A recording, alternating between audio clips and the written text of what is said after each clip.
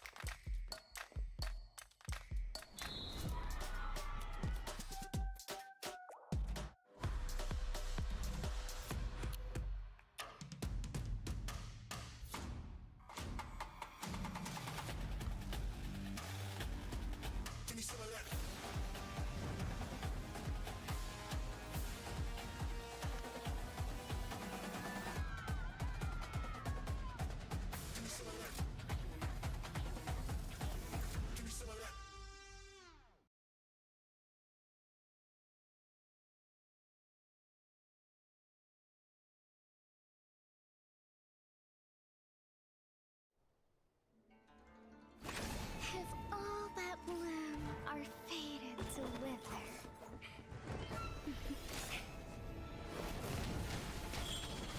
then I'll enshrine your most brilliant moment in crimson splendor. Even something so crude can be graced with a splatter of beauty.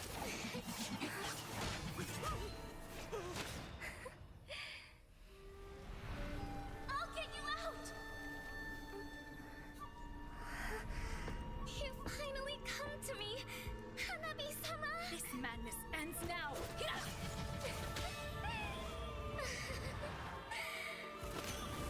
At last, I'm shivering with excitement!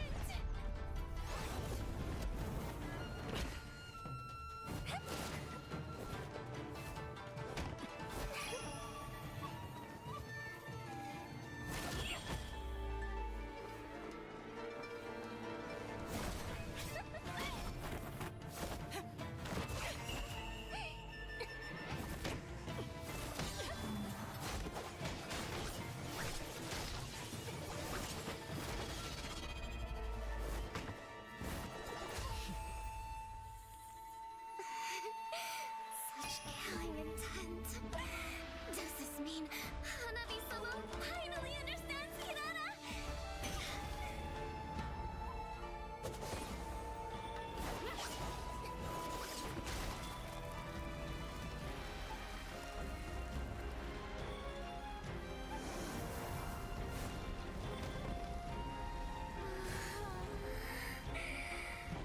So warm. So beautiful. We can finally embrace eternity in hell. Just the two of us. Allow me to release your eternal bloom.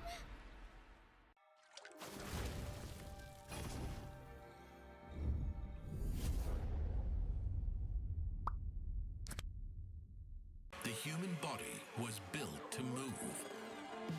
Not trapped at a desk in one singular posture for 12 hours a day. It's time your chair evolved. This is Secret Lab Titan Evo. Ergonomically engineered for you, gamers, hybrid workers, artists, backing your every move.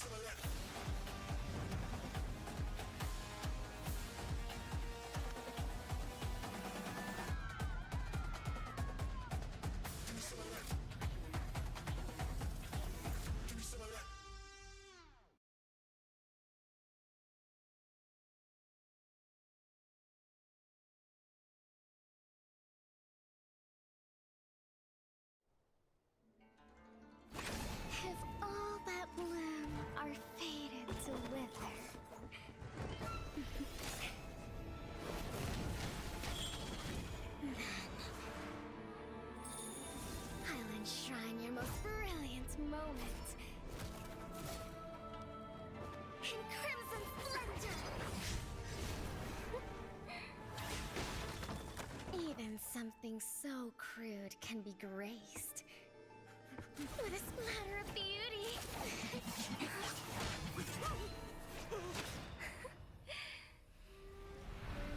I'll get you out! You finally come to me, Hanabi-sama! This madness ends now! At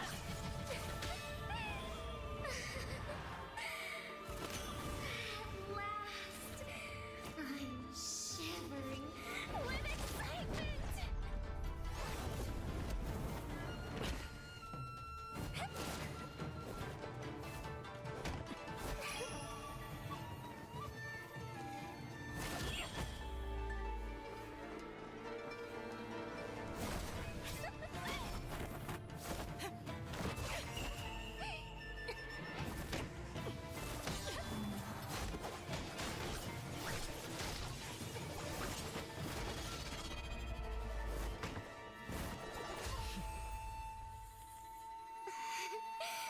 Such killing intent.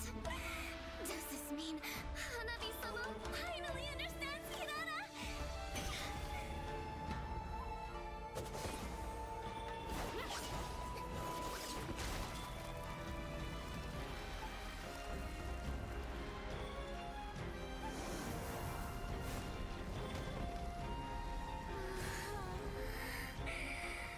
So warm.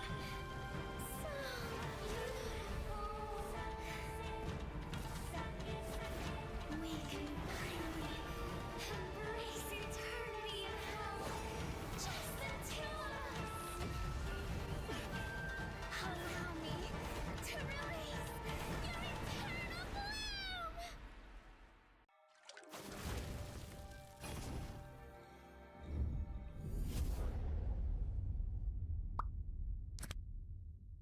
The human body was built to move. Not trapped at a desk in one singular posture for 12 hours a day. It's time your chair evolved. This is Secret Lab Titan Evo. Ergonomically engineered for you, gamers, hybrid workers, artists, backing your every move.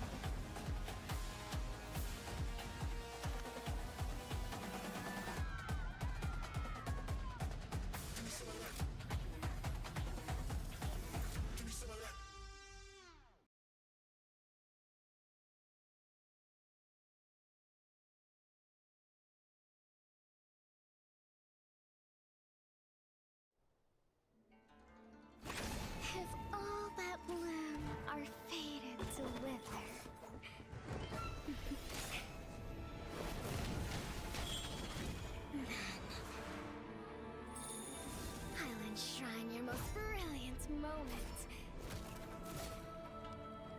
In crimson splendor!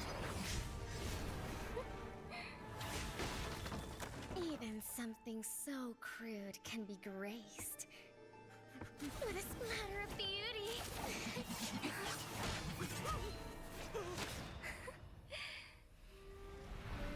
I'll get you out! You finally come to me, Hanabi-sama! This madness ends now!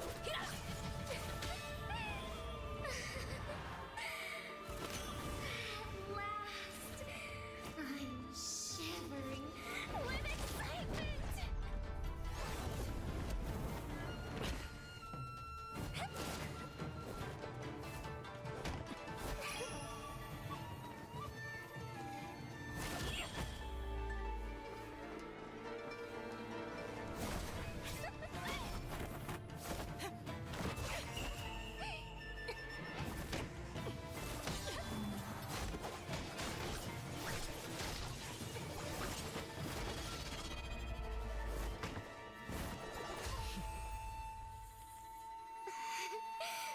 Such killing intent.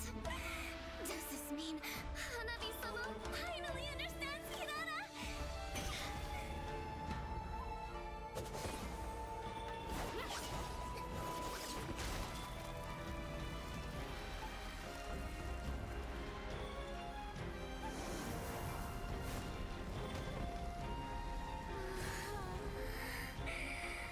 So warm. So beautiful. We can finally embrace eternity in hell. Just the two of us. Allow me to release your eternal bloom.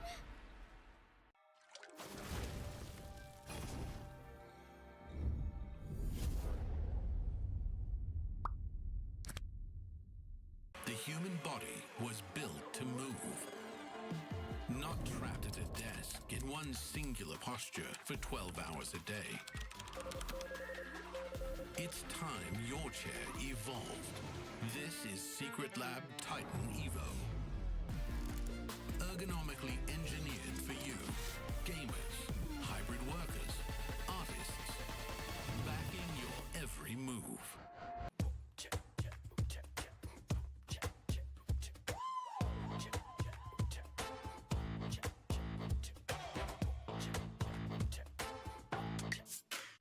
Hold up.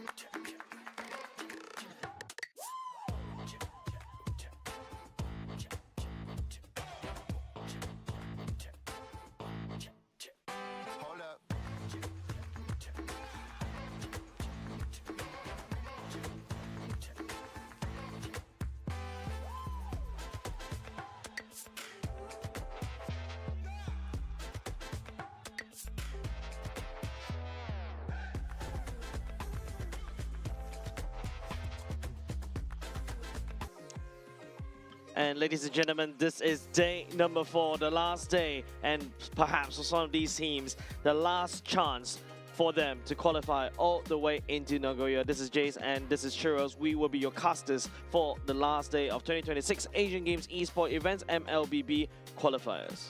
Yeah, Jace, it's great to be here once again. That's right. We had a pretty long day yesterday. Not really a 2-0 sweep all the way. So that really proves and shows... Well, I had to do it. It's because of us. No, right now, when we're together, it's always us. a full-day series.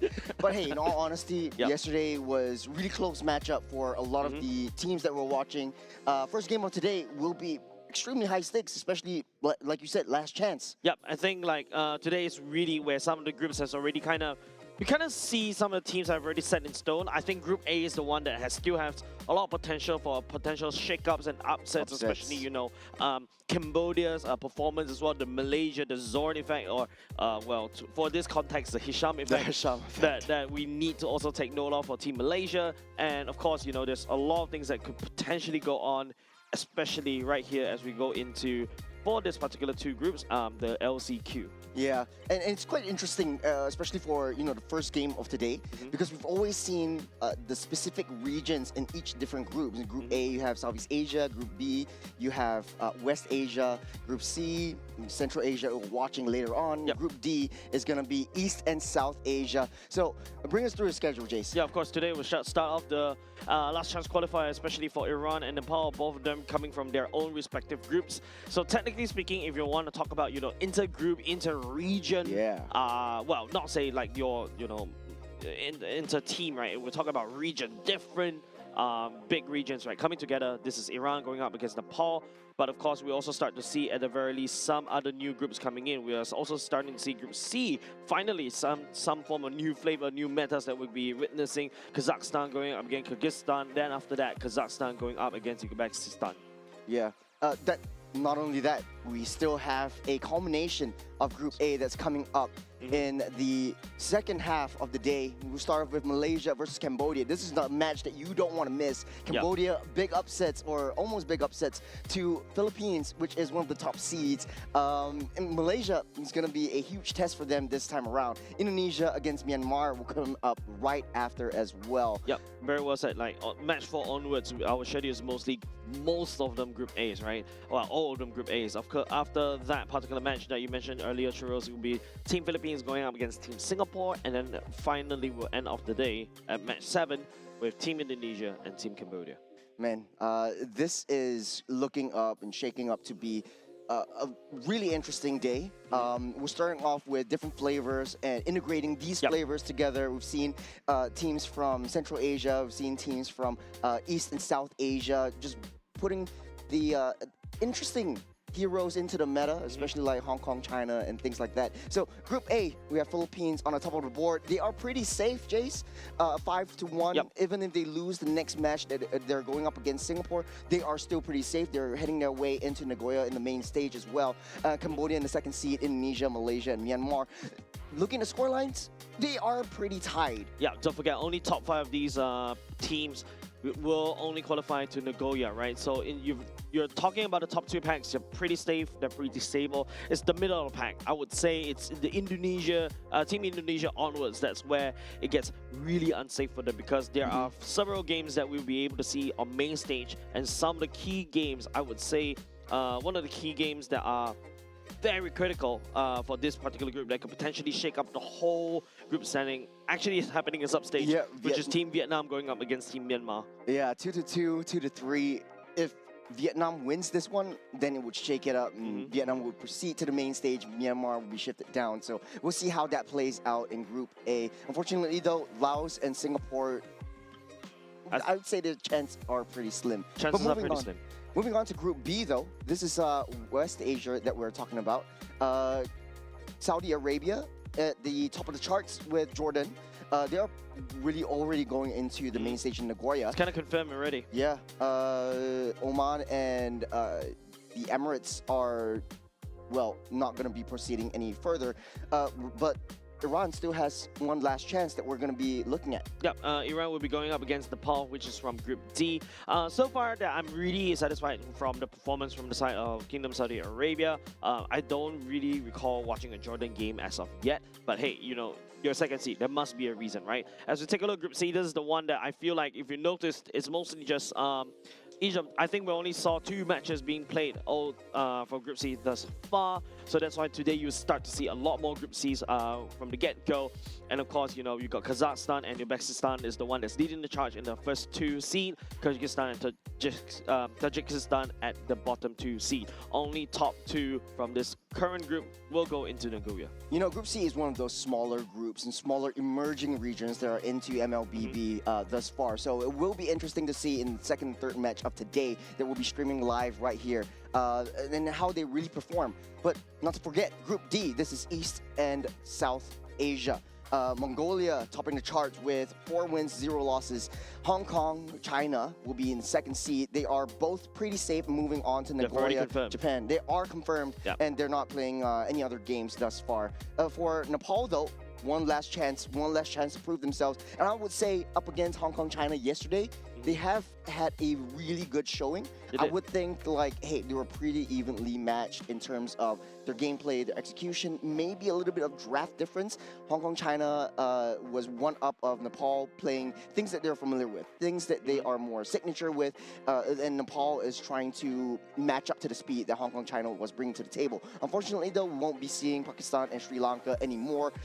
But hey, you know, this is one of the first few chances that they have in an international stage, so they have the experience and hoping to see them again in the next international tournament. I would like to quote Mirko, right? Every time when there is a loss, there's a learning experience, right? That's why there's no losers in the competition. It's mostly learning that you can learn from. Maybe there's something that you better you can get the experience from. And sometimes, unfortunately, yes, being victor, you win, you get that temporary dopamine boost. But I feel like you learn more when you take some losses. Yeah, speaking of that, there will be a loser and there will be a winner in this one. We'll start off with Iran versus Nepal, and Iran's lineup looking really good. We saw them yesterday. Amirali, Ali, Poria, Mahdi, and Abu Fazl. They have shown quite a bit of strategic advances. Their execution was a little bit shaky, especially in the start of the game, but moving on, they have found their groove, and right now, the stakes are high.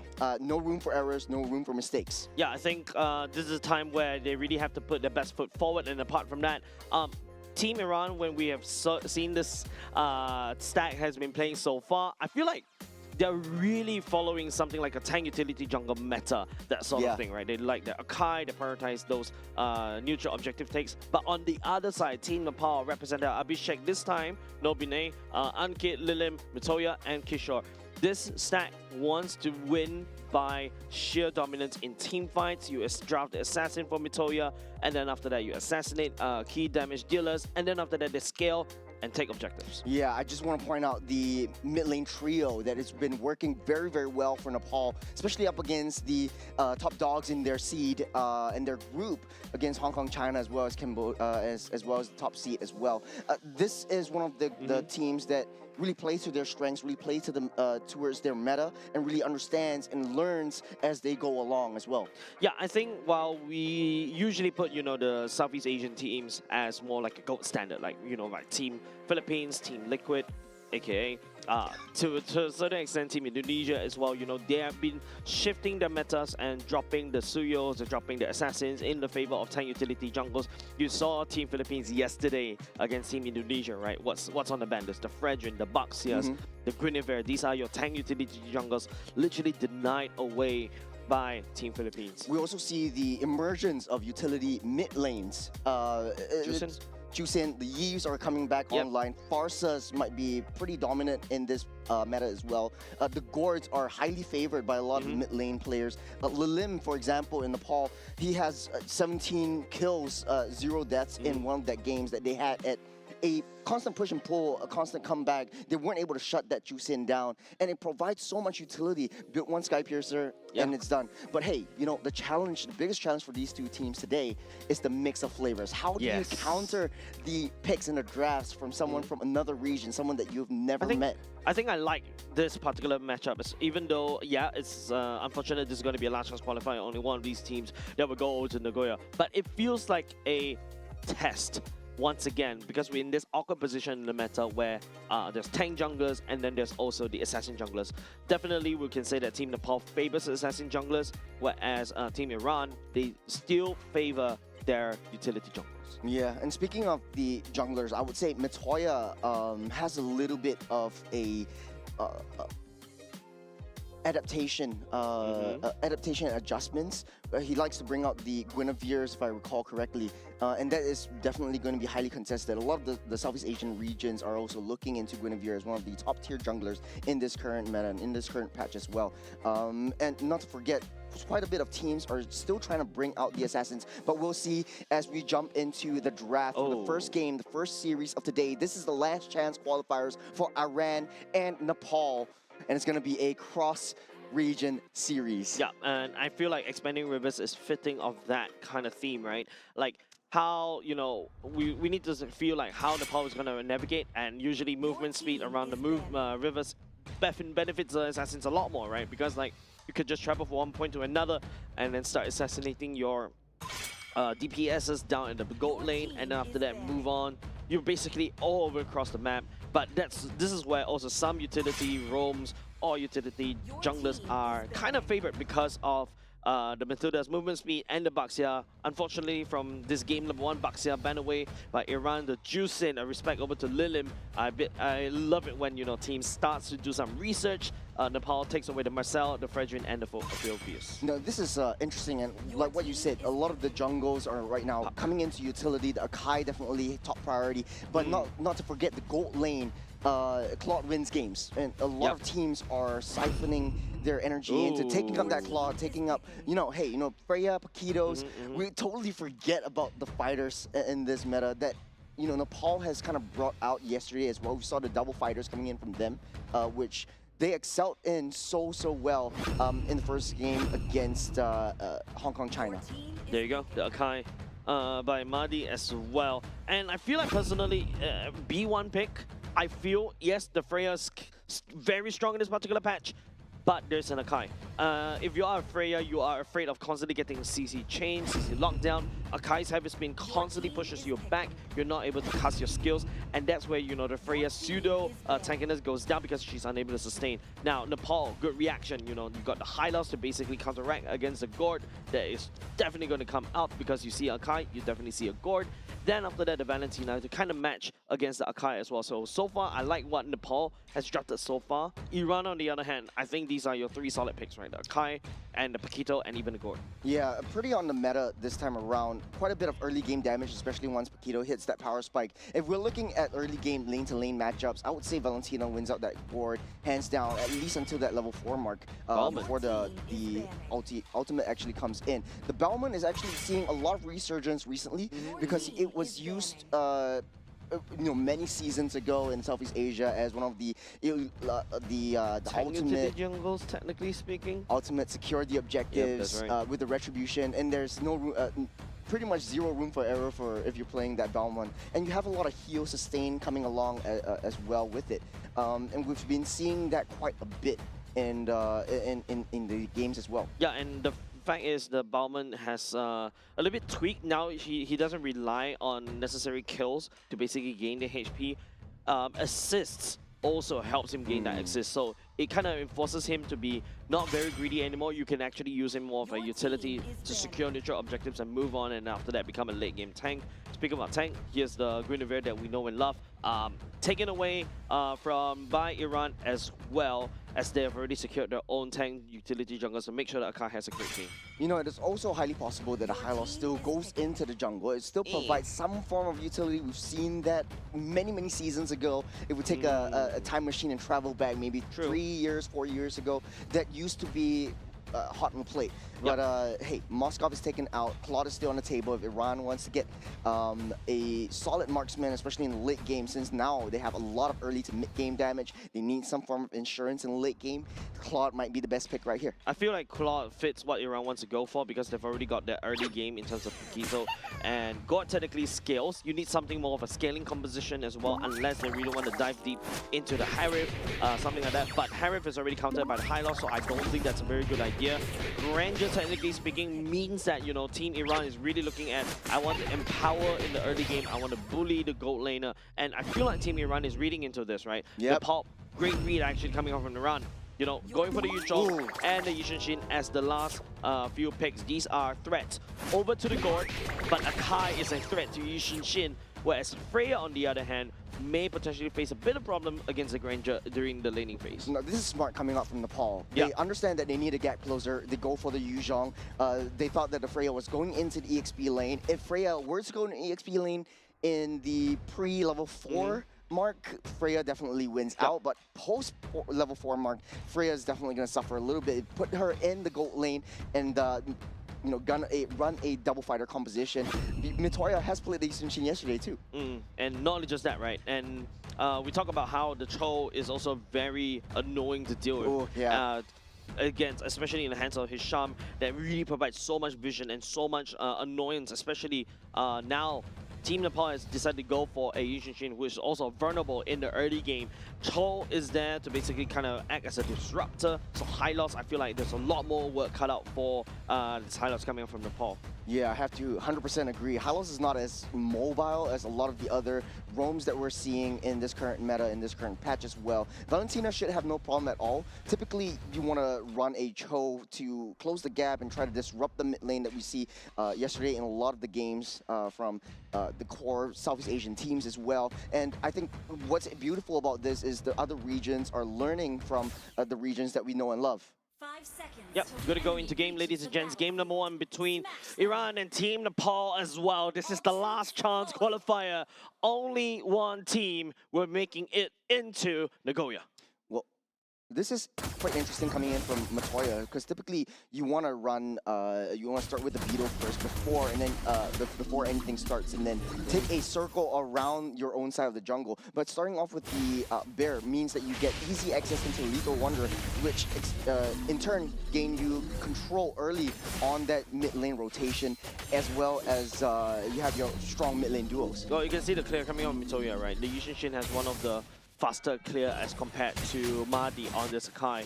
So technically speaking, because of that, Team Nepal definitely has great solid control around the river.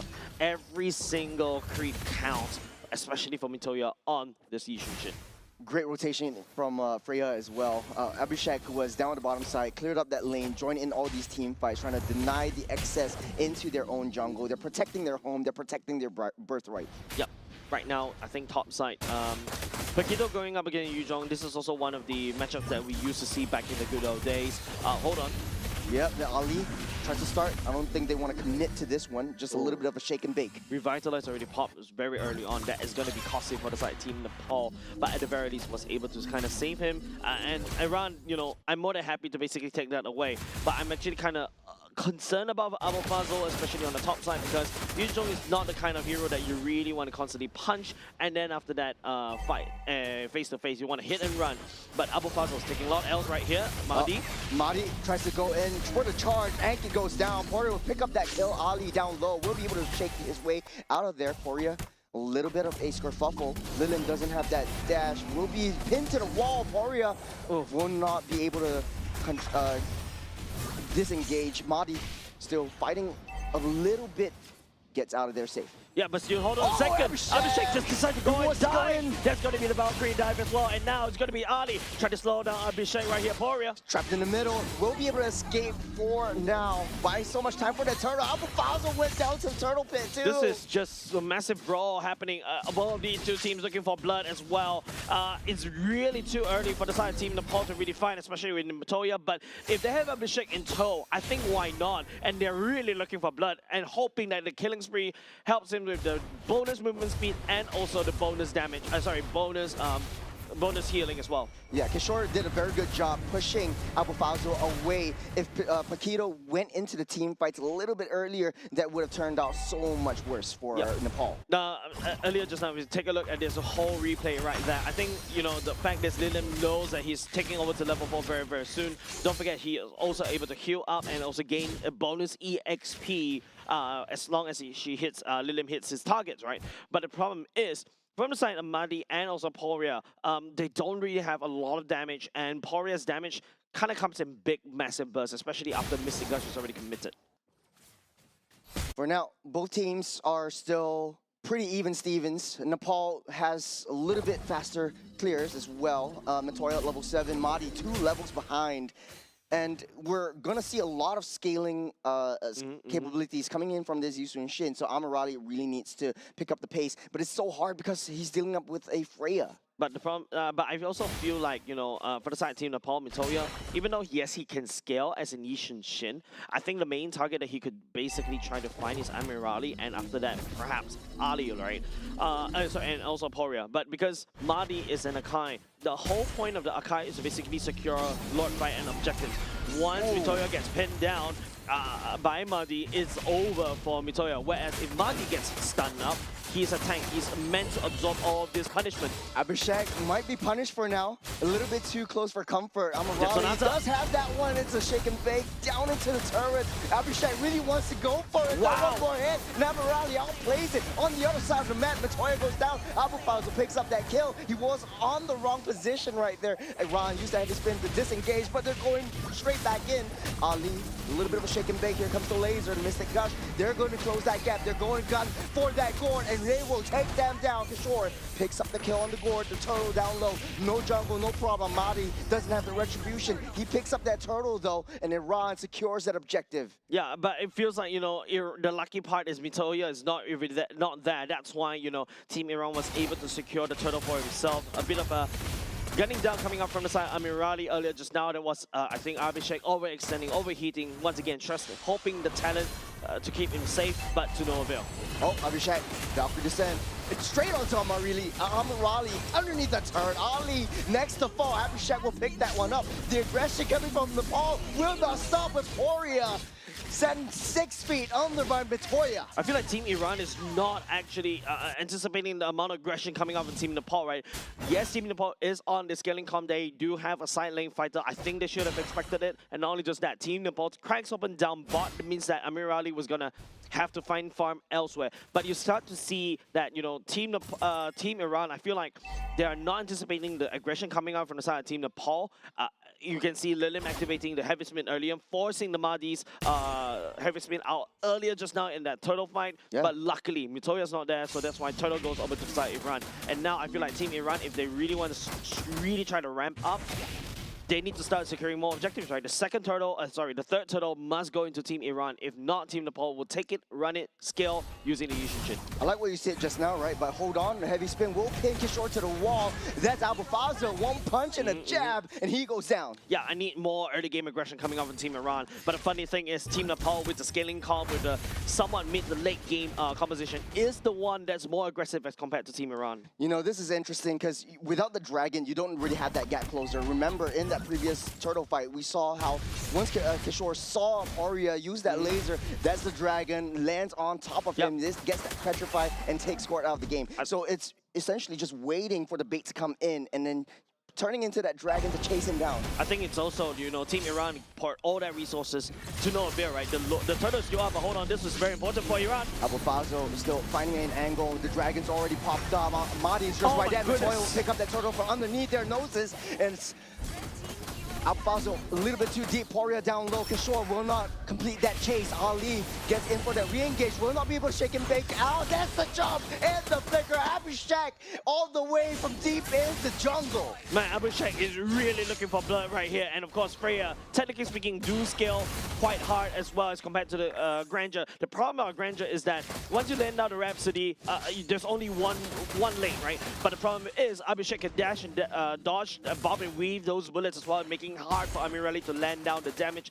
And also, you can start to see Nepal starting to scale, right? Abhishek, all these gambles that he took in the early game to the mid game, yes, we saw that one sus turret dive, but it's more than worth it. And if you start to see, you know, Abhishek and the fans sense that, you know, everybody from the side of Team Nepal is just looking for blood. Endless battle secured by Mitoya. That's another massive burst that Team Iran has to look out for. And if you notice, Mitoya is not supposed to be able to take that turtle earlier just now, right? Mahdi is the one with the heavy spin. We got heavy spin. Oh, that's the jab. That's the push out, though. Nice downforce December. Abhishek. This is the re-engage and the red carpet laid down by Ankit. They will chase them back as the rest of the Goon Squad from Iran comes in, trying to defend against this turret. This T1 is critical for them. If not, they'll open up that map for Nepal's taken. A bit awkward of a glorious pathway coming from Ankit. I know what he's trying to do, trying to cut down the pathway, maybe angle it slightly, I would say 20 degrees towards the clockwise. That'll be a better choice to kind of slow it down. But at the very least, you know, that fear factor that Team Nepal was able to inflict onto Team Iran allows them to take topside turret. This is also smart coming in from Lilim. He knows that Mahdi is always showing himself. He takes the heavy spin instead of the Mystic Gush. And this creates a lot of opportunities. Yeah, it's a low-hanging fruit. Yeah, Mahdi will definitely show himself up. He's there to basically open up the waves, allowing Lilim to take it. The reason why Valentina came back into meta is because of the Akai, and the Beyblade fight is the one that you kind of neutralize what Akai is doing. But there's also another problem, right? Like Lilim on this Valentina, technically still considered squishy. Yes, you've got that heavy spin from Mahdi, but I feel like, you know, Team Iran can basically, you know, walk around that Lilim's heavy spin as well. Like Dragon Form committed. Mountain Chakra already used up as well. He's pushing him back, Mahdi! He takes the first turtle. Ali down too deep. He split up that team fight. Abhishek not happy about that. We'll go for that chase. Abafazo all left all alone. That's the heal. That's the dragon shot residue. The Mystic Gush will push them back. It's a 1 kill for that turtle. So worth it. Great engage coming on Team Iran, right? Ali knows his duty, even though he has to sacrifice himself to basically knock out Mitoya so that Mitoya doesn't land our retribution, allowing Mahdi to secure the Lord. And what's the best thing? You get 1 kill out of it. That means that, you know, Team Iran will take advantage of this Lord to slow down Team Nepal scaling. And don't forget, Team Iran is the early game, mid game power spike, right? You probably need another 2 or 3 more minutes, and that's where you start to see a lot of damage coming off from Amirali as long as he lands it down properly. Speaking of Amirali, he's in a spot of bother right there, chased out by 4 members, but a heavy spin will push them all away, buying them some time to zone themselves out. Iran will be safe for now. They took down the T1 up top. Yep, good defense coming out by Team Nepal, but every time, you know, when you see team fight, even though when the Lord is actually, you know, threatening on the top side turret, this is when everybody's like, hey, can somebody deal with the Lord, please, coming off from Team Nepal? Maybe overcommitting like 4 members to try to chase down Iran earlier just now was a little bit overkill. Maybe send like, I don't know, maybe Mitoya or Abhishek right there to basically deal with the Lord and then join the fight, because unfortunately, your teammates can revive, the turrets doesn't. Yeah, and this is smart from Iran, just going straight forward, taking down the turrets, all the way from the top side, rotating down to the bottom side, just giving all the farm to Amirali. What I like is, what I want to you know, pick your brains off is Nepal does have that Yuzhong, that split fight that we always see in many of these team fights. Yuzhong has so much more better sustain than what Iran can bring with the Paquito or even the Cho. So how does that play out for Iran? I think how Kishore is going to play up against Abu Fazl is that as long as Kishore constantly outputs the damage, lands down a shard residue, land it across like multiple members, yeah, Abu Fazl all of a sudden is just getting neutralized, right? Abu Fazl relies on hard-hitting, flanking, finding Mitoya, punching an assassin-ish fighter. Assassin-ish fighter, correct. And the fact is, Abu Fazl can also fix waves as well. Kishore having the Black Dragon form as well allows him to basically do the same thing, right? Split push and then apply into the fight. Mitoya just dashed right in, but able to get himself safe and sound. Ali, the kick was neutralized by the heavy spin. Lilim with a good call and a good trigger hit. Ali down low, will be down by now. That's the zone out from Kishore as well. Good play by Nepal. It feels like Abhishek is looking for blood. Don't forget, he is the one that charged right into the turret. It was 1v2, 1v3. He doesn't really matter because he's gonna take all those gambles and hope to scale from that. This is the late game for as well. Every single hit it does, he heals everything back up. Yep. So far, I like what I'm seeing coming out from the side of Team Nepal, but Abu Fazl right now, yeah, definitely gonna have to do this. This is the only way for you to basically try to get into game. Unfortunately, neutral objectives and also turret objectives is the name of the game. Team Iran and also Team Nepal, if you notice, the plays out is slightly different. It's a one-on-one down the bottom side. Abafazo taking a little bit of hits from Abhishek. He doesn't have the cooldowns coming in here. The combos will not be enough to save him as he gets sent 6 feet under once again. And Nepal are fighting a 5-on-4. Paquito priority has long gone by this rate. You are probably, 10 minutes late for Abafazo to do any form of significant damage. I think it's a better choice for Abafazo to really pull Abhishek away to try to pull this fight so that Team Nepal versus Team Iran is this one pin. It's a 4v4. Won't let it rip. He's going to hold on to the heavy spin. Mahdi will get himself safe. Ali will not. He got caught out. Yep. Getting busted down now. It's a 3v5. Everybody from Team Nepal is on site as well. Even the Black Dragon Bone kind of zone. Abhishek dashing in. Oh, he's got his eyes set on Pori. He's seeing red, but on the backside, Mahdi will try to steal the Lord, but the Toya takes it over. That is a risk that Mahdi has to pay with his life. Mahdi doesn't really have a heavy spin as well. I'm not too sure why he decides to pass, and he just got blown out to pieces. At this point, Mitoya is level 15 already. Endless battle. You just get bursted down. Mahdi is only 1/4 HP. So take a look at this particular instant replay. What I was talking about is I really wish that Abafazo try to drag Abhishek away even longer to buy time so that, Team Iran will fight a 4v4 against Nepal at the top side. Yeah, you don't necessarily have to win, but hold on a second. There's the kick down into the wall, sealed up by Amirali. That's the stack being built up right here. The Gush will take Ankit's health low. Amirali tries to seal up that job. That's another stack for him. Might be going in for a 3. Doesn't really have support. Abafazo down on the flanks. I mean, that's a good, any kills given over side Amirali with the Sky Pistol stack is absolutely great find, right? And the fact is, if you see how punishing when the Freya gets CC stun lock, Ali with a knockup, and then after that you just receive so much damage from the side of Foria and Amirali and Granger and Agor respectively. Yeah, you're just basically going to get it, and you can see how Foria is starting to build the damage, especially to deal with tanky heroes. The Glory Ones going in, even the Feather Heavens, and also the Divine Glaive as well. I'm not surprised if the next item should be going into a Wishing Lantern because you're gonna have to try to laser down Ankit. But Poria, using the Mystic Gush to be able to only deal with Ankit, I think it may not be enough. Amirali still needs a lot more stacks in order for anything to happen. Oh, that's the push. The limbs, heavy spin will not be enough to win onto Mahdi on the backside, though Abafazo finds Kishore, but Abhishek's just nearby, able to push them out. Yeah, and that's what I was talking about, right? Yes, while Valentina was able to steal the heavy spin from the side of Akai, Valentina is still Valentina. Doesn't inherit the HP from the side of Mahdi. Mahdi, on the other hand, is the one that can do this. Ooh, great find. Onto Ankit, he will find himself in a bit of a trouble there. Lays down red carpet, use everything back up. This Revitalize already used up as well. Abhishek tries to go on to Amrani. That is the kill from Abhishek. He's taken 2. Ali falls as well. Abhishek, this Freya is a madman. Yeah, Abhishek is just literally going all in every time when he sees Amirali or even Poria. All he has to do is just trade his life over to the side of Amirali. I think once that's done, you're training gold laner for gold laner. Especially if you're a fighter, hey, that is good enough because you've got Mitoya as a pseudo-marksman jungler. You still have that pushing power to go and push down the waves. Abhishek will start things off.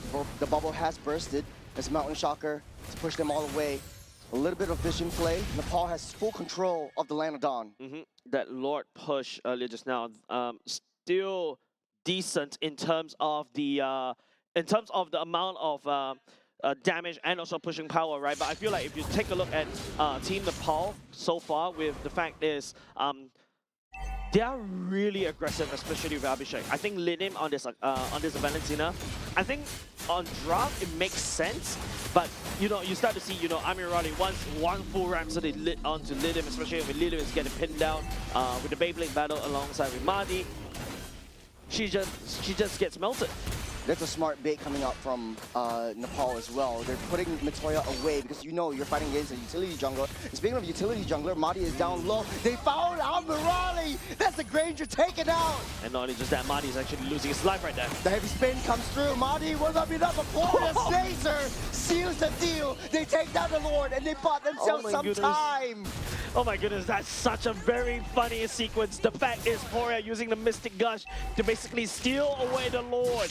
I was thinking that, hey, you know, Marty's in a spot of trouble. The Lord should be going over to the side of Team Nepal, but no, Mystic Gush can also do a lot of damage. Alphazo just took down that top side as well. Iran just playing mind games. They're playing the macro game. Nepal can't seem to find their strike. They're putting Kishore up on that top side. They have no one to deal with Poria right now. And the fact is, don't forget, Team Iran, right? While the Lord dance was happening, Alphazo was just split pushing hard on the other side and potentially putting a bit of a pistol on the heads of Team Nepal. He doesn't need to pull that trigger. Team Nepal definitely feel the pressure from Alphazo on this Paquito. Oh, I'm feeling the pressure too. Like, if you send your dragon, then who's gonna deal with that Gord? Yeah. He took down that Lord. Yeah. He destroyed the entire team fight for Nepal. They had a very nice positioning. They started things off great. They're putting Nagoya away, just giving a little bit of a vision play onto the rest of the members of Iran. Fortunately, they found Granger, which was kind of unfortunate for Iran on the flip side. But I can see why Nepal has no choice but to send Kishore all the way to the other side to deal with this Paquito, right? Yes, that means that they sacrifice the teamfight capabilities against Poria because they don't have access to the Black Dragon farm. Abhishek, technically speaking, with Valkyrie Dive can do certain parts of it, but, you know, Abhishek outputs more damage as compared to Kishore at this point of time. So that's why, you know, they have to send Abhishek towards these team fights because you cannot trust, you really cannot, even though Mitoya has scaled as an Yushin Shin is still technically an assassin glass cannon, but as Alphazo is just concentrating. I see one lane and one lane only. This feels like my Sun games when I play rank, right? I just look at one lane, I push the long lane, and that's all I'm doing. yeah, and speaking of like lane clearing as well, taking a little itemizations, it looks like for Nepal, it's most of the members, or if not all the members, should have all the items by now. And it's going to be a super late game kind of territory we're in now. We'll see if Nepal wants to make this adjustments by sending Freya up on that top side to deal with what Alphazo is putting through on the long lane. As the Lord spawns up in the next 30 seconds, Iran seems a little bit more comfortable. They are sitting nicely at that Lord pit. Will Nepal be able to find Granger once again? I'm not fond on how, even though I was just singing praises about Alphazo earlier just now, especially that one lane. Yeah, it's the opposite side of the lane right now. It's a 4-1 split. Team Nepal, on the other hand, I feel like they've already started to be a little bit paranoid onto Alphazo. But I've seen how other teams actually deal with split pushing Paquito, or if you remember last time, split pushing Moscow, split pushing Ling as well. Just send 4 members, deal with the one Alphazo. Alphazo couldn't do anything, and all of a sudden that whole team fight, especially Lord does, because the fight before you win. Speaking of which, the Lord dance will ensue. Iran already has built a wall towards themselves. Nepal will be able to push them back just for a little bit. There's the flank. Nagoya is right there on that purple buff. Poria is right there. This is red carpet. The flicker will go out. But Nagoya taking a little bit too much hits. There's the Winter Crown already used up. The Dragon will push everyone away. More Winter Crowns already used up. Amurali has fought their immortality for himself. Kishore goes straight for that Granger. Takes him out of the game. And they are able to push Iran out of the pit. A 4v5 fight turns into a 4v4, and now with Alphazo joining the fray as well. I feel like Team Iran is already running out of steam. They don't really have any form of damage dealers reliably. And if Team Nepal identifies it, they could have actually gone in and do a little bit more cycle, do a little bit more trade. Tricky for Nepal if that wave is coming in from that top side as well. They have to deal with a 4-on-1. Alphazo right there, trying to push everyone back as well. Mountain Shocker, give it a little bit more vision. They want to blitz this down, but they need to know if Alphazo will be able to split push and maybe a potential backdoor Jace. Yeah, Ali is actually in the vicinity, threatening onto Mitoya, and not only just that, Mahdi does have the heavy spin and the retribution up. There's also Alphazo doing a lot of problem in splitting the attention for the side of Team Nepal on the other side. Mahdi down low. Ali will try to risk his life. They're still waiting. They know where the Akai is. There's the Valkyrie's descent directly onto this Akai. The Lord goes down low. There's a heavy spin already used up. Mortality pop. Alphazo trying to push them back. They're buying some time. They're buying some space. Amadi will not be able to take this Lord this time. Nice dance around Team Nepal. for around the Lord Pit earlier just now. That was a critical play from the side of Team Iran. Team Iran is trying their best. They're trying to use the lowest budget for the best efficiency to try to take down that Lord earlier just now. But Team Nepal, the sheer manpower dominates that amount of pressure that Team Iran's really trying to put out. If you notice, I would say Team Iran's really doing a good job putting a lot of pressure on the side of Team Nepal, but Team Nepal is the one that has that evolved Lord. They also have the vision. They're waiting for Mahdi. They knew that Mahdi was coming in. He has that heavy spin as well. So they found him. They bait him out with that Lord on low health. Force him to stay underneath that Lord. He came out a little bit too early. Had he wait for just a split second, might change things. I feel like Team Nepal was playing it really safe earlier just now, right? And I guess it's better to be safe than sorry right now. Mahdi is taking a lot of damage coming up from the side of Team Nepal. The Lord top side a little as well. bit distracted. There's Red Carpet trying to push Alpha Fazio back. He's slowing everything down. The Lord already take down T3 on the mid side. Nepal will not be able to push this any further as Iran built up a strong defense for themselves. There's a constant poke, a constant push. Ankit leading the charge. Heavy spin will push them back as Valkyrie's descent. The laser pops up. Dragon coming in. Poryas next on the target. Next on the chopping block. The heavy spin goes down. Underneath the throne. They're targeting onto the core, but the minions are not marching in. Falls. One hit falls after another. Nepal will be able to do it this time around. Team Iran, no. But they cling on to the precipice. Amirali takes down one after another. They deny the Nepal's ascent. Team Iran, perfect defense, but it's a maniac given over time. Team Nepal on Amirali right here. Man, this is just crazy defense. It is so close. Even the observer was thinking, hey, this is it, right? This is it. But no, Team Iran's Poria was just doing so much AoE clears. They focus on the minions, so the Team Nepal has nowhere to penetrate because they don't really have a marksman. But the marksman for Nepal just went in straight. It was found out by Poria. The gush was just too strong at this time. Amirali cleared things up with a maniac. We all counted him out. He's right down the mid side. Let's break this down to replay. Scorpion's the stack, man. And not only just that, you can see Kishore is actually trying to do a lot of damage, trying to push it all the way back. But then again, they're running out of minutes because, you know, I think it's just like Team Nepal wasn't really focusing on the core instead. They're going for these kills. And that's basically their MO, right? They're super greedy on that one, especially when you start giving Amirali these stacks. Remember the Granger that has a Sky Piercer stack, and the Granger's not doing well, and you go into a Granger late game, Team Iran takes the Lord. With that one clear, Iran turned things around. Nepal now up only 1,000 gold lead. At this point, it doesn't really matter, but it just goes to show how far Iran has done to come back into it. The pure base defense, the pure spirit, the pure soul that they have. Yeah, and the fact that as Team Nepal, I think they forgot to count the minions earlier just now, right? Like, they kind of overcommitted into that one. They're not focusing on to taking down the core.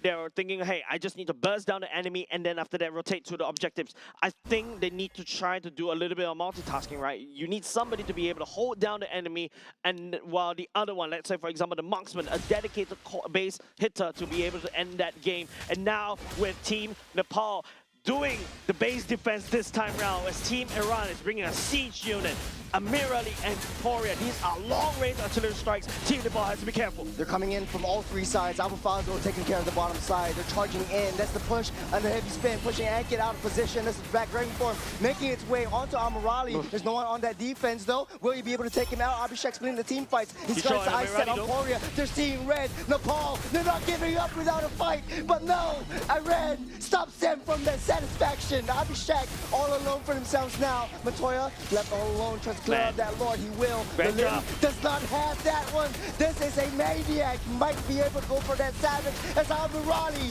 seals up this deal, takes this game, pushes it through. A maniac and a savage side-by-side, churros, as Team Iran turns the tides against Nepal. Well done, big man. There was a time where I can feel like they can see the lights flashing through their eyes, but no, they focus on what is right. Let's clear off the minions, and then after that, we give the Granger the Sky Piercer. This is just scaling potential of the Granger versus an assassin jungler like Esun Shin. And it's a lot more difficult for Matoya, especially. If you're put in a position where you have to take down the objectives, you have to put yourself in a very vulnerable position. You also have to deal that damage, and you have the kit for Esun Shin is you want to be able to rotate your long range and your short range kind of damages. It kind of puts you in that spot where everyone can just collapse on you.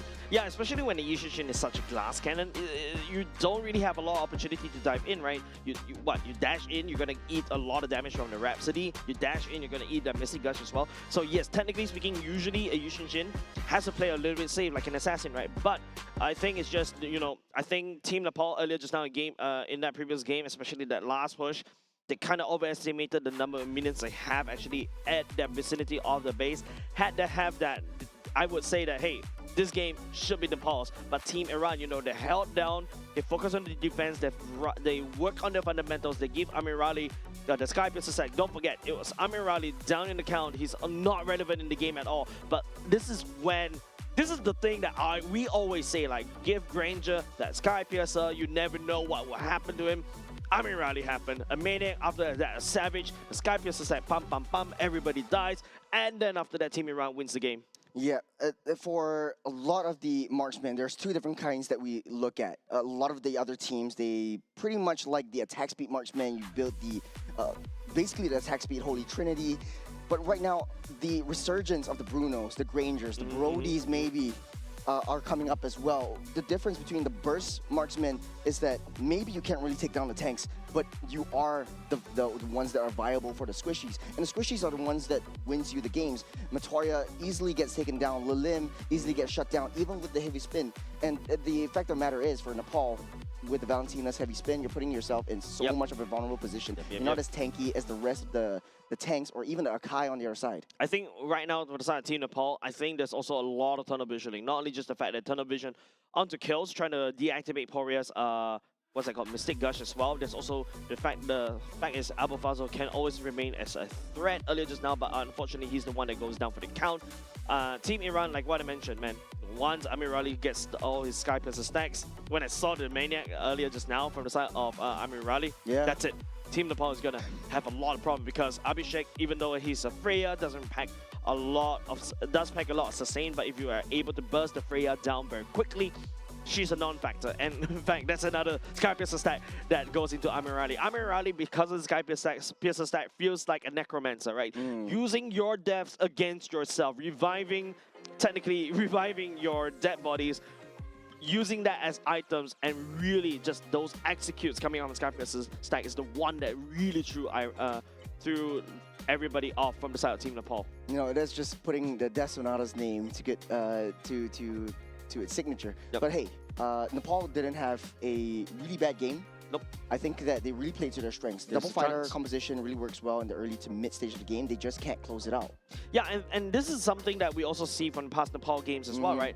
It seems like they always have a very strong understanding of the game in the early parts of the game, but when it comes to late, it's like when you start an essay, right? You start with a very wonderful structure, and then after that, halfway through the essay, you're like, maybe it's time for me. I don't know how to end, right? They couldn't end the story that they were telling, and they start spouting something that introduces plot, that breaks the plot, and then after that, everything goes whack, and that's exactly what happened, right? I think Team Nepal is strong in the early game. I feel like they just need to tidy up that late game in order to be able to close out that game.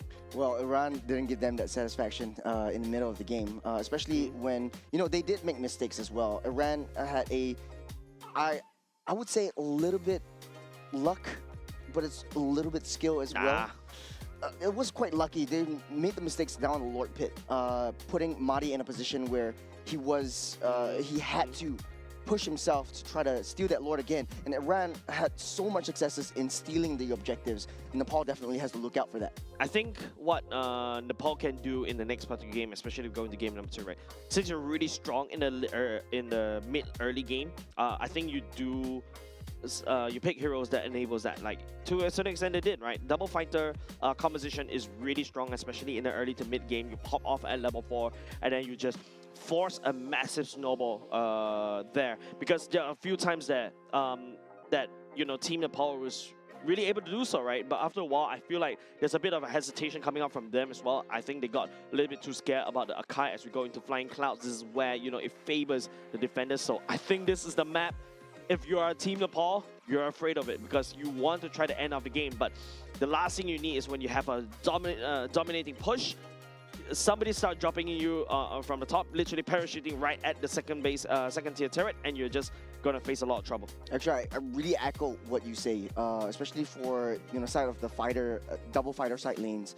You want to be able to draw your opponents into the jungles instead of fighting in their base. You're so high committal, you're throwing your bodies, you're landing the dragons, you're putting the Valkyries to send, and putting yourself in a pretty open spot where the turret hits you, your opponents are trying to gun you down, and they have a little bit more extra defense. And you want to be able to draw that fight down. So the way that Nepal needs to try to adjust to this situation is maybe they could draw them out. This is going to be the second game's draft. Iran will be in the first pick, first ban. I feel like Nepal, if they really can, if you really want to get this game, like what I mentioned earlier just now, play early, play too early to mid. Draw Iran out. I agree with you. And also, abuse the mistakes, because you can see sometimes Mahdi, even though as an Akai, he overextends himself a little bit too far. Ali is also punishable as well. Abuse that, especially earlier just now, you saw the Cho is so punishable because he overextends. But now, it seems like Team Iran taking away the Kai, Jusin, and also the Eve. Team Nepal, on the other hand, the Freya, the Baxia, and also the Marcel. I think this is like what? Fredrin too. The Fredrin's open. Fredrin's open. Paquito is open. But I feel like Paquito right now, no offense, I feel like if you notice, even if Vinoya decides to go for the Arlot first pick instead of Paquito pick, maybe he knows what's up. The Paquito kind of got nerfed just a little bit in the previous patch. Oh, Phobius slipped through the bands, and it's going to be picked up first pick. Yep, good one.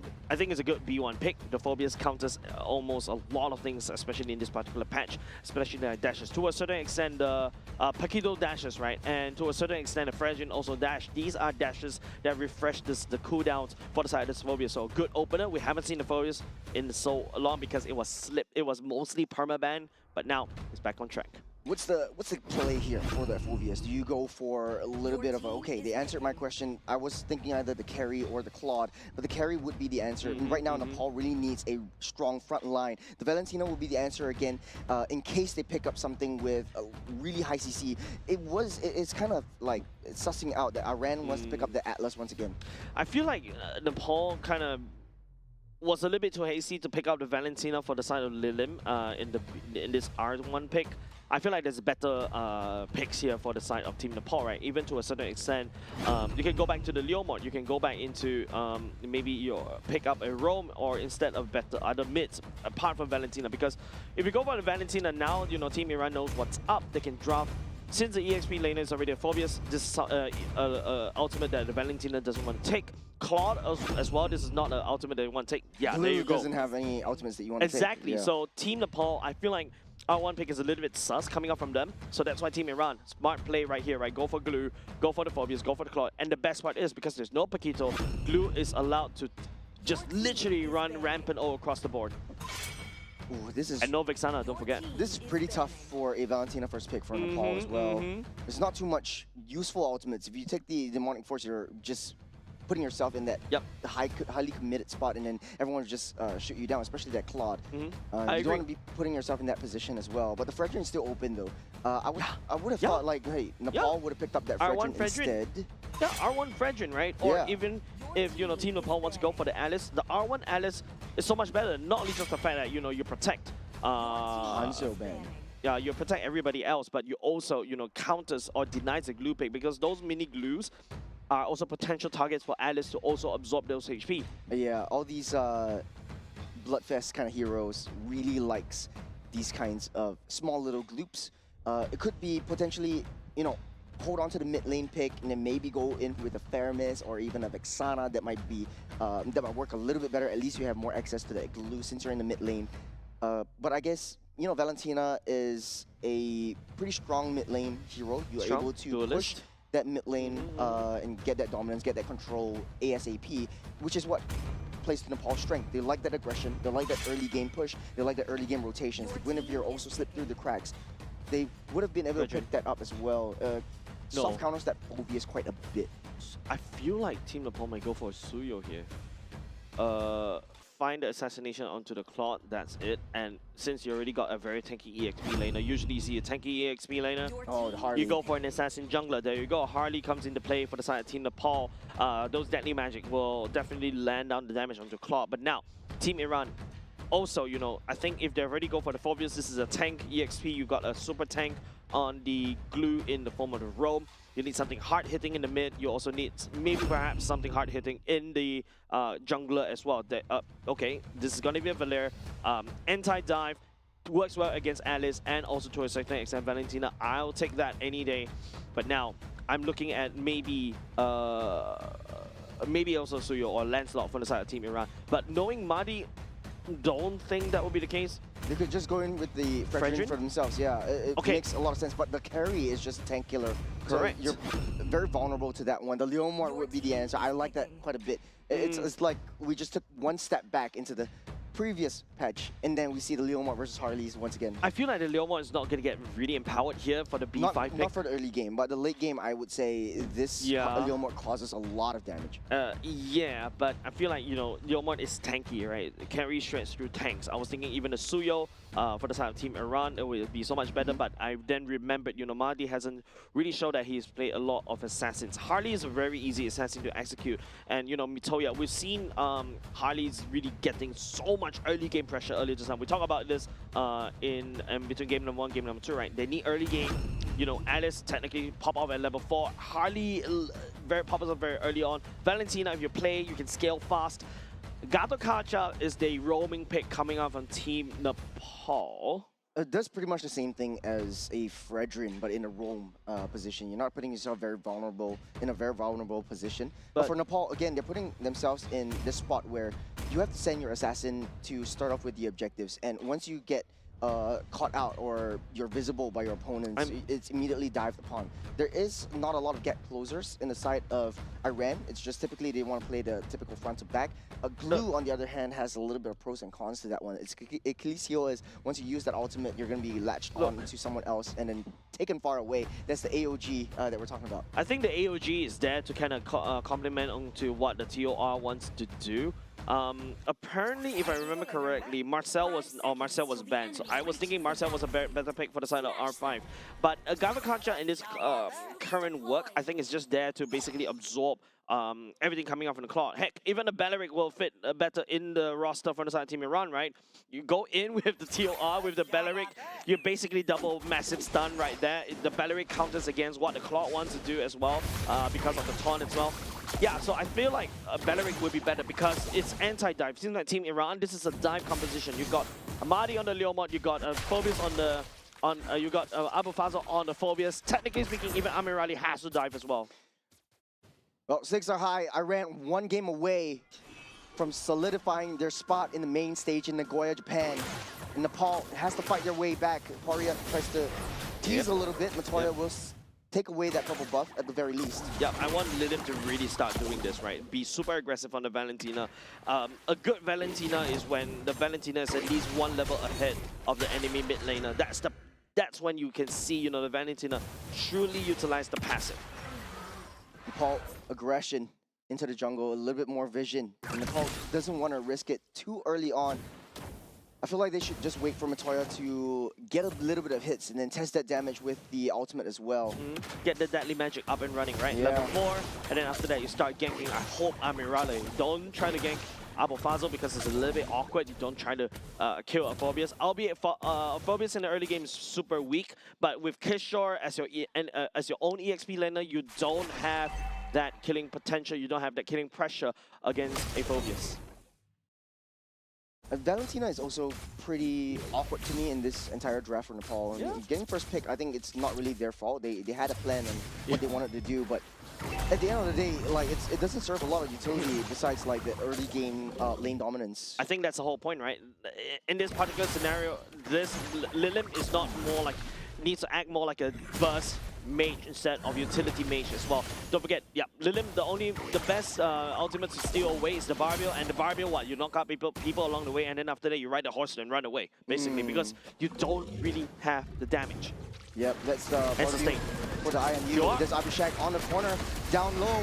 There's Amadi getting taken out first. Nepal will steal one kill for themselves. Abu Fazl not giving up without a fight. Down. Oh, will be able to sustain though. Ankit stays for so long. Enough time for Nepal to take up and snatch up this turtle.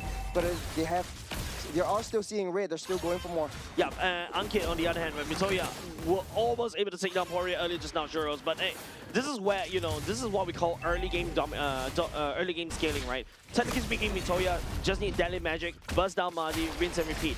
And now because the fact is Mitoya takes down the turtle, Mardi, even though, yeah, losing his life right there and losing out to Turtle, still able to match out in the EXP, so that's, I would say, credits over the side of Mardi, but Team Nepal needs to widen that gold league gap even more, because that's where they're, right now, in this particular space, they are truly strong. But you can see how it's very annoying, especially to fight a Phobius in the choke point. Abu Fazl was able to knock out at least 2 to 3 members from the side of Team Nepal earlier just now.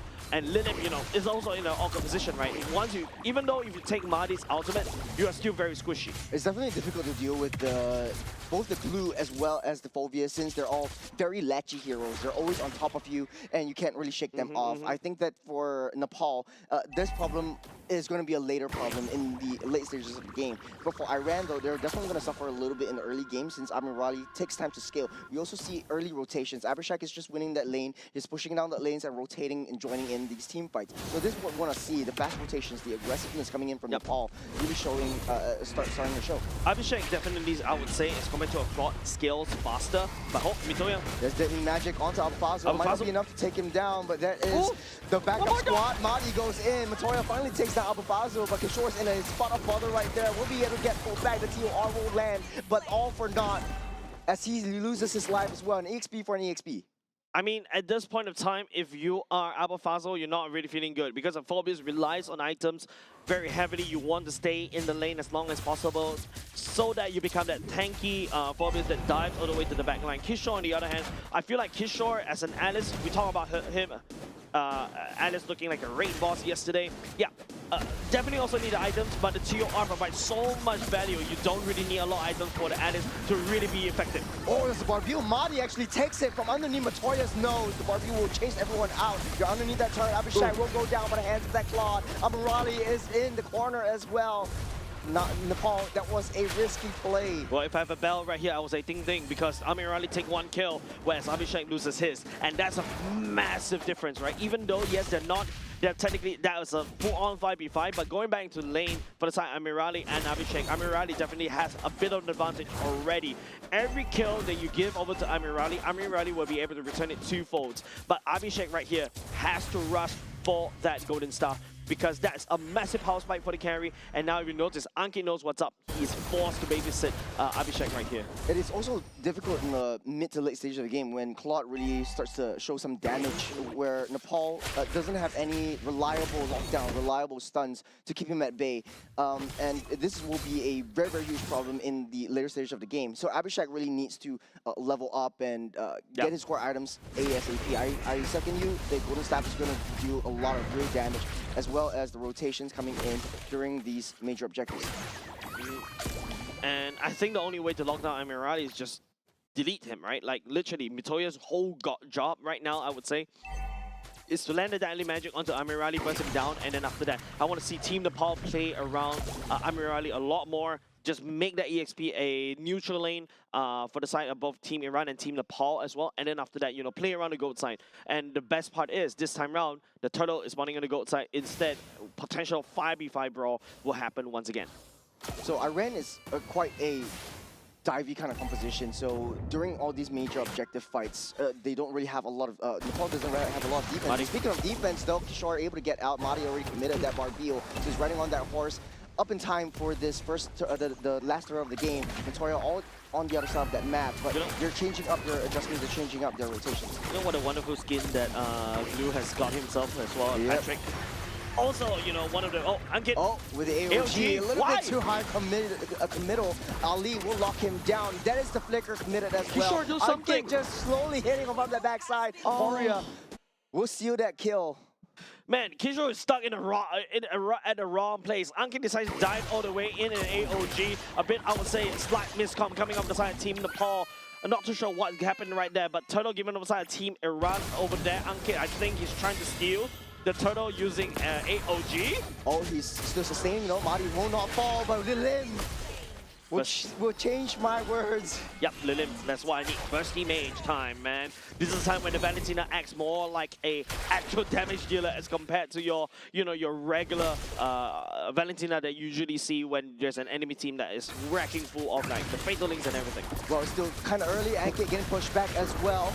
Because Blast has pulled back. Oriel will pick up a killing spree for himself. For sure is next in the corner, trying to delay the team fights. TOR already used up. Abufazo back in the fray, going for the flank, going for the perimeter. And Paul finds his way back out. I think that probably is a miskit coming over Kishore, right? The flicker over there without the TOR are probably a missed time.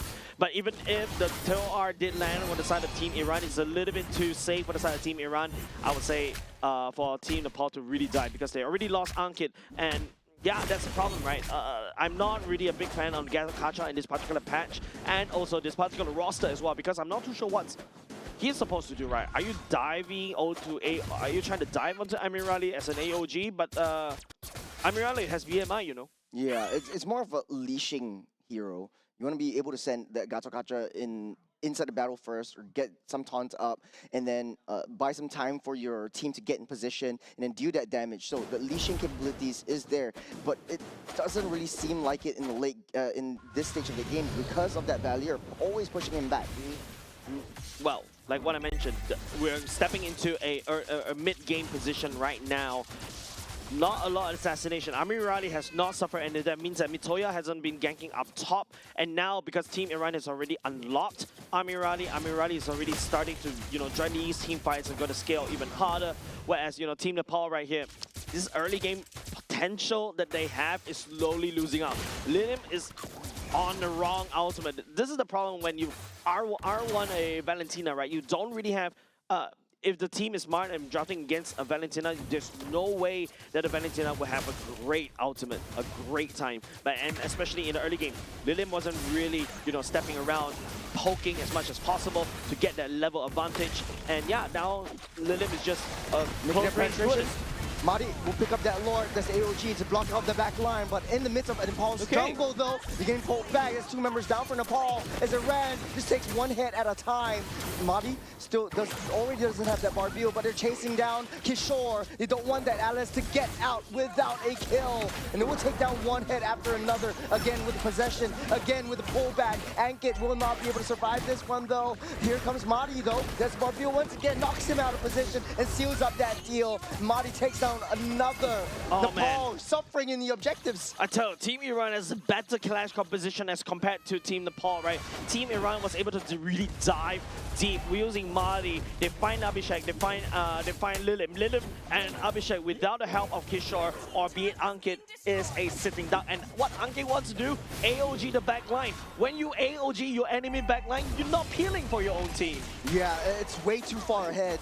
Ankit is playing 3 steps, 5 steps ahead of the rest of Nepal, and he doesn't have any backline protection. This causes a lot of disruptions into Abhishek's face, and Iran is just going to capitalize on that. Definitely. Madi is so mobile. He's able to go straight into the team fights for into the backline of Nepal, and also get back to protect Amirali. Yeah. And like we mentioned yesterday, this Claude is not really a backline; it's a pseudo front line. Yeah. Anyways, yeah, fine. I will agree with you for this one. But Team Nepal, on the other hand, I feel like they need to change up the strategy just a little bit more. They shouldn't find these massive clashes. I feel like pick-off potential is the one they have to do. Play 4-1. If you take a look at how this is happening, right? You see how Ankit just forfeits the backline. Ali and also Madi is all the way in the backline. What can Ankit and Kishore do at the front, at the backline? I mean, Raleigh is able to gobble them up because Claude shreds through HP like Kishore, shreds through HP like Ankit. They don't really pack a lot of heat, and that's why the whole composition from inside Team Nepal 4, Team Iran was able to, take full advantage of that. And of course, don't forget, Poria on that Searing Torrent, puts up a wall and really literally tells Nepal, do your backline really want to cross that firewall? Because you're going to take a lot of damage, you're going to take a lot of slows, and potentially more Searing Fireballs from me. I think huge respect to Abufazo as well. Immediately after AOG was landed, went onto the face of that carry, denying her from getting even remotely close to that Lord Pit. So they don't really have any secondary form of damage. Lilim doesn't have any utility in the form of any useful ultimates to take. So you're playing a 2-skill Valentina. This is really tough if you're the side of Nepal. Hey, I mean, you can work it out. remember what I said. If the Valentina wants to play in this particular roster against Team Iran, you really need to be at least 2 to 3 levels. You need to match the enemy jungle's level in order to have any form of utility, right? You're more of a damage Valentina. You need to try to burst people down. Find Poria, burst him down. Find Amirali, burst him down. Find the flanks. I think that's the only way to play the Valentina at this particular rate. Follow Ankit perhaps, right? Let Abhishek be peeled by the side of Kishore maybe perhaps. That's how Team Nepal. I think this roster from the side of Team Nepal could potentially work. But Mitoya needs to find a good pickoff. You know, we talked a little bit of Mitoya last game, but this game, he doesn't seem to have a lot of presence for this Harley. What's the play here for that Harley? He's getting sent onto the long lane instead of anyone else. He's trying to get into the Lord Pit to start things out. But what's that play? Remember Ignite Kelvin? Yeah, do Ignite Kelvin. Just hide Mitoya somewhere, Lord. Lord already taken down by Madi. Down goes Ali. That's the pushback. Finally. That is the fight back that Nepal has found for themselves. The AOG will not land and Ankit loses his life. But enough time for Nepal to fight their way and penetrate into Iran's defenses. I'm glad this is happening, Churros, because Team Nepal has realized that, hey, as long as I peel for Abhishek and Mitoya can do a lot of damage. And now they secure, they let go of the Lord for now, but you can see the searing turret coming on Poria is just so annoying for the side of Team Nepal. Yeah. They also changed up how they want to execute their team fights and skirmishes. Right? They don't really send Kishore straight into enemy territory. They don't AOG inside the Lord Pit. They just wait for Iran to come to them, and they take the fight to them. The counter-engage potential for Nepal is extremely great with Abhishek on the helm as well. Yeah, and finally, at the very least, Team Iran is starting to see that Abhishek can do a lot of damage already. And of course, you know, the key target right here is definitely going to be a Lord, and you can see how it's so difficult for the side of Team Nepal to take down Lord because of the constant pokes coming up from Poria. Annoying Team Nepal. It takes a long time for them to take that Lord out. Great pull, great bait away from the turret, denying the crash. Taking a look at the replay, what went down? Yeah, Amir Ali is actually holding on to the Blazing Duet for so long because yeah, he finally activated right here, right there. But Mitoya, you know, is a constant threat over to the side of Team Iran. That's the reason why Amir Ali was holding on to the Blazing Duet. I think a little bit too long for my liking because Mahdi and Ali was just diving all the way in. This time around, you also got Kishore threatening with the TOR. Means that, you know, Amir Ali really don't dare to go in. So it's a traditional death ball kind of strategy, a traditional front to back. Ankit started things off with a taunt to pull them away from Abhishek, creating so much space. And with the Malefic gun, you have a little bit more range to deal with as well. Yeah, slightly more range, but always a little bit more range is better, especially for marksmen, right? It is like the best booster for every single marksman to get a little bit more range. But now, if you start to see how Team Nepal is playing it, instead of going for a pick-off strategy, if they really want to clash, they should play in a way that is to basically counter-engage, right? Mahdi, unfortunately, has to dive, and Abu Fazl is basically a dive hero. Ali is also a dive hero as well. And, you know, using the TOR to scare off Amir Ali to basically not letting the Blazing Duet in the back line, that's the whole point. So, nice evolution and nice adaptation coming up from Nepal, but we need to see more. I have to agree. And this time around, that's a taunt though. There's a onto the glue, immediately melted. Just like the doctors ordered, right? Team Nepal play pickoff and also play peeling for Abhishek, and that's how they win games. There's a fat wave crashing down the bottom though. It's slow push, but Nepal might need to find themselves getting that recall. Mahdi will be able to survive just for a little bit for the rest of the Goon Squad to come online. Iran will be able to capitalize on this moment. They threw all their resources. The TOR already lands, got onto no one. Kishore still barely surviving, still barely standing. They still have that flicker to burn. Will not keep him out of that game for now. The Lord will respawn up as well. Iran winking beeline for that one. That TOR was pretty sus, mind you, and also that's going to be a flicker. That's massive resources gone, especially for the next Lord fight as well. So Team Iran, knowing that is vital information, they'll go ahead and blitz for the Lord. Don't forget Kishore, I think they need, what, another 90 seconds? You don't have that amount of time. And now it's Team Nepal have to enter this team fight with a slight disadvantage. They're on position already. It does look like Mahdi doesn't want to show himself. Nepal still needs to source from a little bit more information, a little bit more vision. Yep. And hey, Team Iran slowing it down, and that's not exactly ideal, I would say. Team Ali and Mahdi actually finding onto Mitoya. He's on the wrong side of the map, but this vital information given on the side Team Nepal. It's going to be a 4v3 right here, but both these two teams, Ankit is not opening up the map. I think they know they're paying too much respect over the side of Team Iran for now. The goal lead's only 4K. I think it's still winnable, especially for the side of Team Nepal. Ooh, that's a smart positioning from And now Abhishek, Kishore has the though. ult. They're still holding on. They don't want to show themselves, though. Ren on the back line. Madi tries to push everyone back. Lord down getting bits low. down. Lord at an 8. Might be able to take it out. Madi secures that Lord. Does TOR straight onto the back line. Abhishek is all exposed. Amirali will take down Ankit. Abhishek will take down Faso. There's a huge burst damage coming in from that carry. Will take everyone down. It stands in his way. Nice BMI coming off the side of Team Amirali. Abhishek make it caught by the side of Team Ali. And this is when, Team Nepal, they're in a good position. They're a 4v3. They noted Ali and also Madi's on the other side of the map. Mitoya was sent to deal with it, but Mitoya came and joined the fight a little bit too late. Unfortunate for the side Team Nepal. They lost way too many members right there. They went down way too fast. Abhishek is just, at this stage, it's essentially a furnace. You come even remotely close, you get burnt down, you get melted instantly. Taking the replay.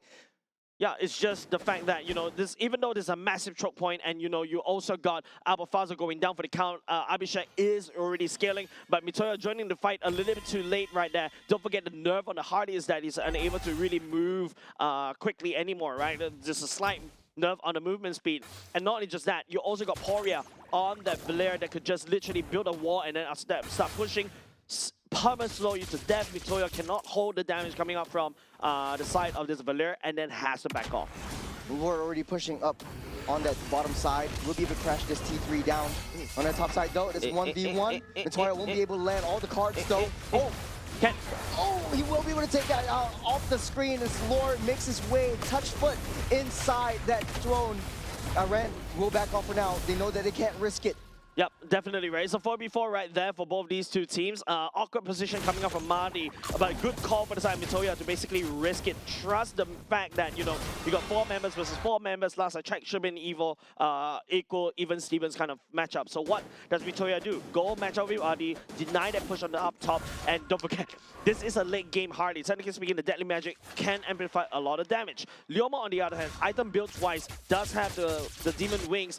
Not exactly very tanky as of yet. Relies on the War Axe to basically become that pseudo-sustain, and that at that point in time, there's not a lot of minions around for him to basically cleave to heal all the way back up. Would you want to rebuild your equipment to at least get the Radiant Armor to deny yourself from that Harley? Yeah, I think drop the Malefic Gun, Malefic Roar. Your whole point as a Leomord at this juncture is not to basically do damage and burst. Your whole goal right there is to really face tank and also act as a pseudo-utility hybrid fighter as compared to Team Nepal. Give the damage over the side of Poria, give the damage over the side of Amirali. You're there. It's either to face tank or to just do cleanup. I do have to agree with you, 100%. But at this stage, though, both of these teams, they excel in 5v5s. They need to send one person to the side lanes. Nepal, clearly, they're sending Mitoya. Iran, they do have options in Amirali as well as Madi.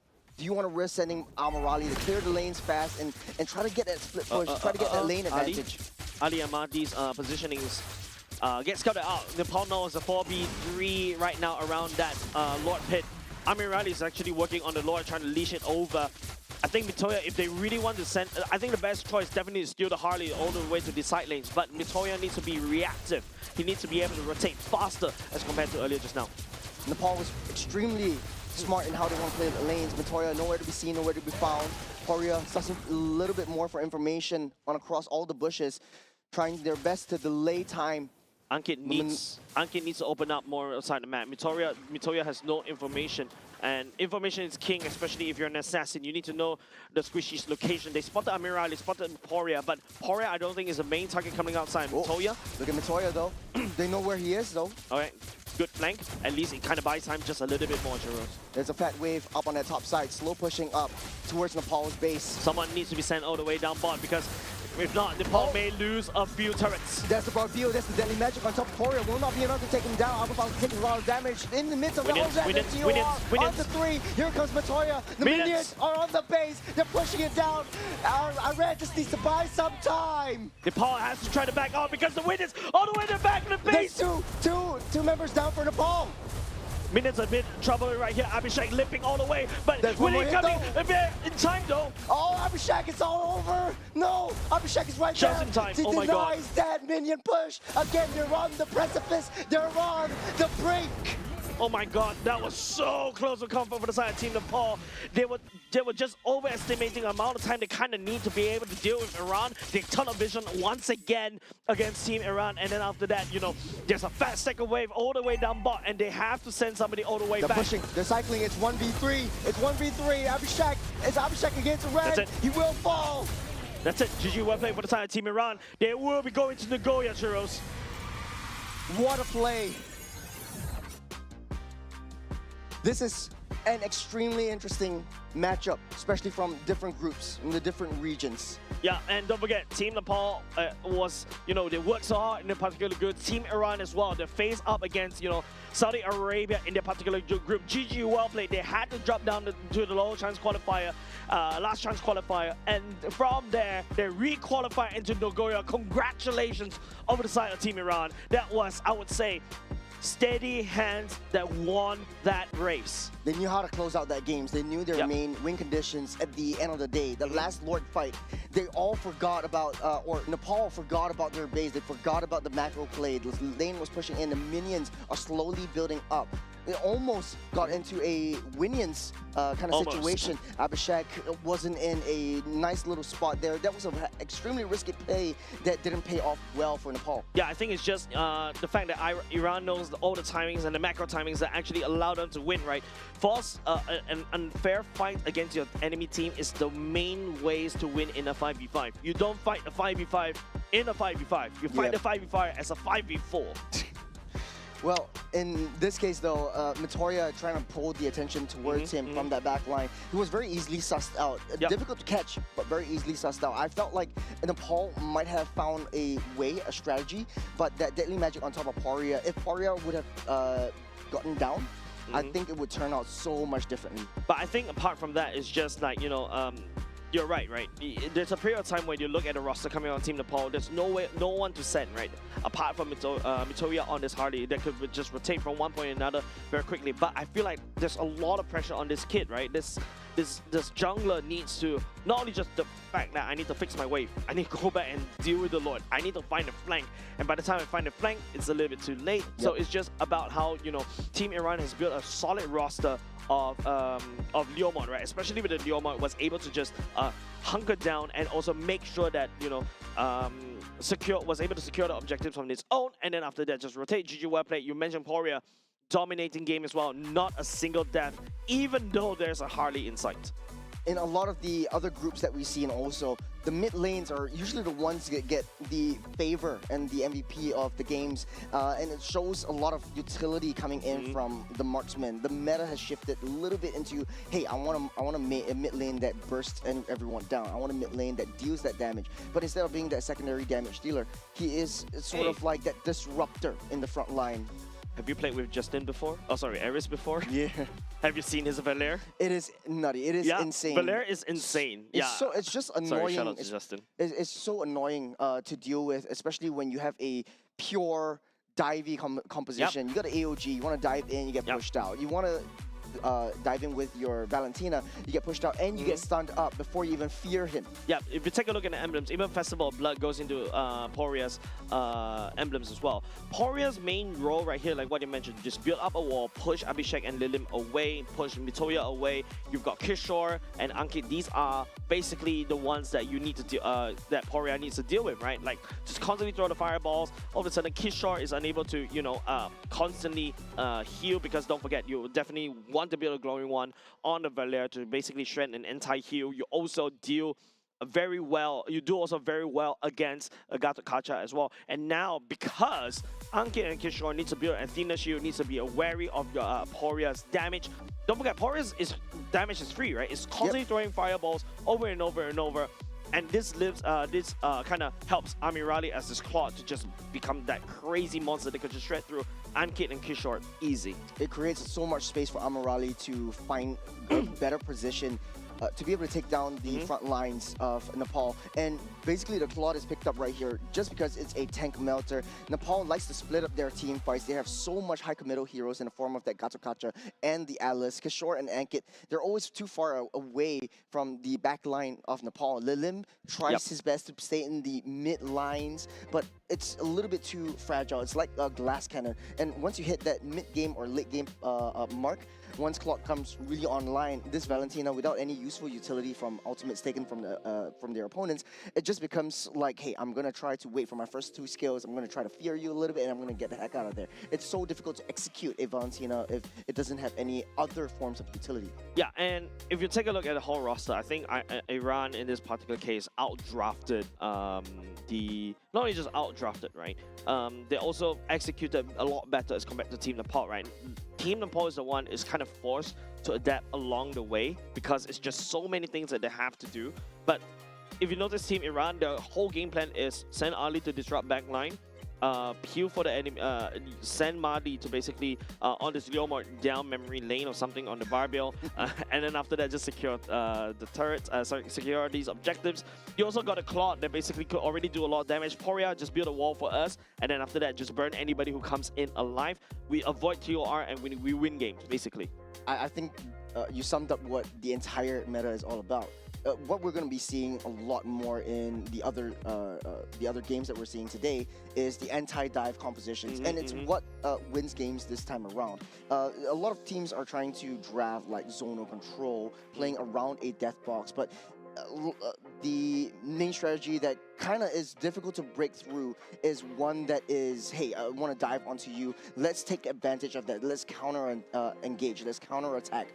The re-engage potential for some of the drafts are pretty OP, to say the least. I feel like just now it's more on Team Iran drafting a dive composition and also a clash composition. They really want to go in and clash. That's where their strength is. But Team Nepal on the other side is like, I also need to try to anti-dive them at the same time, but also at the same time, I need to do all of the dimensional. There's a lot of things that Team Nepal wants to do, but with limited time, limited resources. We talked about the Valentina, we talked about the Hardy earlier just now, so there's a lot of things that, well, Team Nepal wasn't able to do. Team Iran out-executing them, therefore deserving that space, that slot to Nagoya. Yeah, well, for Nepal, their journey ends here, but Iran, congratulations, they're moving on to Nagoya in the main stage. That said, don't go away, ladies and gents. Coming up next, Kazakhstan's going up against Kyrgyzstan. Don't go away. We'll be right back.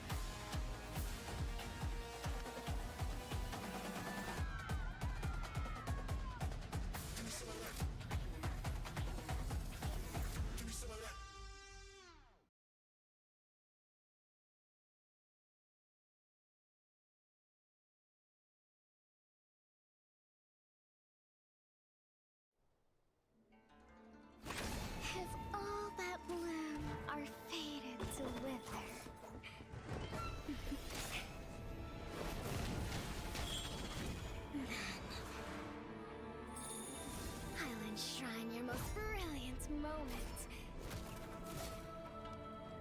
In crimson splendor! Even something so crude can be graced with a splatter of beauty.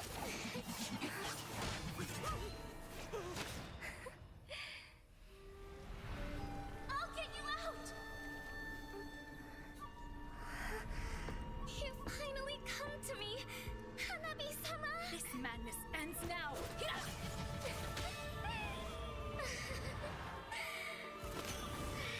last, I'm shivering with excitement!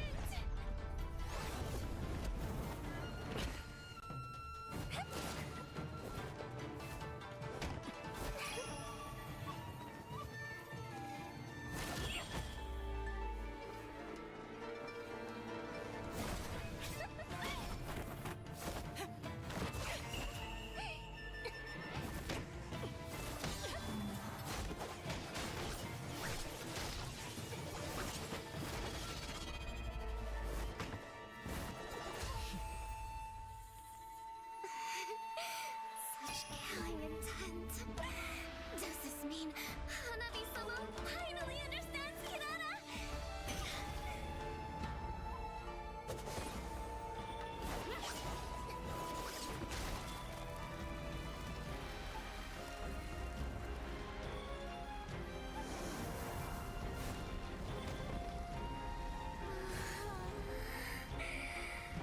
So warm. So beautiful. We can finally embrace eternity in hell. Just the two of us. Allow me to release your eternal bloom.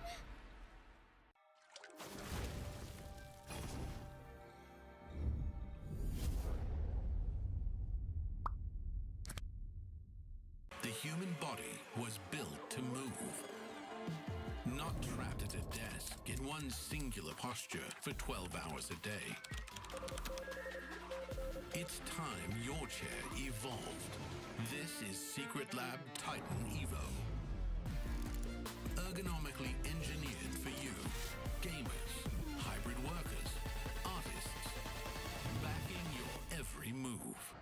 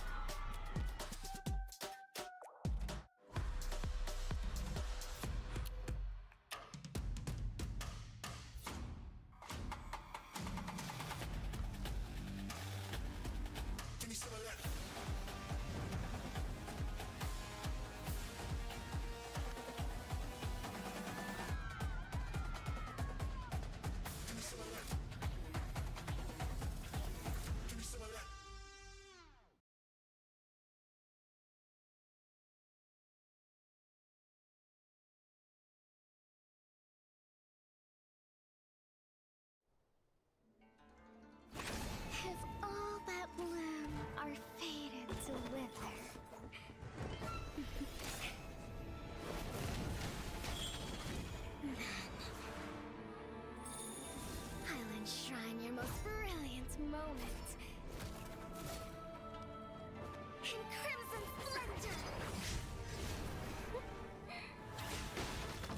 Even something so crude can be graced with a splatter of beauty.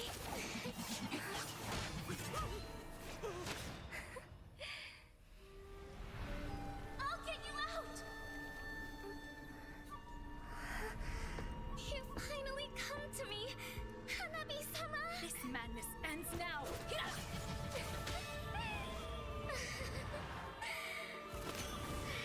last, I'm shivering with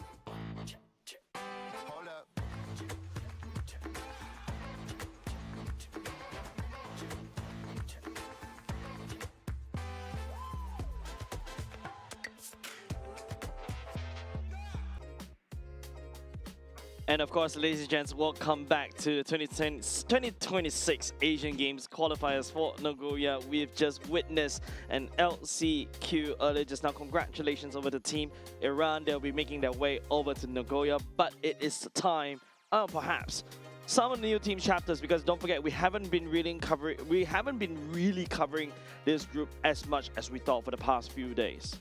Group C is going to be Central Asia. For a lot of these teams, this is their first time in an international stage. A lot of new experiences for them, and also new experiences for us. We want to see how well they do in within themselves, what kind of heroes they pick, what kind of strategies they use. Yeah, and of course, you know, we've been greeted with quite a lot of surprises in terms of the different metas, where you can see that how Team Nepal prefers their assassin junglers as well. Hey, maybe we'll see an Enchanter jungler, a Mathilda jungle.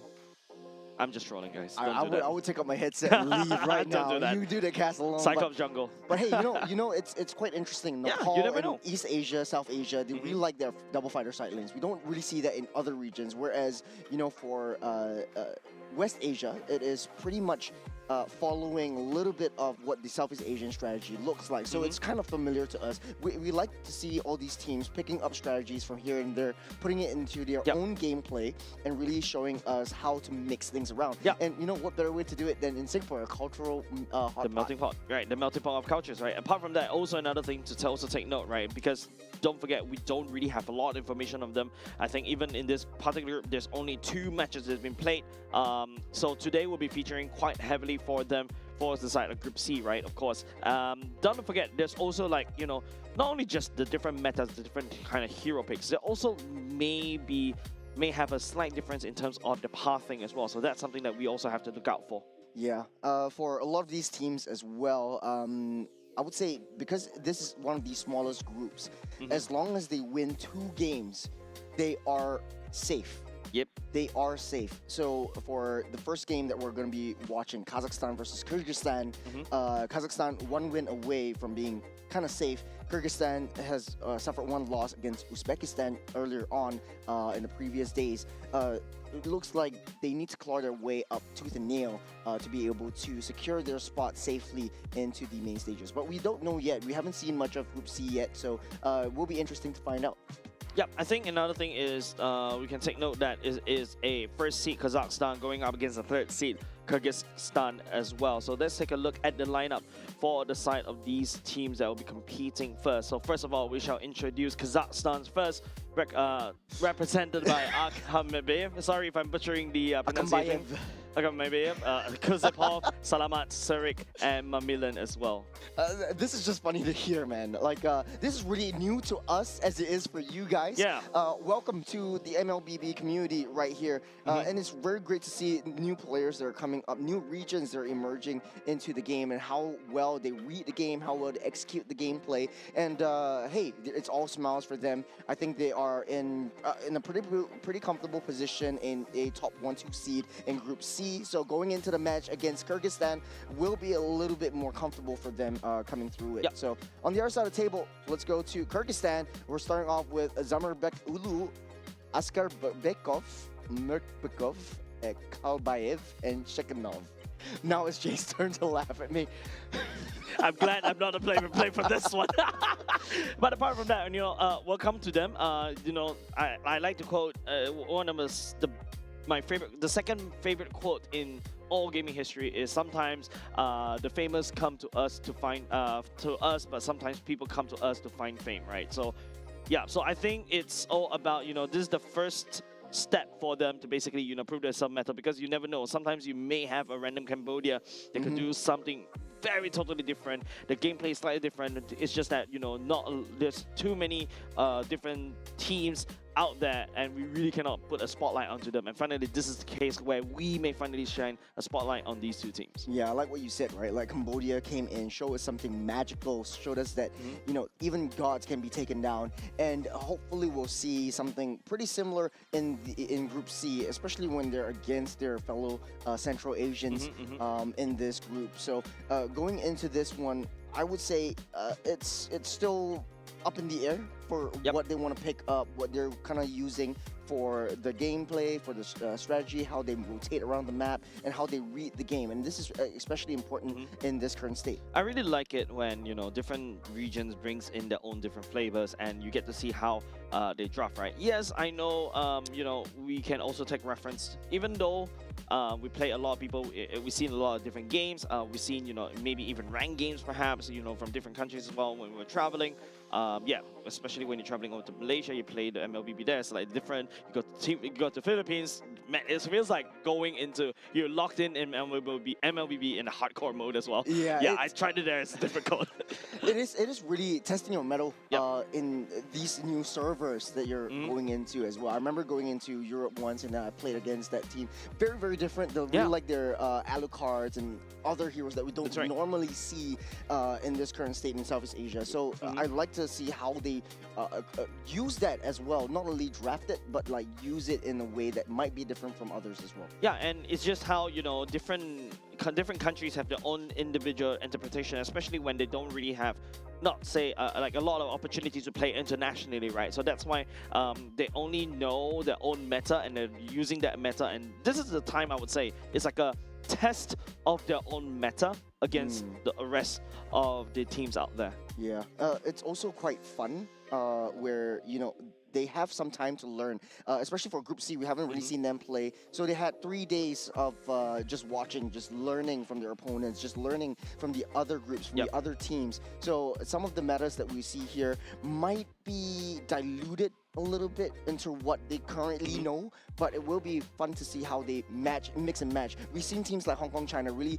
just sticking to their metal and just sticking to what they know best, what their signatures are. They play, like, for example, you know, I'm very impressed by Team Hong Kong China, right? The understanding of sheer macro is just such a refreshing... Very disciplined as well. Very disciplined. Is a very refreshing sight to see as well. We're going to Flying Clouds this time around for this game number 1 between these two teams, Kazakhstan and Kyrgyzstan. Don't forget, this is 3rd seed versus 1st seed. But, I mean, right now, if you only got 1 match as your sample size, anything and everything can happen. So for Kazakhstan, if they win this match, they are pretty safe. Even if they lose the next one, they'll be 2 up or 2-1 up. Kyrgyzstan definitely needs to win this one. We'll be seeing as we go and jump into the draft for the first game between Kyrgyzstan and Kazakhstan. Kyrgyzstan will ban straight away the Phoveus, the Gord, and the Harley. On the other side, Kazakhstan, the Marcel and the Paquito. A little bit more generic bans coming off the table. Yep, I think the non-generic ones that really jumped up to me is the Gord and the Harley as well. They really don't want to see these mid laners, perhaps. That could be a hint. So which means that this also opens up to a lot of avenues, right? Of course, Juicing first pick, right? Juicing first pick, yeah. There's still the option for the Akais as well. We've seen that highly prioritized by a lot of teams. And I would say the Claude will be prioritized a little bit more than the Harleys, unless you want to dominate your lane. You talk about Claude, Kazakhstan is not thinking about that as well. Locking in the Harif in the R2 pick. Usually that's where I expect a Harif R2 pick. But that means that, you know, you immediately see that Kazakhstan is thinking about, hey, I'm going to go early, I want to dominate, maybe draft something else like, okay, Khalid, exactly. This feels more at home. Yeah, this feels more like, hey, I will play a bit more aggressive. I'm going to use this in the early game. And Kazakhstan looking like an aggressive lineup from the get-go. On the other side of the table, that's the high priority Claude that we're talking about. And the Leomord, a little bit more gap closer in that respect. Yeah, so it feels like, you know, ladies and gents, Kazakhstan and Kyrgyzstan actually follows quite a similar meta that we are very familiar with, especially, you know, take referencing from Group A as well as other groups as well. So don't expect, we haven't expect anything weird. If you want to really do something weird, it's usually the R5 pick or usually the B4, B5 pick. But so far, it has been standard so far. You know, we in the previous game, there was a lot of discussions between us on anti-dive compositions, and a lot of teams are starting to pick up the Battlericks, the Atlases. If you dive me, I will reposition yourself or use ultimates onto you. And again, with the familiarity, the Suyo actually comes back online. Okay, but at the very least, that's Kazakhstan going in for a previous meta at the very least, right? I would say that Khalid, I think there's not a lot of adjustments to him, so he's still technically valid in this particular patch. The wave clear, especially that helps you in the mid lane, is really invaluable right here. But now, because Kyrgyzstan has already selected a Juicing, so they can start banning away like the likes of Eve, the likes even to a certain extent the Farsa as well if they really want to go for that. Valentina doesn't look very juicy for the side of Kazakhstan because you know you've got Leomord, got Juicing D side, not the ultimates that you should be stealing. Yeah, for Kazakhstan though, and we talk about the Belarus, it's being banned out by Kazakhstan. You don't want the anti-dive composition coming your way. But for Kazakhstan though, the trend that I'm really seeing is hyper early game. If they really want to throw everything on the early game, then the Lilia would definitely be top of priority for them. At least you are able to win out that juice and push her back and start that aggressive engage. The Zetian as well has a lot of late game potential. The issue is, speaking of late game, Kazakhstan doesn't really have any insurance right now. Yep, definitely. They're going all in the early game, right? Suyo, Harif, and Khalid, these are strong early game, albeit, you know, Suyo falls off heavily towards the later parts of the game, unless you're able to get the Sky Piercer snowball going as well. So that's something that, you know, Kazakhstan is looking for. Kyrgyzstan, on the other hand, these are scaling comms that you're looking for. Claude, Leomord, and Juicin, expect them to draft something more of a early game EXP laner. And speaking about early game EXP laner, Kazakhstan, man, they're going guns blazing right here. They're going for the Yuchong as well. They're going guns blazing. I just want to bring up as well, Kyrgyzstan actually got one game off of Uzbekistan, which is pretty much the second seed. So consider it a close game for both these two teams. We haven't seen how their execution is for now, but looking at the draft, Kazakhstan going all hams, like you said, on the aggressiveness, on the early game, but they are on a timer. So if they are unable to secure the early game, take control of the land of Dawn, then the late game definitely going in the hands of Kyrgyzstan, which picked up Alice for themselves. Dude, Kyrgyzstan is going full-on scaling, right? Alice towards the later part, early game does not really have a lot of priority. Leomord as well, Claude. The early game priority only comes in the form of Hilda. So I expect, you know, the first turtle should be leaning towards the side of Kazakhstan, but second and third turtle, that's where, you know, Kyrgyzstan truly really shines. Kazakhstan, on the other hand, yep, you're right. They really go all in the early to mid game part. Right now, they're looking at a mid. If you're looking to basically have some form of late game insurance, looking at scaling mid, my money is on Kimmy. Fair. Shreds through Alice, shreds through Hilda, repositions, kites the Leomord. At least you have some form of additional magic damage once the Harith falls off of that scale. And you do have some non-committal kind of ultimates that you can use with the Traction Pulse as well. Pseudo-marksman as well, right? So at the very least, there's some pushing power for the side of the mid at the same time. There we go. Like you said, the Kimmy will come into play. The issue is, in the late game, they don't really have a lot of physical damage, which is easier for Kyrgyzstan to build upon. Yep. The Kimmy in the early game definitely does have a lot of pushing power against the Juicin as well, right? Like, I think at this particular patch, you clear faster as compared to a Juicin. Yes. Especially ever since Juicin has the mana thing coming back as well. That's a really sad day for Juicin players. But at the very least, you know, Juicin does have the ability to pick somebody up and then throw them aside. If you look at the side of Kazakhstan, the main target you're definitely going to throw away is definitely going to be the Khalid and Khalid only, because by the time the Yuzhong start jumping onto the Juicin already, it may be a little bit too late, because the Yuzhong definitely packs the Petrify, and also the Black Dragon form. Yeah, Juicin is able to get out. It's highly mobile for Kyrgyzstan, but this is game number 1. Kyrgyzstan versus Kazakhstan. Kazakhstan will be in the red, Kyrgyzstan on the blue. And in the draft, we talked a little bit about Kyrgyzstan having the priority in the early game only on the Hilda. How does that work out against a Khalid, knowing that, hey, you know, most roams like to mirror each other's movements? I feel like in terms of sustainability, the burst sustainability coming out from the Khalid is definitely that could be try to throw off the Hilda, right? But of course, you know, if you talk about wave clear, the Khalid is definitely a lot better. And you pack that with Khalid, the Kimmy as well, you're able to match the rotations of the mid duels even faster. Now, at the very least, from what I'm seeing, especially during the split screen, Kyrgyzstan and Kazakhstan, they are, well, keeping up with the times. They subscribe to the latest news. Yeah, for Kyrgyzstan, they are very excellent in buying some time, especially with that Hilda and just annoying giving vision on that top side. But hold on a second, right here, there's a stun over onto that Juicin, able to dash out of there and keep himself safe for now. There's a Petrify already stopped. Down goes that Hilda. There's a 4-man engage on Kazakhstan. The aggression really showing is through. And this is exactly what I was talking about, right? Early game versus late game, right? Early game comp versus scaling comp.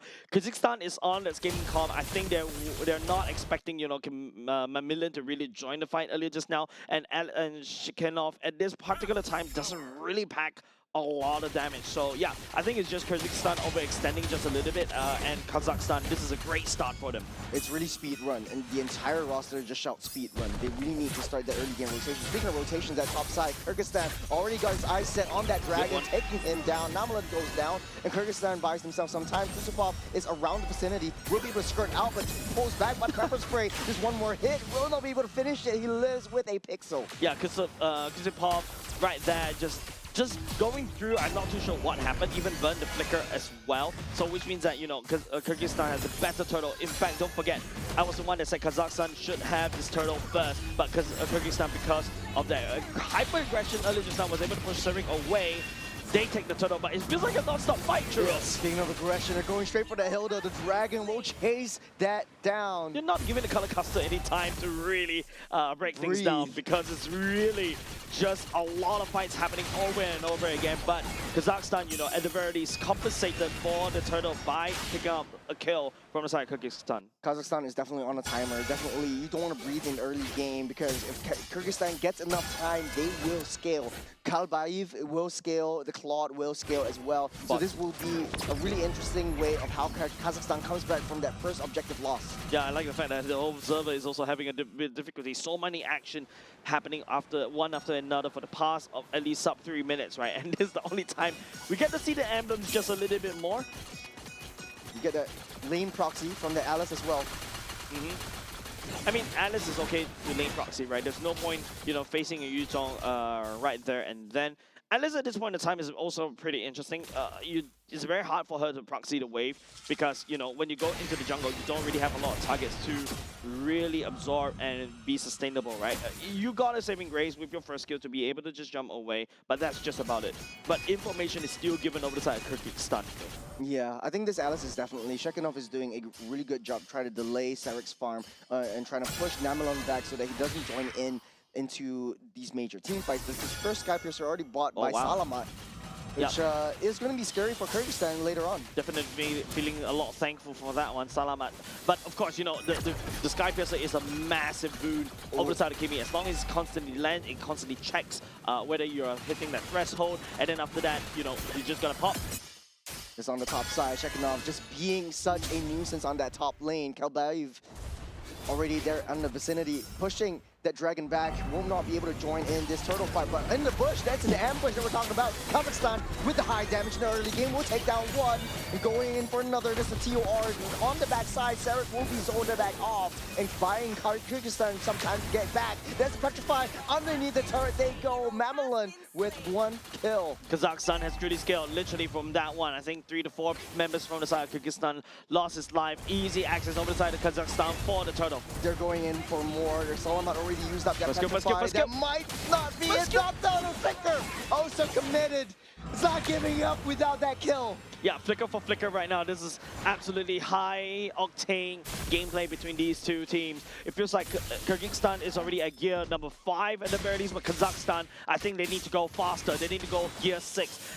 At the very least, they are able to salvage to pick up the first turtle and also a couple of kills. That could potentially help the side of Kazakhstan, but they still need more. By this time, you're at 5 minutes mark, you really need to have, what, at least 3 to 4k gold lead to ensure your dominance, because Kyrgyzstan is on the scaling composition. Speaking of which, they're almost halfway there. There's 2k gold lead for Kazakhstan. If they can keep Kyrgyzstan at bay and start that rotation, you see Harith already moving up into mid lane, trying to tax that wave. Salamat already also have that Sky Piercer. So let's break down that team fight. Yeah, it's just the Juicin getting a lot of trouble right here. I think Chanel, the Alice dives all the way backline at least. It keeps Sarik very busy, but it feels like the whole attention is shifting over the side of Salamat, right? Salamat, you know, having onto the Sky Piercer, I think after that sequence, after that replay, he actually dove a little bit too deep, hoping to basically end the life, get another Sky Piercer stack, but to no avail, right? Now he's going to get shut down just a little bit. But this is the kind of roster from the side of Kazakhstan, right? You need to build... Okay, hold on. Zame Force already popped up. That is the TOR. Landing on 3. The Babeel will come their way, but might not be enough to take down all 3. That's the heal coming in from that Khalid. Will not be enough to take him as the Claude comes over from that flank. Yeah. two members going down though. And this is where, you know, if you're playing a Harif, right, you're afraid of this Atlas. Your TOR, the TOR from the Atlas literally counts as what you want to do, right? Zaman Force, you want to zip around, get the pseudo shields, do a damage, at the same time be more sustainable. Now back to the Sky Piercer theory between Salamat and Serik, right? Serik and Salamat relies heavily, Serik relies more heavily on the Sky Piercers compared to Salamat. But now because Salamat also picked up the Sky Piercer, Serik also picked up the Sky Piercer, those stacks needs to go somewhere. Speaking of which, the stacks will build for Salamat themselves, and they're leading up with another engage. Down to the Hilda, and the tri-bush they go. Kazakhstan not giving Kyrgyzstan any time to breathe. And also, I just want to say and point out, Kimi might be the best mid lane, or it's got utility, it's got damage, it's got scalability potential, but it's very, very greedy. Yep, very squishy as well, right? But if you notice, good itemization for the side Serik has to pass the Sky Piercer's torch over to the side of Salamat, right? But that also means that if you're a Suyo that doesn't have a, a Sky Piercer, your execution, your second skill doesn't look very scary anymore. So that's something that, you know, Kazakhstan needs to be careful about. Taking a lot of damage. Kisipov will be able to skirt his way out of there as Kazakhstan tries to switch things up. They're playing as a 3-men now. They do have a lot more damage than Kyrgyzstan. 5k gold lead, which is what you're talking about, Jace. Kazakhstan has that lead. Now it is whether or not they can hold on. T1 up top is already broken through. Serik is trying to split up that wave, trying to split the heads of Kyrgyzstan. Yeah, I mean, I feel like there's a very good defense coming up from Kyrgyzstan so far, but hold on, Mirkov. Oh, that is going to be the stun, but will not be enough to take down this Juicin. I think Purify. Yeah, that's also a Purifier, right? So for the next 80 seconds, Mirkov will be a sitting duck for now. But so far, I like what I'm seeing from Kazakhstan. You know, like what I mentioned, the 5k gold lead, the top side and bottom side already cracked open. There's ambush over onto that Claw. We'll use that BMI to get out safe. As Kazakhstan is everywhere on this map, taking full control. Kyrgyzstan nowhere safe. Yeah, this 4-1 split that Kazakhstan is adopting is great because not only just the fact that, you know, they're trying to split Kyrgyzstan's apart, and after that, you know, Kazakhstan has the better rotation because they've got a Khalid, they've also got a Yuzhong that can just rotate and be there as quickly as possible. But Golden Staff secured by the side of this Claw for the side of Kyrgyzstan. So Kazakhstan needs to really ramp up the aggression. Split, push, side lanes, force a lot of pressure, and then after that push down mid, but there's a lot for Kazakhstan to take. All this time, Kyrgyzstan sending Claw down the bottom side, just free farming. Municipal is already in the midst of all of that. It's a TOR onto 2 members only. Kazakhstan's damage is proving to be too much to handle. Chikhanov trying to buy some time, but Kazakhstan is taking the fight over to Kyrgyzstan. They're taking one after another. Ultimates all popped up, and Kazakhstan, they are able to secure that Lord for themselves and push Kyrgyzstan back. The double whammy coming up the side of Kazakhstan, take a Lord and also take Chikhanov down as well. Not only just that, Salama was the one that credited that kill as well. Okay, you gotta have to get out of there. If not, all that Sky versus stack will be gone. But I echo that, if you notice from the side of Kyrgyzstan, I hope we get to see a replay right there. Chikhanov is able to find a TOR, but it doesn't land on the key targets. It was a little bit too shallow, and that means that, you know, the Claw wasn't able to find an entry point to go all the way in. At this point, I feel like if you're that Claw, you're afraid of the burst damage coming out from the Harif, and also Serik as well. You need to go for that Windsor Crown ASAP. There's so much burst also. There's so much DOT coming in from the Kimi. There's so much burst coming in from Akambayev. And so Kazakhstan has filled up all the slots that they need. They have that speed, they have the advantage. Will they be able to hold on that 7k gold lead that Kazakhstan has? If they commit too much underneath the turret, that's a huge mistake that they don't want to make. Look, the gold lead, that Lord actually gave 2k gold lead more over the side of Kazakhstan. Not only just that, Salamat also has another Sky Piercer stat, but Mirkov will also respond with the same. Great intellect from Kazakhstan. Underneath the purple buff they go. They will secure that one and a kill for themselves. Not enough time for the TOR to pop up. But Askabayev trying to find some time on the backline, trying to take down Solomon. But the Sky Piercer stacks keep growing strong. Not only just that, I feel like Kyrgyzstan needs to really start engaging Claw, because the Claw is not able to use Blazing Duet for the past 2 team fights. Way too deep in though. Kazakhstan tries to force the situation. Will be able to back off just in time. There's a discipline coming up from Kazakhstan. They have that lead. They have the early game. They have the damage. They have the aggression. But it's all controlled. Yeah, if you talk about gold lead, it's leaning over to the favorite side of Kazakhstan. That's 9k gold lead. But don't forget, with Salamat right there, it feels like a weather forecast, right? Like, actual temperature is 31 degrees, but it feels like 40. The fact is, because of these team fights as well, and if you notice how Zemi Break wasn't able to find a good BMI, has no choice but to let Askar Barov to Bekov to go all the way too far, overextend, and then after that just crumbles, right? Now that 9k goal lead from the side of Kazakhstan feels like a 15k goal lead because of Salamat's Sky Piercer stacks. Not only that, they're always grouped together as 5, and they're so mobile around the map. They're playing the macro game, they're playing the micro game, they're playing the best team fight that I've seen for these two teams, and they're still leading and controlling the objectives all around this. Kyrgyzstan has no way to break past through the jungles. Yeah, and it's difficult, right, for the side of Kyrgyzstan, right? I felt like Askar wants to really dive onto. Bayov taking a lot of damage. That's Barfield getting called on. Mamelet getting pulled in. The dragon will be taken down, but here's the Demon Forest for additional damage. That is the stun! A 4-man stun. Kazakhstan will take down 2 for themselves. Yeah, the Raging Sandstorm coming in for the side. Kutsepov was amazing. And Salamat follows up with the Traction Pulse as well. 2 men going down, but Bekov is the one that picks up the Sky Piercer stack at the same time, and once again the Claude cannot find an engagement, and so is the Leomord for the side of Kyrgyzstan. This is a big problem against Kazakhstan right now. Look how fast they took down the second lord of the game as well. Kyrgyzstan just playing catch up all the way through. Let's take a look at the replay. This is just amazing coming up from Kazakhstan to turn around that battle. The Leomord was there, activating the ultimate, but if you notice, the Claw was trying to kite backwards, but there's way too much stun from the side of Kusepov, and also the Salamat Traction Pulse. It's making the Claw very difficult to really engage. Once again, I feel like this is a time where Kyrgyzstan, for the Claw, you need to get a Winter Crown. If not, you're just going to get melted down. The amount of the utility that you get from the Winter Crown with the Blazing Duet perhaps and potentially is the one that could turn around this game. Even though Salamat is a hard hit to Kimi, he's still squishy in the end of the day. All 3 waves, all pushing through. Wow, Lord down in the middle.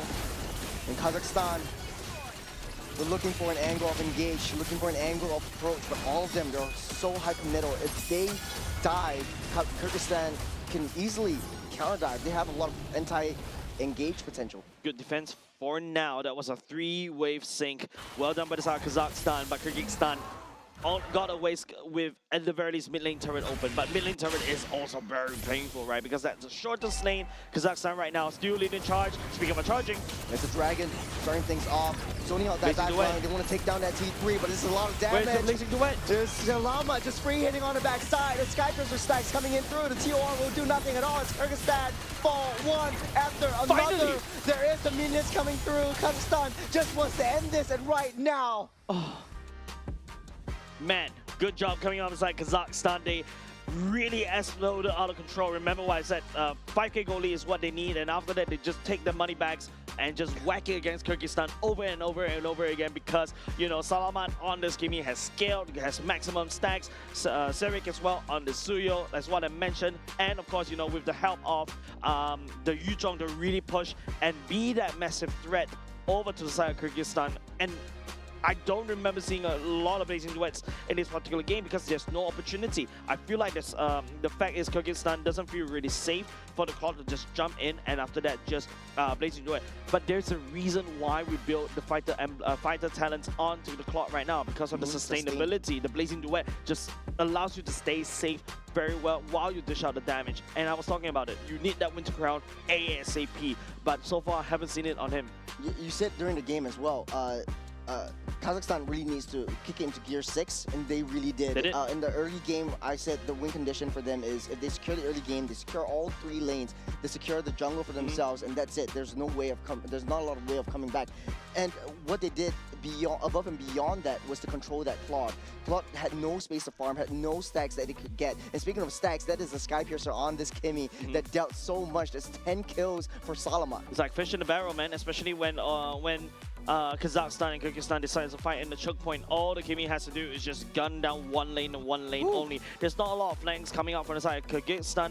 In fact, their roster doesn't allow it. They really want to try to fight front to back. But Kimi is so far behind, so far back in terms of the positioning on the team fights as well. You got to have to peel through the the Yuzhong, you also got to have to peel through the Rome as well. So there's a lot of things that you have to peel through to reach this Kimi. And I haven't even talked about the Henry, right? The Zaman Forest being laid down as well. Right now, because the Zaman Forest apply a constant slow rate all across the board, it's very hard for you to even walk over to Salamat. Yeah, I was thinking like, hey, you know, we were thinking about the Lilias. The Kimi was actually the choice, and it was a great choice. They needed some form of lockdown when they all clump up together. We always see Shekinov coming in first with the TOR, but there was no follow-up because there is no damage or follow-up. The Rebuke was always used as an escape mechanism instead of an engage mechanism, so that was really a shot in the foot for Kyrgyzstan. I feel like Merbekov makes sense in terms of the Juicin, but after a while you start to realize, hey, the Juicin doesn't really have a lot of opportunities for her to pick people up, right? The only person that you can pick up is Kusepov. But once the Juicin ran out of mana, runs out of juice, then you have Mamilon just diving all the way in. There's no way for you to pick up this Massive Dragon, right? And don't forget, I think, yeah, you gotta have to pick a Juicin because Juicin right now is really, really broken. But in the later part of the game, you saw that they went for the Sky Piercer. I think it's a little bit greedy, but like what I mentioned, Zemi back on this Claude. This Claude will get popped immediately because Kazakhstan is on this, you know, massive burst. You got the Serik that could burst, you got the Akam Bayev that can also burst as well. Building towards a Magnific Gun instead, I feel like the Winter Crown should be coming out quicker as compared to a Malefic Gun. Yeah, and not only that, like for the Kimi, you have a little bit more space to leash and stack up your passives first. Remember, you don't really get that shot through unless you stack up on those passive stacks. Askarbayov and Shekinov always starting in this team fights gives that Kimi some space and time to stack up that passives, and once you see an open opportunity for Zambivak to actually come in to the team fights from the back line, you immediately get deleted from the game because the damage is shooting through multiple enemies, multiple heroes, and taking a little turret damage. The only one condition that I set for Kazakhstan is win the lanes, take down the turrets. There was no chance at all that Kyrgyzstan was able to touch any one of Kazakhstan's turrets, so that was a huge dubs for Kazakhstan. No turret damage at all, right? And because, you know, Harif is so strong in the early game, especially pre like level 4, and then after that it becomes skill matchup, especially how Claude is so kind of broken in this particular patch. But the fact is, you gotta have to give credit over to the Harif, right? Making sure that the Claude doesn't go crazy in terms of later parts of the game. And if you're starting to see it, personally, I'm not liking the Harif pick recently because of how the damage is get dropped down significantly. There's a better marksman out there. Zaman Force is only like instant dopamine hit, and it's what Abstract likes to say, the instant gratification. Put on Zaman Force, beam, zap, and that's it. That's all you do. But what a Claude can offer to the table is to shred through utility jungles, can shred through tanks, and also replacing Duet as well. That's just providing so much AoE. And yeah, but at the very least, I'm glad to see what Kazakhstan did. They made it work, and also because of the Kimi, right? The Kimi is just outputting so much punishment, and it forces, especially in these tight corners, your roam, the enemy roams, and also EXP lane is forced to literally tank through Kimi's firepower in order to get through him. Yeah. For the Harith though, there are a couple of different kinds of gold laners that we want to see in this current patch. The Harith is usually just picked up first and prioritized just because it's a lane bully. You want to be able to win that lane. You use the Synchro Fission just to clear the waves and then start the early game rotation. We see that quite a bit from the side of Kazakhstan to be able to start and join in the team fights for the turtle pits and everything else. But then again, we have seen a resurgence of bursty marksmen as well. We've seen Leslie being banned out once, the Grangers coming back, the Brody kinda in the surface, a little bit iffy. The Brunos are actually pretty good in this matchup as well, which also provides some layer of options for Kazakhstan to pick up as well. The reason why the bursty marksman, in my opinion, coming in terms of resurgence is because you are constantly facing the threat of a scaling marksman, right? Like the fact right now there is a lot of marksmen that's really that are in the meta right here is mostly scaling. Like for example, your carries, your Claude. Maybe to a certain extent, if you want to say Moskov, technically speaking, Obsidia, if that's also a option if you want to go a little bit anti non-meta, because we all don't like. I don't like to conform to meta. If you notice, Flying Clouds will be the game number 2 coming up from these two teams. You know, Kazakhstan and Match Point currently one more game, and they literally solidified themselves all the way to Nagoya. Yeah, this is interesting for now because we do have some information for Kazakhstan, right, from the previous game. They do like that early game aggression. They do like that speed. So starting things off, Kyrgyzstan again in the blue side, will ban out the Phobias and the Gord. Kazakhstan again will ban out the Paquito and the Marcel. No changes right here. What are the chances where Kazakhstan goes back to the exact same draft? Highly possible. Highly possible, highly right? probable as well. Unless Kyrgyzstan knows what's up, bans away something that enables Kazakhstan. I don't believe it's the I don't believe Kimi is a very good ban coming off inside Kyrgyzstan right there. I feel like it's just how Kazakhstan plays in terms of their micro and macro movements, right? So Harry will be on the chopping block right here for the side of Kyrgyzstan, so that it allows the potential first pick claw coming out from the side of Kyrgyzstan.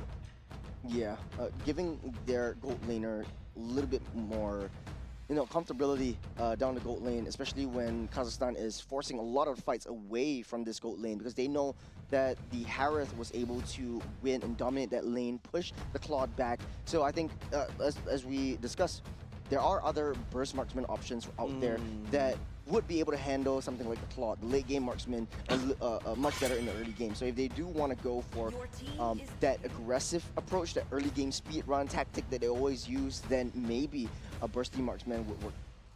Freya on the chopping block for the side of Kazakhstan right now. First pick, Juicin was it in game number 1. The Juicin was okay, not too shabby of a pick for now, but I feel like Kazakhstan, no Harry this time around, but there's a Khalid that Kazakhstan can also potentially pick up in either R1 or R2. Suyo will be picked up first alongside the Khalid. You were right.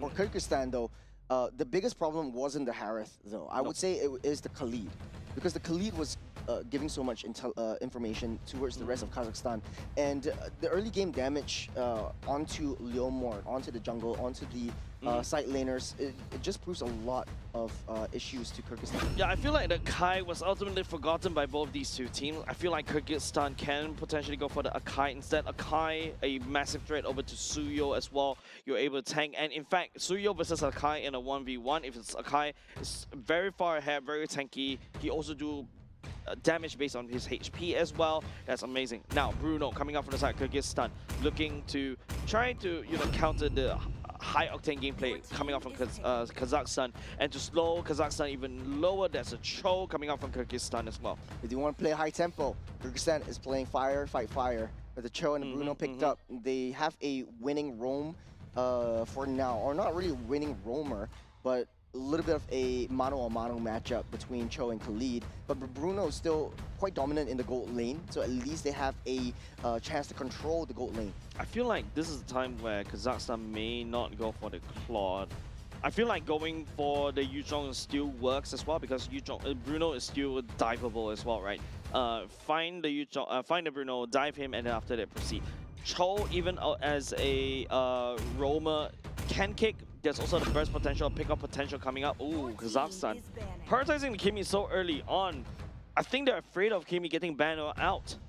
Yeah, I do have to agree with you, especially in the lane-to-lane matchup against the Juicin.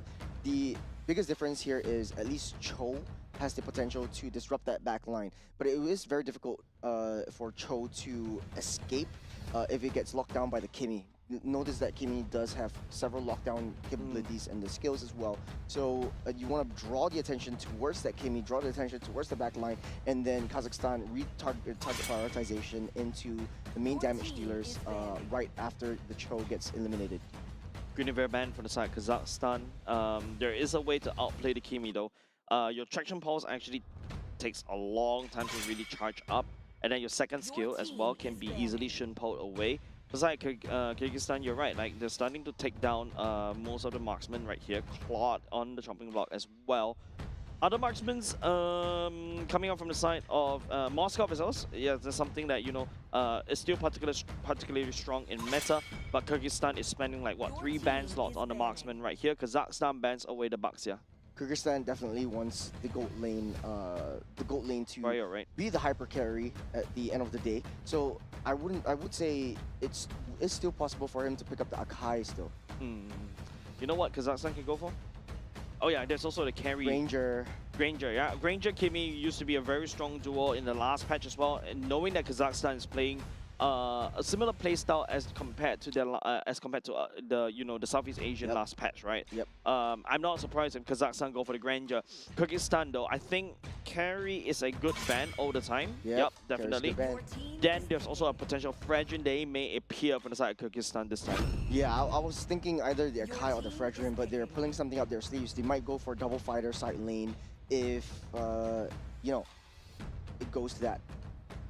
I doubt that. I doubt so from the side of Kazakhstan, since the identity that they've got is more like following the last patch. I mean, like, well, technically speaking, Yuzhong is not from last patch, but Yuzhong's Brick get closer onto the Juicin. Correct. But they're splitting the team fights quite a bit because the Cho is picked up for Kyrgyzstan, so they need some form of like backline protection. I think Leomord is good because it attracts the attention on him. And also, I think right now, more pure, right? Okay. Yep. Pretty same matchup. Almost the only the same. difference is the Claude and the Hilda coming in from Kyrgyzstan. So Kazakhstan missing a gold laner. Might be a fighter. Might be, if you want to stick to your MO of a faster marksman, you go for the Clint. I like the Clint though. A lot of high damage and pretty neutral in terms of the early to mid to late game. Yeah, the Clint is good. And now if you take a look, right, for the side of Kyrgyzstan, that carry ban kind of makes sense already, but it feels like a wasted slot because Kazakhstan does have answers for this Alice, right? You use a Kimi, you just literally shred through the Kimi's HP bar once you build a glowing one as well. Yuzhong to a certain extent can also fight underneath the Alice as well, just constantly locking him down. But at the very least, that's still a massive threat remove, right? Yeah. I like the gold laner pick coming up from the side of Kazakhstan. I love it. Use Clint to kind of match the lane bully of the Bruno, and now, Kazakhstan once again playing to the same MO. They pop off early, and then they look to snowball. Kazakhstan, on the other hand, this is a slightly earlier composition, so hopefully they can match the tempo coming up from the side of Kazakhstan. It all boils down to the gold lane. The biggest difference is in the gold lane. Will that Cho be able to assist the Bruno in terms of disrupting the Clint's farm? Clint does have a little bit of range as well. You have a lot of hits and damage from the passive that you bring as well. So difficult to deal with, especially in the later stages. So, man, this is a lot of work cut out for Kyrgyzstan to be able to adjust to the gameplay and execution for them. Yeah, but of course, Clint is an open book, right? How to play against a Clint, you force the Clint to use the first skill, and then after that, you just jump onto him because, unfortunately, the passive, as of now, is not his main source of damage. That's just bonus damage before he gets this endless battle, and that's when the Clint truly shines, right? Yeah. I'm so glad you're a gold laner right here. You definitely know all the drills. But that being said, though, this is the early game aggression that we're looking out for. That's Petrifier already used up. First blood. On to the Cho. Worth it, right? Now the Cho is going to be slightly behind. Only barely hits level 2. Macmillan also picks up a kill, and that's also, scaling Yuzhong, right? The Yuzhong needs this kill to be aggressive, and after that, just scale, right? But Macmillan, using the Petrify, I mean, currently it's 50 seconds. 41 seconds, yeah, plus minus 10 seconds, right? If Kazakhstan is able to buy at the very least 10 more seconds, so that they have, not only just the Black Dragon form, they also have the Petrify. Turtle priority. They have a lot better turtle priority as compared to Kyrgyzstan. But I like what Macmillan is doing. He doesn't really care about the Alice. You don't really shut that down. You just need to clear that waves and join in the team fights because that's where Kazakhstan is going to be at. You want to be aggressive, hyper-aggressive towards the jungle. This is a little bit of a different passive kind of Cho that Kyrgyzstan is playing as well. Typically, you will see Cho in the Southeast Asia or Group A regions being hyper annoying towards the opponent side of the jungle, giving that information, using Shrimpo as a defensive measure to get out of there. Yeah, I think this is a River Cho for now, coming up for side Kyrgyzstan. At the very least, we'll be able to spot Cyric, but it seems like, Kazakhstan is not going to let go of that tempo. Just a couple more seconds, the Petrify will come up, Macmillan activates the Black Dragon form. Going straight to the back line, as Barbeau also utilized. Cyric will take up that dragon, that's a 3-man taunt up, will heal everything back up. Kusapov just doing so much work. That's the Raging Sandstorm lands on top of Kalbayev. There's 2 members down the side of Kyrgyzstan. I mean, they're not giving up just yet. But no, Kyrgyzstan taking one after another, though. There's a counter re-engage coming in from Kyrgyzstan. There is some fight left in them. Yeah, and the best part is, Merbekov is using that juicing that's super annoying. The members from the side of Kazakhstan overextended. They take the turtle and they're hoping to basically find a punishment, but they lost a couple of people as well, right? Not only just the fact that Cyric went down, Salamat as well, so they're going to have a bit slowed down just a little bit. But Suyo found very quickly in the jungle. That's the aggression that we like to see. Salaman already used up that Purify as well, just to get out of harm's way. As Kyrgyzstan starting to ramp up that tempo, they know that they cannot give any control over Kazakhstan at all. Yeah, if you take a look, Macmillan is in the middle of everybody, but this is where Mebekov is just free hitting from afar. Don't forget though, Juzin doesn't have level 3. That level 4 coming in, timing really coming in clutch, and that's why it jumps in, and that's why alongside with the Cho was able to just help to peel for the Juzin and then just wreak havoc. And don't forget, everybody from side Kazakhstan is down low. The damage is there coming out from, I believe, Bayev and also Mebekov, especially of the Juzin as well. But Askar was caught in a very awkward position earlier just now. He's forced to burn off a Shinpo, and that's why, you know, Askar, Bekov, and Mebekov wasn't able to find even more.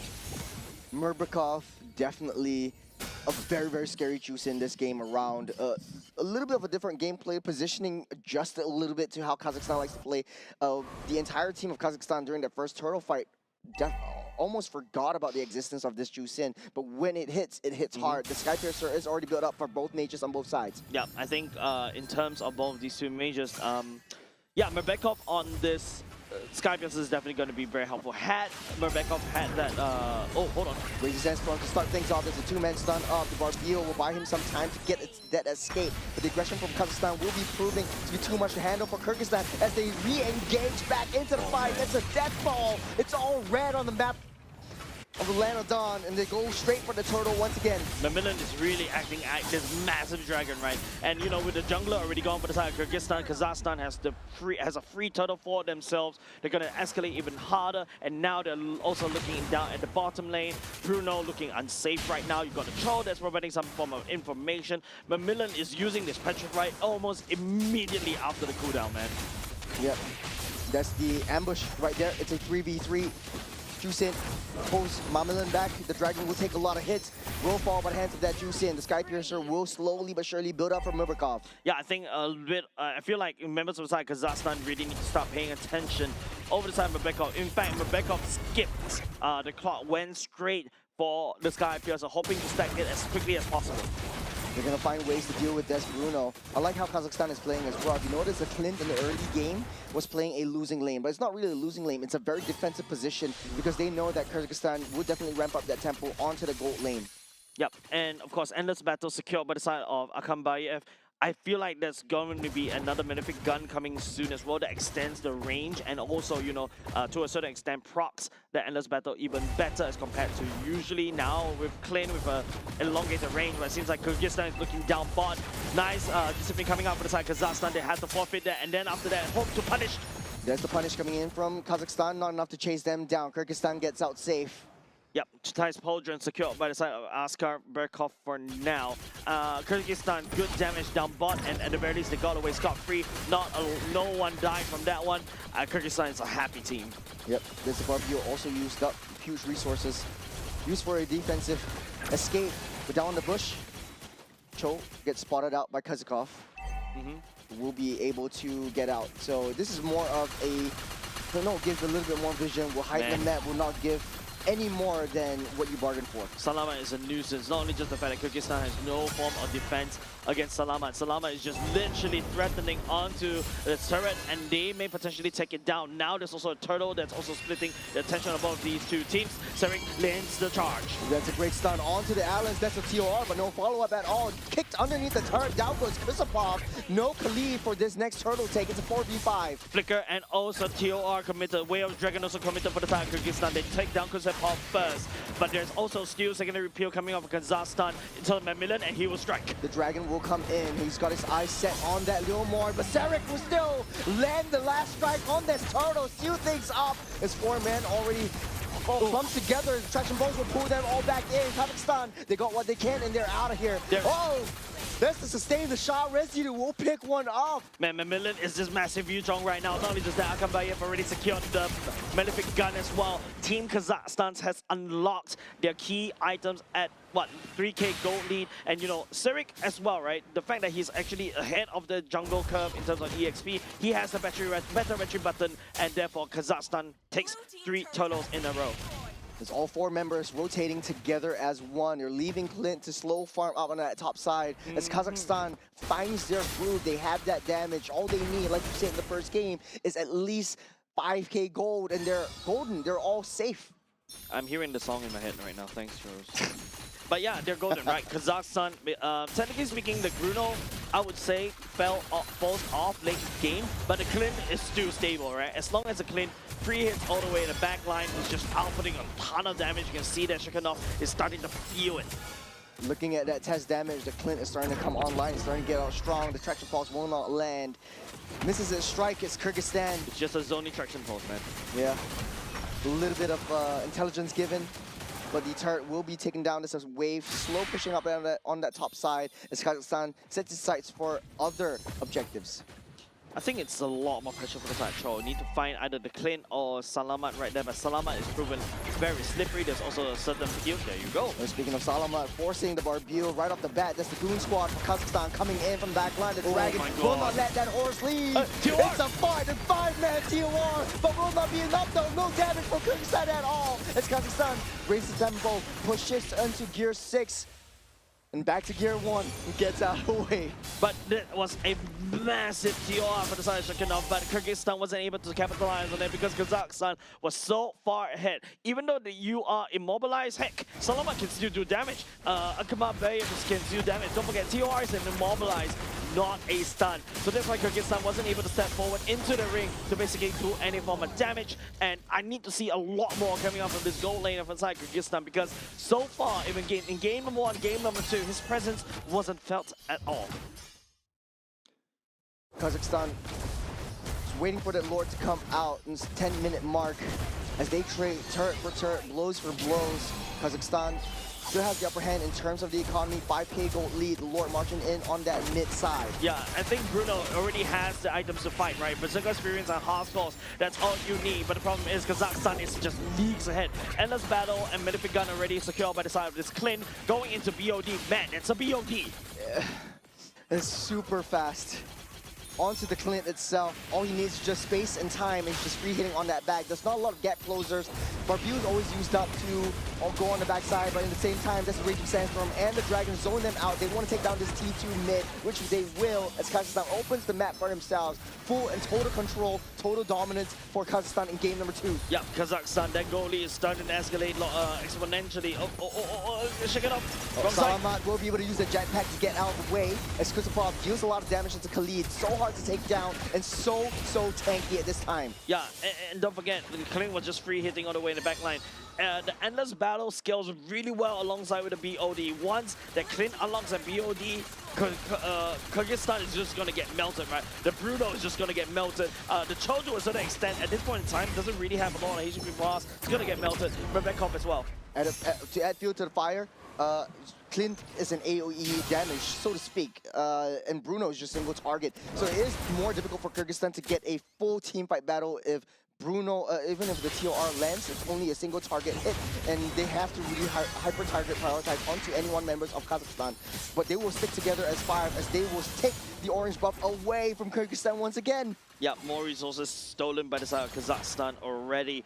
The sheer dominance coming on Salama, they could land down the firepower, and also Macmillan is truly dead. Heck, the Lizard was peeling so strong against Kyrgyzstan as well. There's no way for them to really find anything, and there's no value at all, right? Even though, yes, Askar was able to find, even if a kick, you kick Kusupov back, but Kyrgyzstan is not in a good position to fight. I feel like Zamir Brek may have actually underestimated his own damage. Speaking of damage, there's a BOD. There's a green sword built by that Clint already. He is more than happy to fight. Macmillan, the Reptilian, going straight into the midst of battle. Kazakhstan doesn't want to engage, doesn't want to commit. They know that the Lord is spawning up in the next 20 seconds. Clint is online. They want to draw them out into the jungle where they will strike. Salamat checking the bushes just using an auto basic attack, right? If he stacks with passive, that means that something is there. Someone is there. There's a lot of blind spots that Kyrgyzstan has to look out for. Askar. Ooh. You're still holding on. I love this. Macmillan doesn't have the Black Dragon form. The traction pulse just to zone him away. will not be able to take him out just for now, as Salamat will build up that Sky Piercer Specs once again. The TOR will land, but it's not enough. This is a Raging Sandstorm onto 2 members, and they're layering in all these damages. They're layering in the team fights as Kazakhstan goes one after another. The Mamillion, the Reptilian, onto the back line. They'll take care of business. They'll take care of 1. They'll take care of 2. They'll take care of 3 as Kyrgyzstan cannot find a way to claw back from this fight. Oh, someone calls it disciplinary teach. I mean, this is sheer bullying coming out inside Kazakhstan. They've just got so much layering, the way they path as well. They make sure all the bushes are covered. You see Serik check that bush as well, find Askar, and after that, members from the side of Kyrgyzstan just go ahead, pick him off almost immediately. Just take a look at this replay right here. The way they layer in, you know, these five. Mamillion holding on to the Black Dragon form as well, goes all the way back in. Yes, even though he went down, but the fear factor is there for the side of Kyrgyzstan. Kyrgyzstan is giving a lot of respect over side Kazakhstan because Kazakhstan demands it. Kyrgyzstan back on the defense.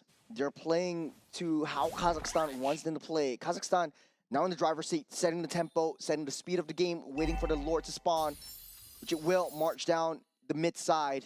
Kyrgyzstan, have they any opportunity to defend? They don't really have a lot of AoE wave clear.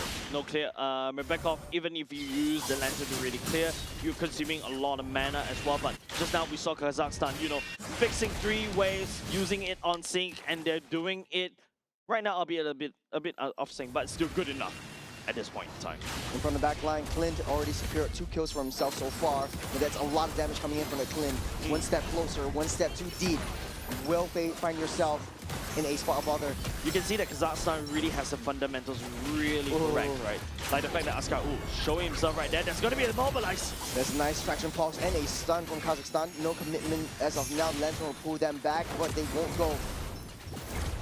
Salamat is just like free hitting from afar right there. Askar finds onto Salamat. Oh man, this is why Kimi is so slippery. Yeah. Barbeau is already used up, forcing the Barbeau so early on. Minions still marching in. A slow push down on all 3 lanes, but then it's lock up. Killing spree for Salamat.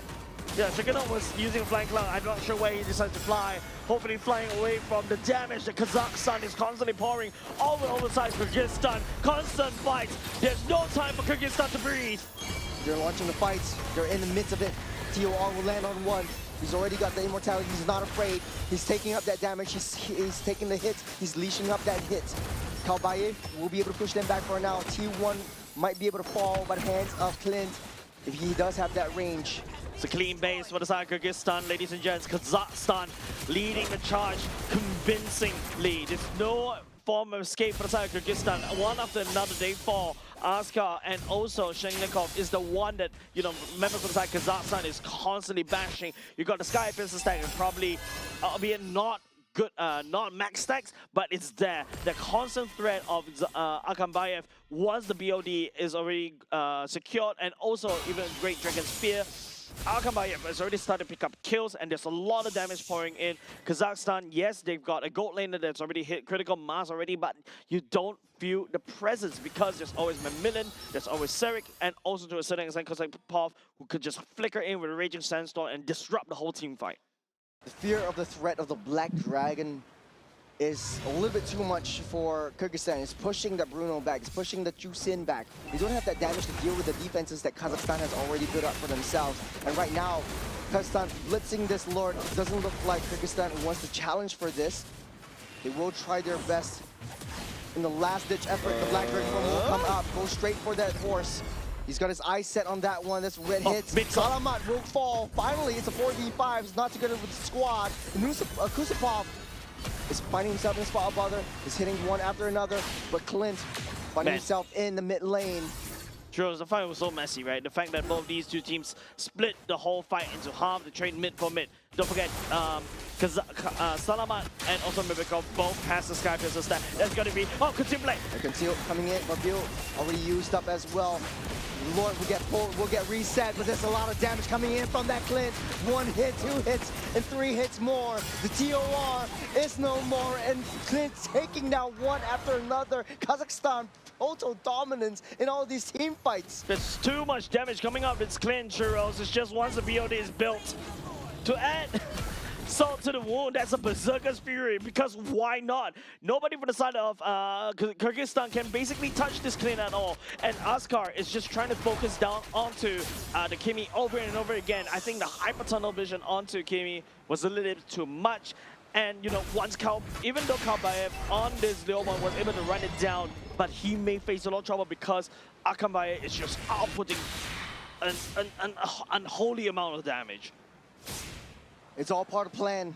Focus on Kimi. You get Akambaye to just free hit on that back line. You got a Berserker Sphere, you got a Great Dragon Sphere, and one thing great about the Great Dragon Sphere is that you can just immediately sell your boots now. You have immediate additional movement speed, reposition yourself, and start that charge. There's a kick onto the Black Dragon itself. As Mamillet, the Reptilian, trying to find his way in to disrupt that team fight. The Valkyrie will get used up, TOR will land, but not enough damage for Kyrgyzstan to fall in. You got the Lord charging onto the throne. That's the backline hit. That's the hit from the Kimi as well, securing that spot for Kazakhstan. What a great win. No matter how I see that fight earlier just now, right, it's just like there's no way in like any form of plans for the side of Kyrgyzstan to really touch onto the Clint. Clint was just free hitting, man. Clint is just pressing all the buttons that is off that's off cooldown, and he's just spamming passive over and over again. Those piercing damage brings the threat of the endless battle, the BOD, and also the Berserker's Fury to add that problem over to the problem that's already at hand. And on top of that, Berserker's Fury now actually also introduced true damage. So there's nothing that for the side Kyrgyzstan can do if they're unable to find a flank onto this Clint. Yeah, I think in a lot of the team fights that Kazakhstan made, they were extremely divey. They knew that they wanted to go for the kills. But for Kyrgyzstan, it seems a little bit like I want to go, I don't want to go. In Singapore, we call it aimai. So like it's a little bit like shaky. Giving mixed signals. Giving you mixed signals. But it's like a little bit suspicious for know, using Barbil as a defensive measure to get out of harm's way, and instead of going in and using Barbil's additional damage, additional movement speed to chase down the Kimi, to chase down the Claude. Yeah, I feel like in the whole fight for the side of Kyrgyzstan is that they want to fight front to back, but I feel like their whole composition definitely is meant to fight front to back. But it seems like the Kazakhstan has the better front to back, and it's all enabled by the Khalid, right? That's why the Khalid was like what R1, R2 pick, right? And also the Kimi to a certain extent, right? The Kimi has proven so slippery, and there's nobody, even the Cho wasn't able to reach that backline to try to kick. MVP goes over to Serik this time. I would say the Suyo is super underestimated in terms of the objective takes capabilities.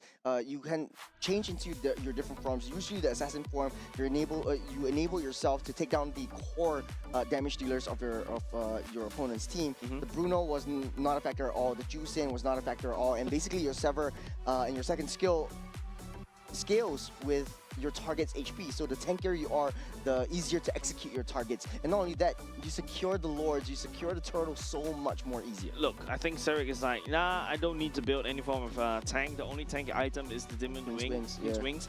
Then I just build BOD and Maleficent, and I just go in and burst everybody down. Because I think Kyrgyzstan has a opportunity, right? If in fact went for a Master Assassin thinking that he can try to dominate the early game, but you don't see that from happening. In fact, Zamibrek also has a lot of these key items that Bruno needs, but you just don't feel the impact because, you know, Kasepov is just right in your face. You also add a threat of Serik as well, and a million as well. If everybody from the side Kazakhstan clumps up, that's an easy petrify for the Lizard as well. Shikanov also did a really good job, I would say, as an Alice, but there's a lot of times where the TOR was used against Kazakhstan, but nobody followed up. Even though Merbekov, I think, was able to try to put some damage in with the, at least he also wielded the Sky Piercer as well, but it's too late. He even skipped the clock in order to get more damage as required, but I think against Kazakhstan, they're so far ahead all the time, and you know, you've got a clean that builds like that with double Berserker's Fury, because why not? Yeah, sold off the Great Dragon Spear just for more crit. Imagine if your crit damage stacks and you get 300% crit. That's not gonna happen. That's 50% crit damage, if I remember correct. Additional crit damage. So 250% damage total. Man. You have like a crit basically grants you 200%. You get 250 with the Berserker's Fury. But at the end of the day, it's so hard to get even remotely close to the back line. And you get two members of the back line dealing so much damage for Kazakhstan. You have a sort of like a mid-range protection in the form of a Khalid, because in the late stages of the game, Mamillion is the one that is going into your opponent's back line, buying you that range and space for that free hits for Kazakhstan. Kyrgyzstan had a little bit of a silver lining in an early game in the turtle fights because, you know, Murbekov was finding great positions to be able to counter, disengage the fights. But at the end of the day, Askar Bekov and Shekhanov, using all these setup heroes, they're not able to chase up to that. There's not a lot of support. There's not a lot of, at the end of the day, damage coming in from Kyrgyzstan. Yeah, it's just immediately lacking, right? In fact, that Murbekov is kind of forced to ditch that clock. It goes in for more magic item to basically dish out the more damage, assist the whole team. But of course, congratulations over to Kazakhstan. I think this is almost like it, right? Once you win like at least two series convincingly, I think you're already kind of locked in to Nagoya already. So I would say congratulations over to Kazakhstan. They did a very good showing. I also like what I'm seeing, right? The fundamentals are there. They know how to sing the waves. They know how to macro. They identify key power spikes, and then they strike. They play to the strengths, which is if I'm playing that early composition, I will try to snowball as quickly as possible, which they did as well, right? Kyrgyzstan, unfortunately, I think they gave a little bit too much respect over the side of Kazakhstan and allowed Kazakhstan to just trample all over them. I do agree. It's sort of like they know how to take advantage of the situation. They drafted for the early game. They drafted for a speed run, and they actually really speed run their way through. Yes, they made a little bit of mistakes, especially in game number 2, but they learned from what happened in game number 1, where if they want to fight, all fights. The rotation speed was fast. You don't really see like one person going in alone. Correct. It was always backup coming in. Mamillion was always right there, and they knew how to play the lanes. They knew how to play the map. Mamillion was on the top side. Remember how the first kill over to Kazakhstan was always an ambush down the mid lane. Clear that wave fast. I don't even think it's a proxy, so he waited for that wave. It was down the mid side of the top lane, and he rotated down super early on, waited for the mid lane to clear up, and it was just, they were all in sync. So, you know, looking forward to the next game, because Kazakhstan will actually be playing one more game against Uzbekistan. Kazakhstan is in a safe spot. Even if they lose the next one, it still is going to be a secured position into the main stage in Nagoya, Japan. Yeah, but I mean, who likes to lose? Who likes to lose? But I say that as I contradicted what I said earlier just now, right? Like, you know, you actually learn more as you lose, right? You don't lose, you win or you learn. Yeah, you win or you learn. But of course, you know, Kazakhstan will be going up against Uzbekistan later on. We are still dealing with Group C as well. Sorry, correct. Apologies on that. So we're still doing Group C. As what I mentioned earlier just now, there's a lot of games we haven't seen from the side of Group C. Finally, we get some spotlight already on them as well. In terms of Uzbekistan, I feel like right now, based on the standings that I saw, they were able to take Kyrgyzstan as in a 2-1 fashion. Correct. So I think they're not too shabby either. This is going to be a first seed versus a second seed. So it's all about like who gets the better seed, I guess. It's really just seeding at this point, and definitely you want to stay at top of the charts. Because I think in these kinds of tournament formats, in the main stage, it's still yet to be seen. But typically you have the top seed of one group going up against the bottom seed of the group that will go into the main stage on another group. So if that makes sense. So you always want to stay ahead of the competition. Statistics wise, Uzbekistan taking one game loss over Kyrgyzstan is still, you know, saying to us that Kazakhstan has what it takes to snowball and rampage their way through over Uzbekistan, but we'll wait and see. Yeah, I think Uzbekistan, technically speaking, they got 3 points, right? That one match win against, I believe that was Kyrgyzstan in day number 2, kind of definitely works in their favor, as well as we take a look at the standings, just in case. If I'm more of a graphic person, I like to show graphics in order for people to understand what I'm talking about. Here you go, Kazakhstan.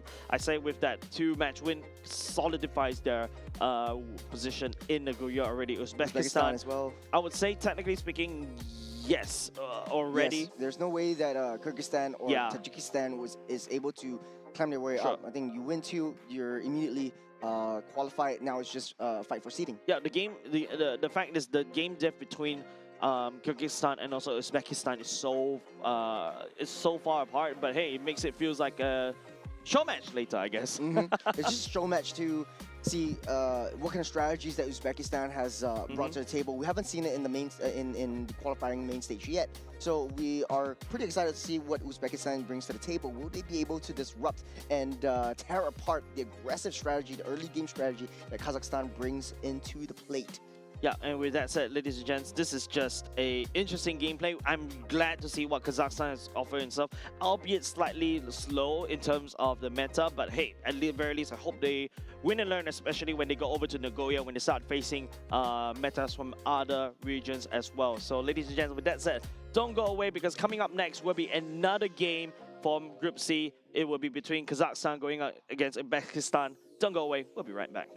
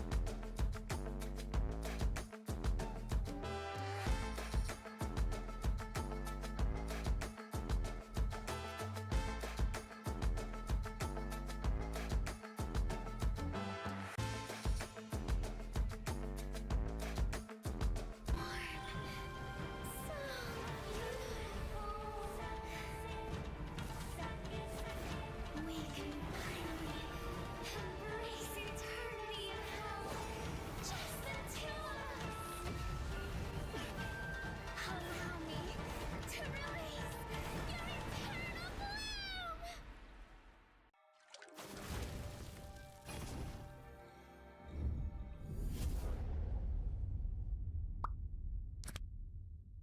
The human body was built to move.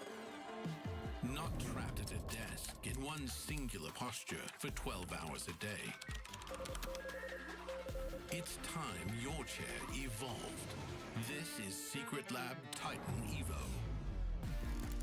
Ergonomically engineered for you, gamers, hybrid workers, artists, backing your every move.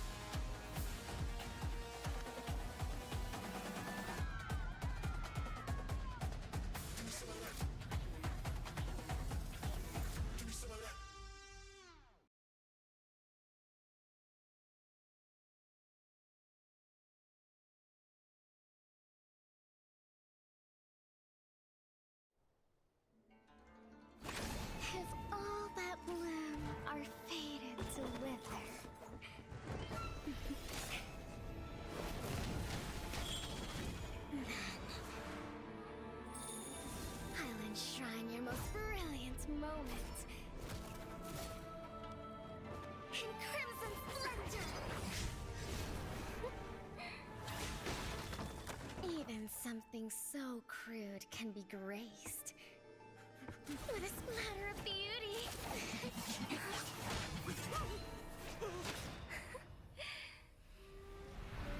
I'll get you out! You finally come to me, Hanabi-sama! This madness ends now! At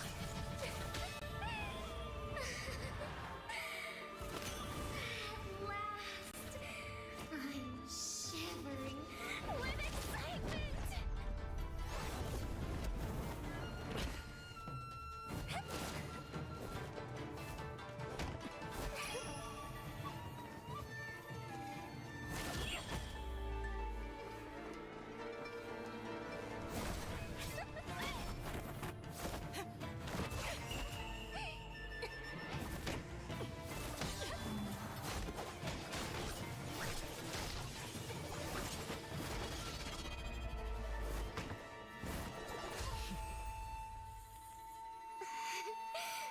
Such killing intent.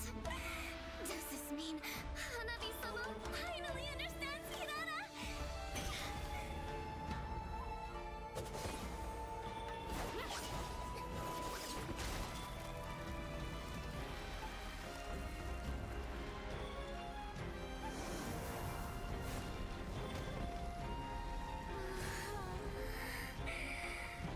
So warm. So beautiful. We can finally embrace eternity in hell. Just the two of us. Allow me to release your eternal bloom.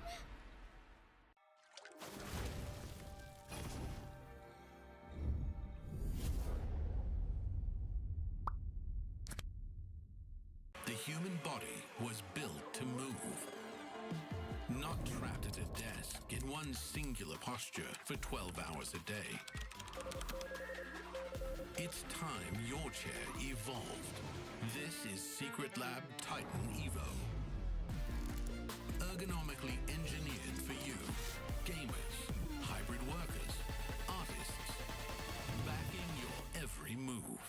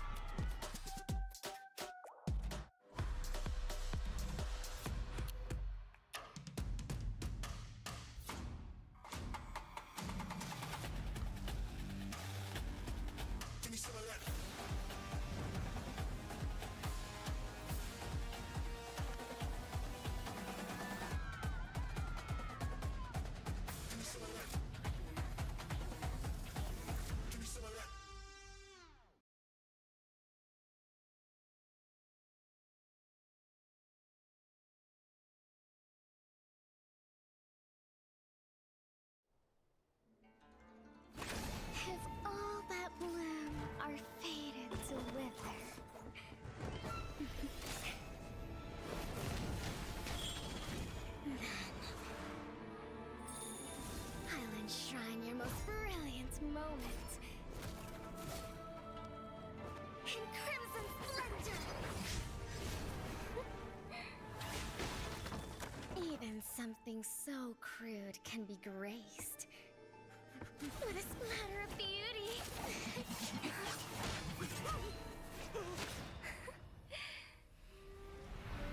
I'll get you out! You finally come to me, Hanabi-sama! This madness ends now! At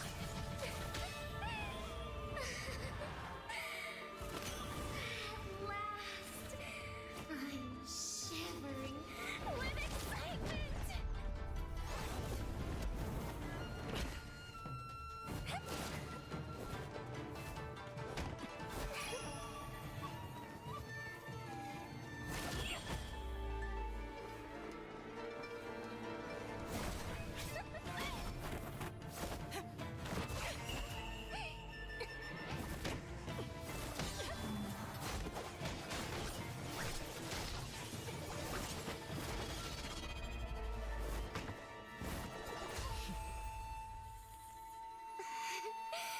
Such killing intent.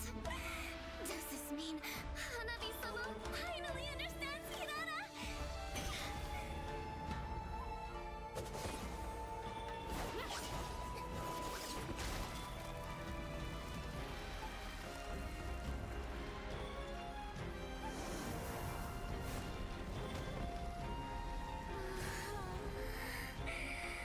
So warm. So beautiful. We can finally embrace eternity in hell. Just the two of us. Allow me to release your eternal bloom.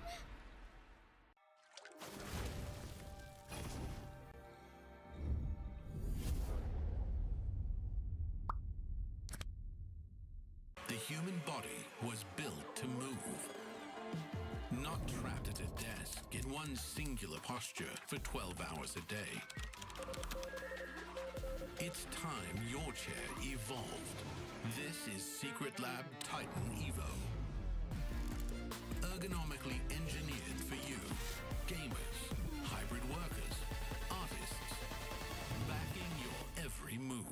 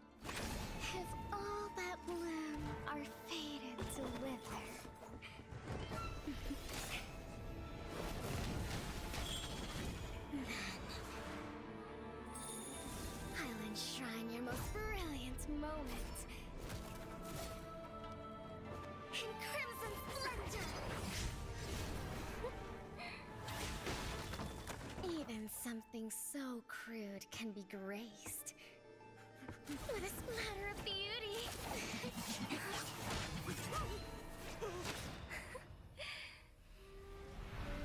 I'll get you out! You finally come to me, Hanabi-sama! This madness ends now!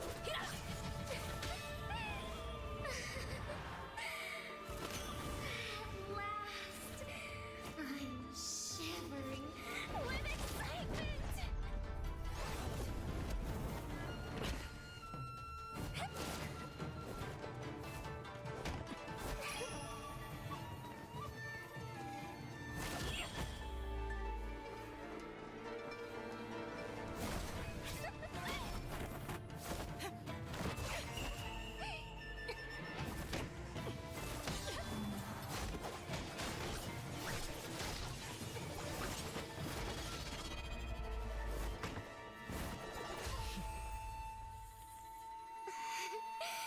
Such killing intent. Does this mean Hanabi-sama finally understands Kirara?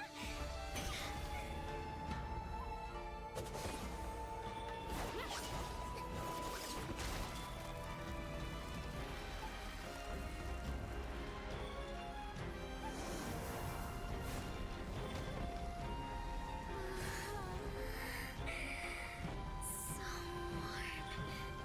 So beautiful. We can finally embrace eternity in hell. Just the two of us.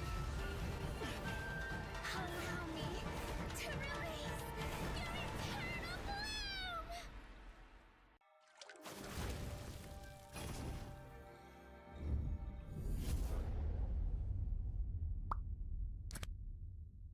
The human body was built to move. Not trapped at a desk in one singular posture for 12 hours a day. It's time your chair evolved. This is Secret Lab Titan Evo. Ergonomically engineered for you, gamers, hybrid workers, artists, backing your every move.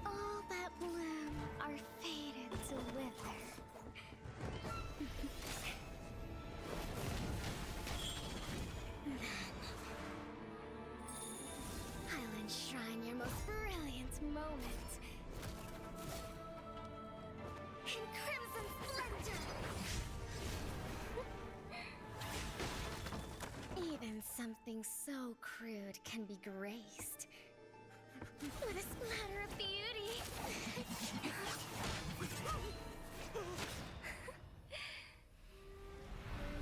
I'll get you out! You finally come to me, Hanabi-sama! This madness ends now!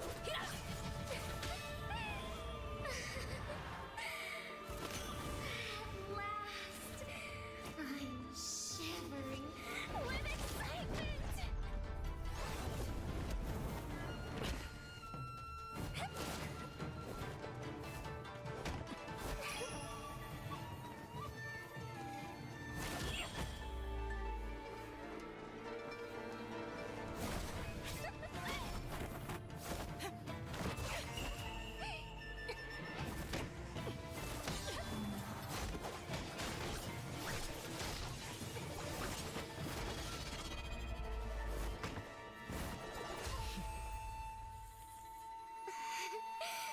Such killing intent.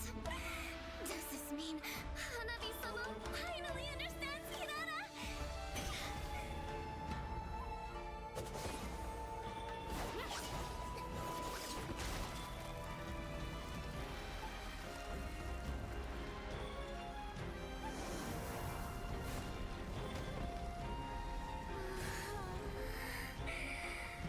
So warm. So beautiful. We can finally embrace eternity in hell. Just the two of us. Allow me to release your eternal bloom.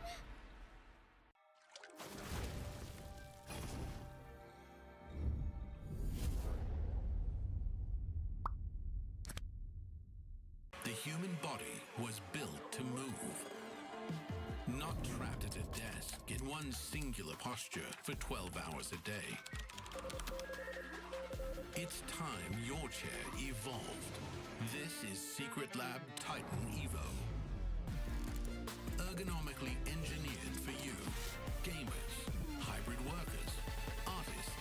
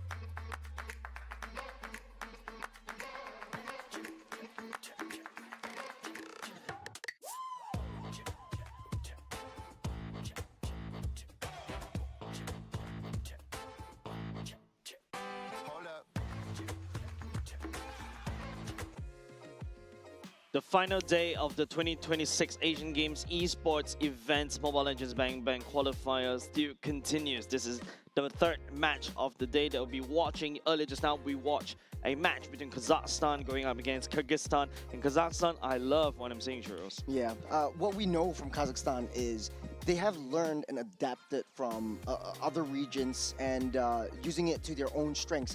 Albeit they are using metas from a previous season, it's just one step back, but they're doing it in their own way, and that's what we love to see, their own flavor in the mix. It's not necessarily the draft, but the execution and gameplay as well. And what we know about the Central Asia as a whole is that, hey, they don't really have that much of a draft difference from us in Southeast Asia. What we want to see is how they play the game. And coming in from Kazakhstan, we haven't really seen Uzbekistan as much as Kazakhstan. And we know that they know how to rotate. They know how to play the early game. They know how to play that speed run. And going into Kazakhstan, we have Akambayev, Gusupov, Salamat, Serik, and Mamilin, the Reptilian. Well, you just want to say that. It just rolls off the tongue. That's fine. I'm very sure he's not representing. But anyways, I feel like Kazakhstan did a really good showing in terms of they know what they need to do, especially in certain team fights. Their positioning, they're also engaged. They're really one-track minded. If they want to go, they will just go. You see some of the teams where, you know, even if they go, they're still like, okay, do I stay or do I go? Or sometimes do I like hesitate just a little bit, and then after that, everything, the whole opportunity just goes out of whack, right? But of course, you know, let's take a look at the opposite eye, or the other contender coming from Uzbekistan. That is Zotov, Yuriev's son, Mama Rasulov, and Rastamov. Yeah, coming up from win against Tajikistan 2-0 as well. So both these two teams are going into the main stage in Nagoya, Japan. So this game and this matchup definitely will be sort of like a show match kind of situation. Both of them testing each other's mettle, both of them testing each other's strength. And I think if you want to experiment onto anything, this will be that game. I think it's not really good to experiment, especially right now that you just do have to keep some hidden threats as well going into Nagoya. But of course, you know, from now all the way to Nagoya, there's a lot of events that will happen in between. Many patches could also potentially happen as well, so that's why new heroes are coming up. So this specifically, right? Specifically for this HQ. Unfortunately, this is Hirara's global ban, so we won't get to see that as much. But you know, going into other stages, definitely things are going to be shaking up. So I think apart from that, also I think the common denominator between these two teams is that both of these two teams have faced Kyrgyzstan before. Kyrgyzstan all the way down at the bottom seat already for this particular group stage. We're talking about the first two seats competing against each other. Uzbekistan actually lost one game over to Kyrgyzstan, so that's something of I would say a bit of a small little statistic right there to also take note. It's an interesting fun fact. But of course, you know, Kazakhstan is the one that's clean sweep Kyrgyzstan 2-0. It's not only a clean sweep. Clean sweep. It is basically they put Kyrgyzstan to sleep. It's super dominant, super convincing. The max goal difference was basically hitting around the 10 to 12K, finishing up both games rightly around the 14-minute mark. Second game was sub 14. It was just 1 second shy of a 14-minute game. And this was a really interesting kind of gameplay that Kazakhstan has brought out. So really dominant. We haven't really seen Uzbekistan as much. Maybe they played it in the first half of the AGQ, maybe the first couple of days. So they're still getting into their stride, getting to their groove. So this will be the real test. If you want to show anything, if you want to prove anything, the last day will be that chance. I think also, as well, right? You talk about the momentum as well. Kazakhstan actually got a bit of a two-game sweep at the very least, so they've got their warm-ups done already. But now, you know, Uzbekistan, they haven't played a single game ever since day number 2. Day 2 is the day where they face against Kyrgyzstan as well. So yeah, of course, you know, this is their first game of the first match of the day for them in day 4. Later on, they'll be going up against Tajikistan later on at the other substage. So in this order of manner, we kind of know what Kazakhstan wants to do.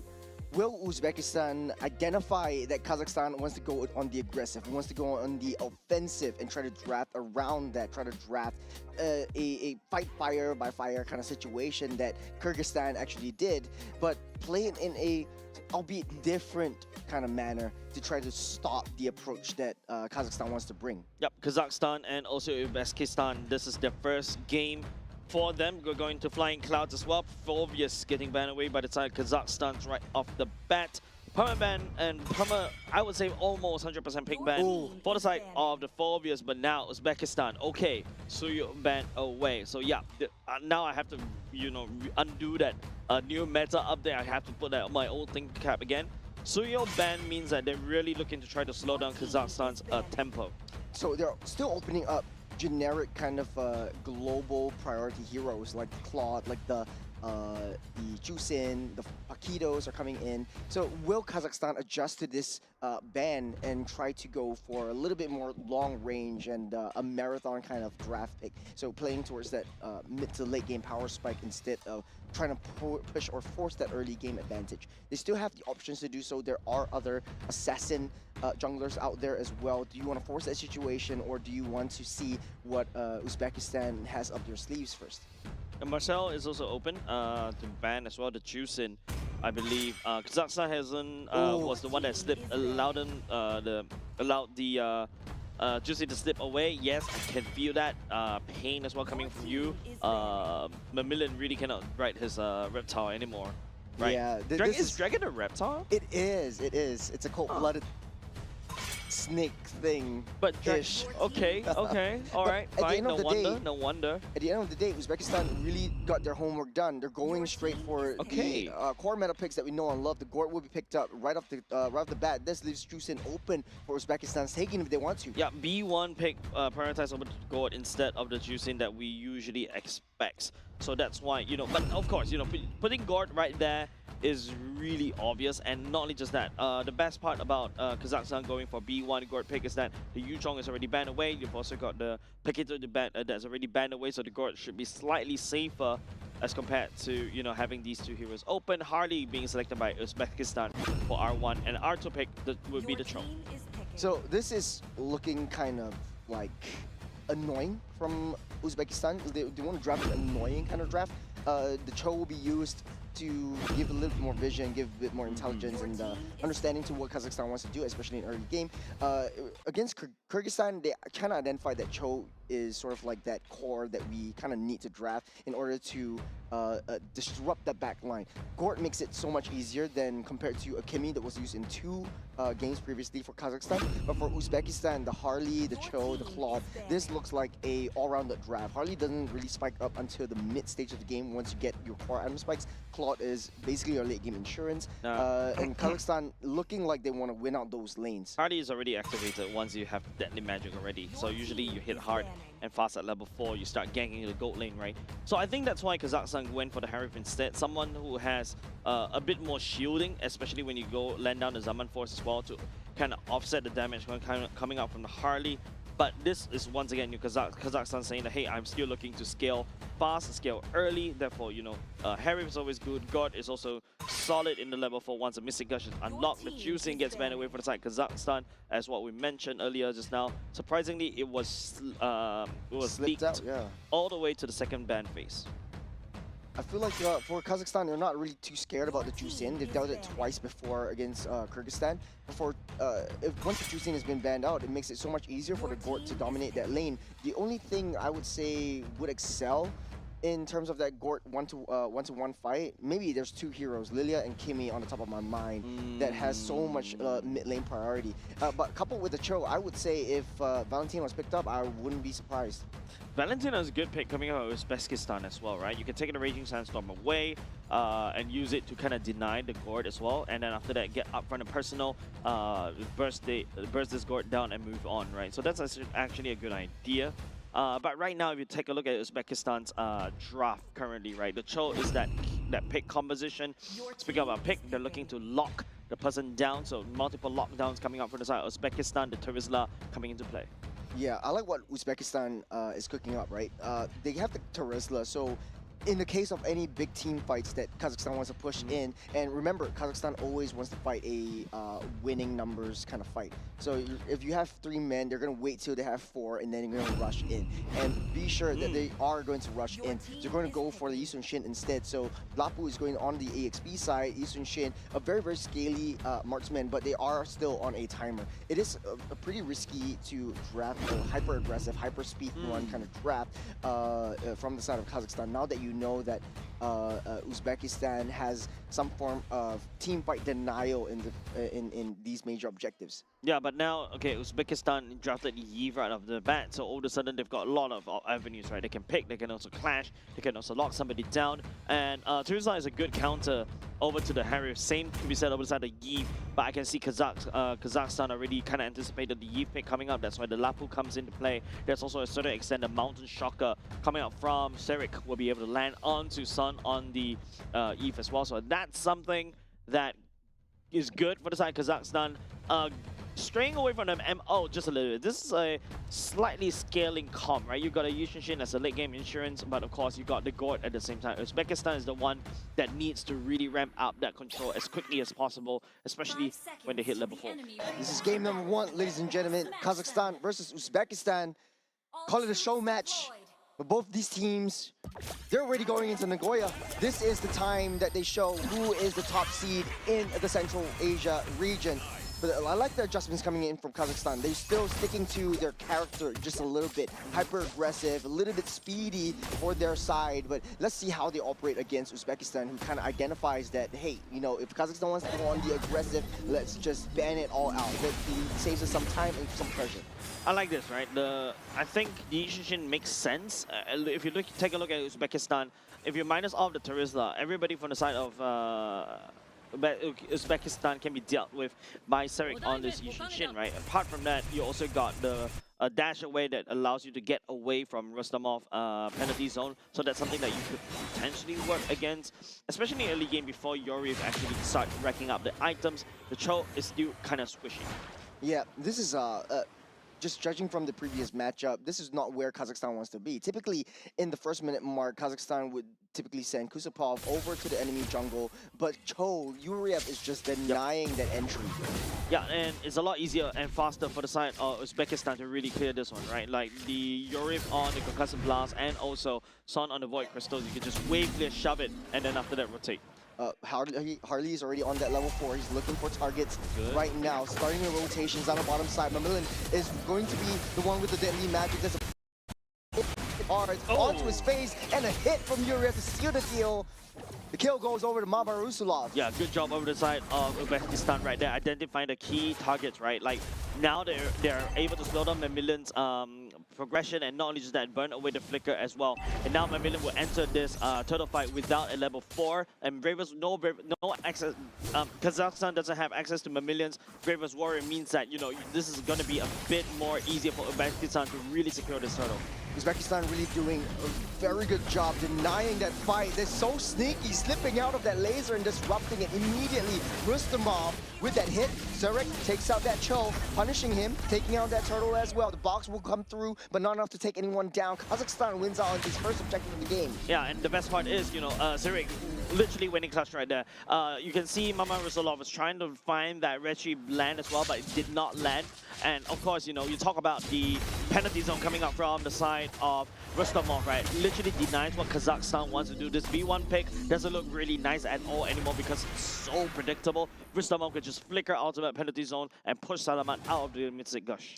Quick rotations coming in from Harith as well, down into the mid lane. But before we go into that, the turtle, what went down? Yeah, I think it's just all eyes on Mustamov right there, right? Just literally looking at Salamat and try to hold down that position. But unfortunately, I feel that real-world manipulation from Sun came out a little bit late. That instant replay, I think that was the second sequence of the whole team fight earlier just now. Yeah, he just got that level 4, just popped the grid of RWM just in the nick of time, but unfortunately unable to seal the deal on that turtle. But in this case, I think Kazakhstan, they're still being on the aggressive. They are held back just a little bit on the bottom side with that first blood over to Mama Rusulov, but I think they're still in the game. Still okay. It's still not too shabby either, right? Don't forget, Kazakhstan does have Yushin looking to scale, but Zoltov as well. So far, if you take a look at the gold lane priority, it's really even Stevens right here. There's not a lot of movement as well, albeit level 6 for the side of Akamabe means that he's, you know, hard shoving, was able to push Zoltov away. I think there's a couple of minions that Zoltov missed. That's why he's slightly behind in terms of level. But of course, you know, a lot more work cut out for the side of Yoriv to find the pickoff. Not only that, right? Akambayev actually rotated down to the mid side. Zoltov, he's stunned up by the Mountain Shocker won't be enough to take him out, though. I think the whole point is basically to hurt Zotov as much as possible so that he backs off and then, come back and miss a couple of minions. That's how, Kazakhstan wants to try to deny Claude. Ooh, good bait, but Laser cannot find it. Smart will do, though. Killing spree for Sarek right off the bat. The box will lay down. Kusupov taking full brunt of damage from the box itself. Deadly Magic lands on the Kusupov and his son that lands down the real world manipulation damage onto him, just melting him down. Not even the Kusupov second skill was able to save him from those damage. Turtle popping up. It's just macro game all over the map. Zotov knows that the early game is not his fight. He's going to be farming. He's going to be staying safe up on that top side. Don't want to risk anything at all.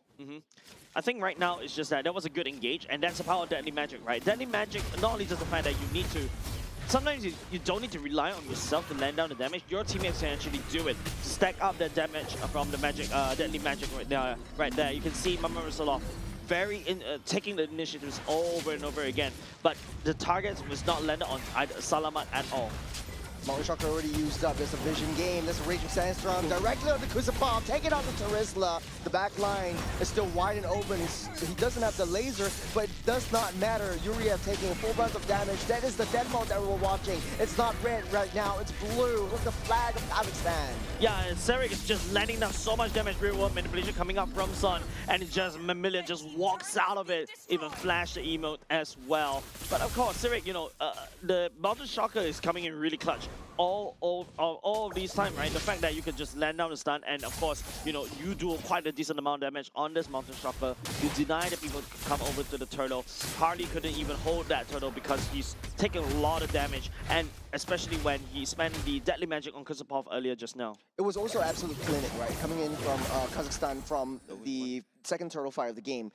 Using the Mountain Shocker, immediately found out where Rustamov is, and they know that Mama Rusalov doesn't have the Deadly Magic, so they can start the engage to try to push him back. Now, Uzbekistan, on the other hand, with the Harley, it will be so much more difficult for him to contest for the major objectives. Yeah, level 2 level difference, and even the gold lead swinging in the favor of Sarek as well. 1.5k gold difference against his counterpart. Sarek is farming up a Storm because he's not only just the fact that, right, he was really farming up a Storm because Yushin wave clear speed is really hard, really fast. But Sarek picks up 4 kills. So that's definitely going to be a lot of value for this Yushin for now. Not only just the fact that he was able to secure the items, he also secured 2 lords for himself, turtle for himself. Cutting off the escape route. Zotov goes down by the hands of Sarek once again. Yeah, it feels like, Sarek is basically playing the Harley game once the starting hard ganking up top and bot, bouncing back and forth like a ping pong ball.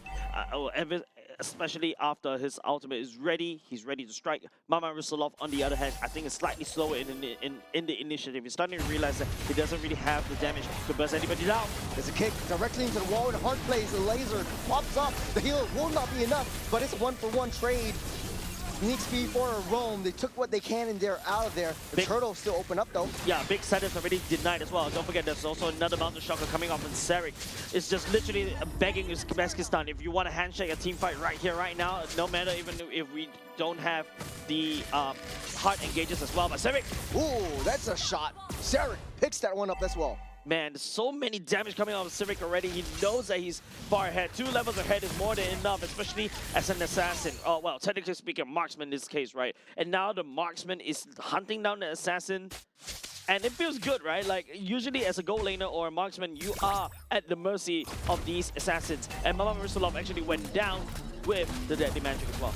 In this mid-stage, I would say, kind of mid to late stage of the game, if you are a Harley and you're getting one-shotted by Sarek, and Sarek is immediately finding you out, this is not looking so good because you're not having that snowball potential. You don't really have that momentum driving you through to pick up any kills, and having the Harith on the other end of the table, it makes it so much harder to siphon and focus your fire onto him. Yeah, I think it's just Mama Rusalov. I think the early game was a little bit iffy right there, and now they're starting to pay for it. Mountain Shocker.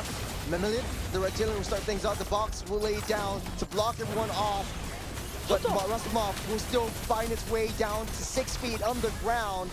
Zotov will keep himself safe for now. It's 2 members down for both sides. The fights are still happening. It's a brawl, and Kazakhstan is not giving Uzbekistan time to breathe. We've been here before, Jace. Kazakhstan 5k gold lead already. Lots of damage that Kazakhstan can easily poke. And then after that, it cleared off the mid. And now it's just the problem is, you saw how Zotov was a little bit slow with the Blazing Duet. Trying to find the Blazing Duet target on and play around a real one manipulation. That's the key. But it feels like Kazakhstan knows what's up, especially, you know, when they're facing an Eve. They're not handshaking team fights inside the real world manipulation. Serik's looking for targets. Serik is just a one-man army on his own right now. Kazakhstan reverting back to a 4-1 composition. They're just letting Serik do his thing. His 13 levels up. Still 2 more levels, and then we'll see peak Lee Seung-shin form as of now. Yeah, level 15 power spike, right? Yeah, Serik is like literally 2 levels ahead of Mama Rusalov right now. If the heart is right behind our levels as well, he's not able to assassinate anybody. Take a look. Starting things up, Uria drawing the teams by his great mountain shocker will block up the escape routes for Rastamov. In the penalty zone as well. Uria nowhere to run, nowhere to hide. And then again, the Kazakhstan death ball. This is a great kick coming out from Yuri, but nobody from the side of Uzbekistan was able to follow up. Kazakhstan right there. You know, it's like, yeah, like, you can kick me, but hey, if you don't have anybody to follow up with the damage, that's it. Because if you notice, Mama Rusalov is really far behind in terms of levels. Mama Rusalov is only level 12. Salama is already level 12. You need to have a level advantage in order for you to burst down anybody from the side of Kazakhstan. You take a look at the replay right here, right? The laser being landed down, the caught under Rustamov, and then it's just a pick-off composition over and over again. And then all of a sudden, the whole wombo combo composition from the side of Uzbekistan, I want to fight everyone inside the box. The whole idea is gone. Yeah, when the laser popped up, it was kind of like another sense of like, you know, you want to try to save Rustamov, but you know that you're not going to be able to save him at all because the rest of the members are already there. It's also utilized his flicker. And speaking of which, this penalty zone directly in the midst of battle. Kazakhstan is still sitting happy and healthy. Laser drops down alongside the box, almost down. Zotov will take an arrow to the face. Uzbekistan is literally trying to set the real world manipulation and then everything against Kazakhstan, but Kazakhstan is already like, as like, what, 10k goalie in the favor. They're literally fighting inside the real world manipulation, and Macmillan right there with the bravest warrior was able to just have the damage reduction and also tankiness to deal with the damage against Rustamov and also Zotov as well. Zotov goes down as well, and that's a damage dealer from the side of Uzbekistan gone. Great run, popped all the bubbles from the T3s, leading up by 10,000 gold. We've been here before. Uzbekistan, the issue is with the Harley, you do want to stay ahead. The laser comes down, drops onto Rastamov again. He can't do anything. He can't run, he can't hide. Penalty zone as a defensive measure. Zeman Force drops down as well. And Uzbekistan playing on the back foot. Yeah, Salamat does have the ice cream one as well. And you can see Macmillan's going on half. Macmillan, the Reptilian, gets kicked back. Bouncy gets dropped down. As an added effect, he will drop. Zotov with the Blazing Duet, albeit a little bit too late, but Kazakhstan got what they can, cleared out that base, and Uzbekistan, they're in a desert. Yeah, definitely. No base on the side of Uzbekistan's, no turrets on the side of Uzbekistan base at all right now.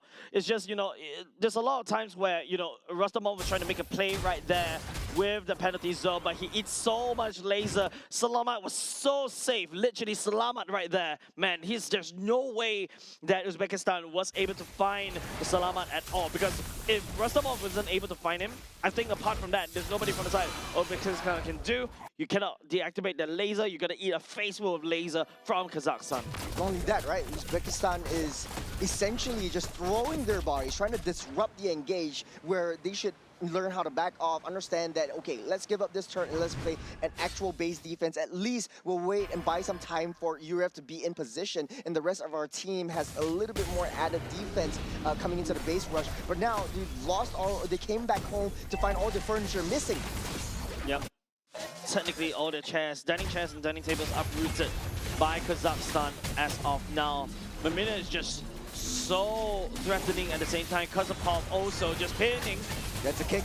Into the wall they go. This laser getting shot down. Man. Rustamov first to fall. Zotov using the blazing duet, but will not be enough. Taking a full face. Mamila the reptilian is still there, and he's still hunting everyone down. A cold-blooded monster. Yeah, Kazakhstan is giving no mercy over Uzbekistan. There's only 30 minutes and we already rack up 12k gold lead in the favor. And not only just that, Uzbekistan needs to defend against the Lord. 3v5, they might not be able to do it. Nice dodge by Sarek on the face of Deadly Magic. Will get that hat out of the way. Kazakhstan will seal the deal. The first game goes to Kazakhstan. Dominant showing from the side of Kazakhstan as well. It's just pure chaos, especially in the earlier parts of the game. And also, you know, the fact is, you know, for the side of Uzbekistan, they're trying their best and hardest in order to be able to turn things around. And of course, you know, there's so many things that Uzbekistan trying to do. Like the fact that you've got the God was literally uncontested at all. It was a very easy game, and Kazakhstan really did know how to peel for the side of his team, right? Salama is very safe. You got the Lapu to deal with. You also got the Khalid to deal with. There's a wall of bodies to go through before you even get to the goal. And even if you got the goal, we saw that a couple times with the Cho. He kicked him up, disrupted the laser, but it doesn't do anything because the rest of the members are already there.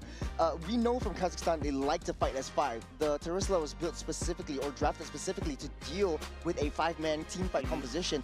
But every single time there's a 5-man team fight, the Terizla goes in first. The Cho comes in as sort of a reactionary measure to disrupt that Mr. Laser, but it doesn't really do too much. The rest of the members are way too far behind. Harley wasn't really the right draft at this moment. I feel that Hardy was a great draft in the early game. I want to see a lot more active movements around this Hardy earlier just now, but then, you know, you allow Zarek and the Yushin to just farm up a storm, and it's just once the Mountain Shocker is ready, he just uses it, it pushes, you know, the Hardy away. You also deny, not saying deny the vision, you deny the advantage of an assassin, right? You don't know where he is.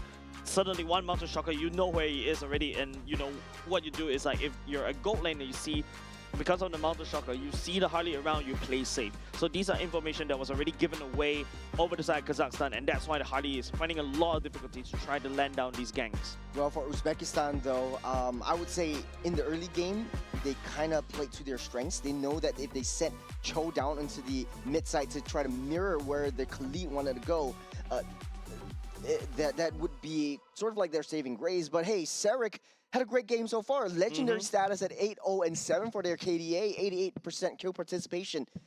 Don't forget, he's such a monster, this guy. Yeah, don't forget, Yushin is a glass cannon, but it seems like, you know, he's really unfazed because he's so far ahead in this in this roster. And like what I mentioned during the start of the game, right? Like, look, if I would say pre 5 minutes, pre 8 minutes, the Cho doesn't really have a lot of HP bars. It's a lot easier for Ishinshin to just hack and slash all across the board, and nobody from the side of Uzbekistan has that kind of roster to deal with it except for Rustamov on the Terizla, right? But the problem is Rustamov always constantly getting shredded by the side of Salaman because, you know, Kusepov and also Mamilian is just absorbing so much of this attention. Akam Bayev as well on this Harif.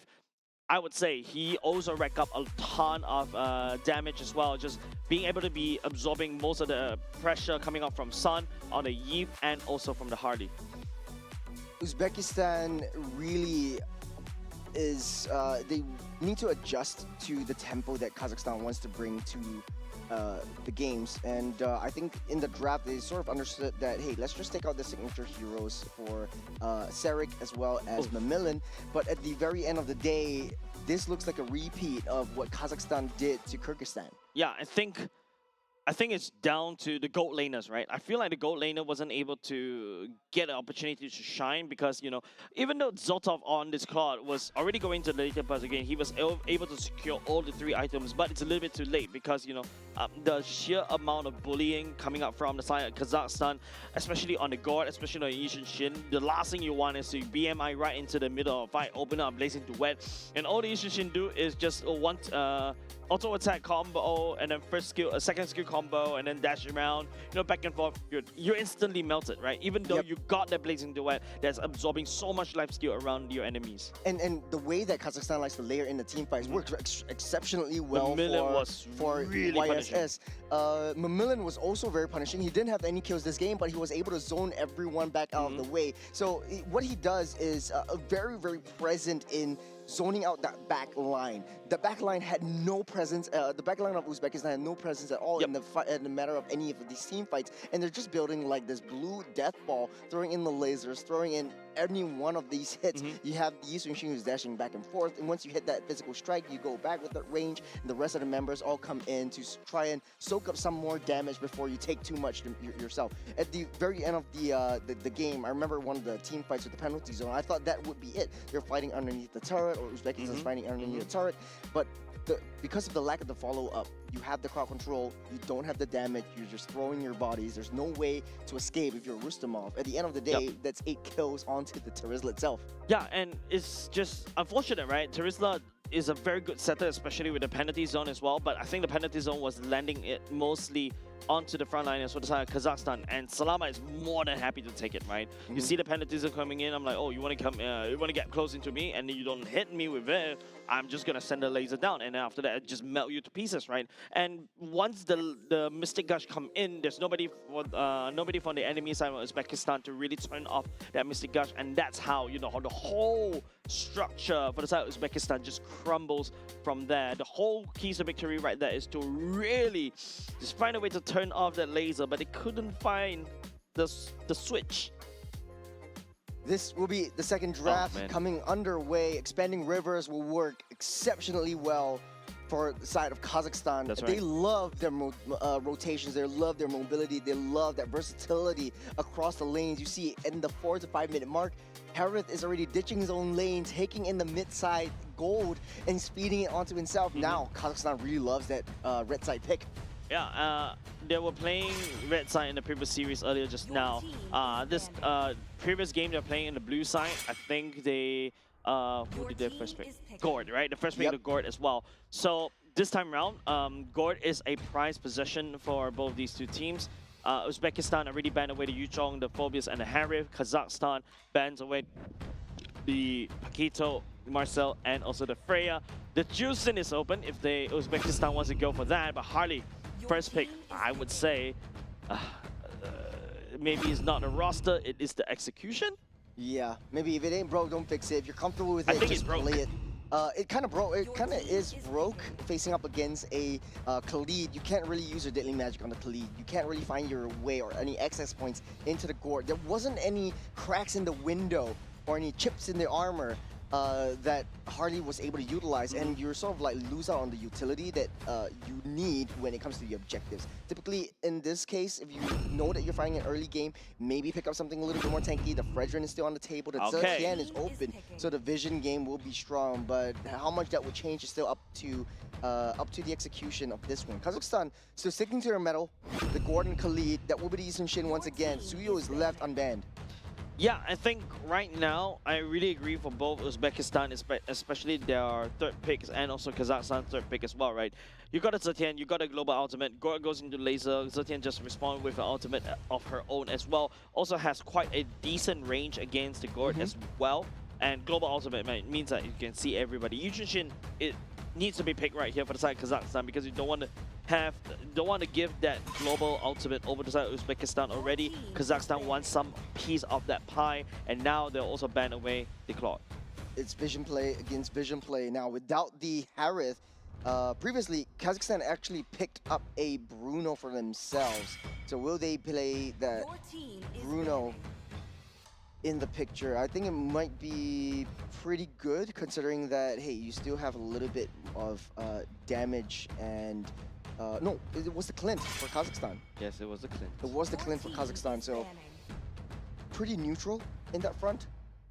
Look, if you got a Yi Sun-shin already in the jungler, most teams tend not to bring in another form of marksman into the gold lane. Well, there are also a lot of cases how you want to swing it, right? Double marksman means that you're really greedy, you really want to just hard shove it, and of course, technically speaking, Yishushin, I think it's already starting to feel unfair to call it the double marksman kind of composition because Yishushin acts more like an assassin. Yep, in this particular patch. Or, well, the previous patch.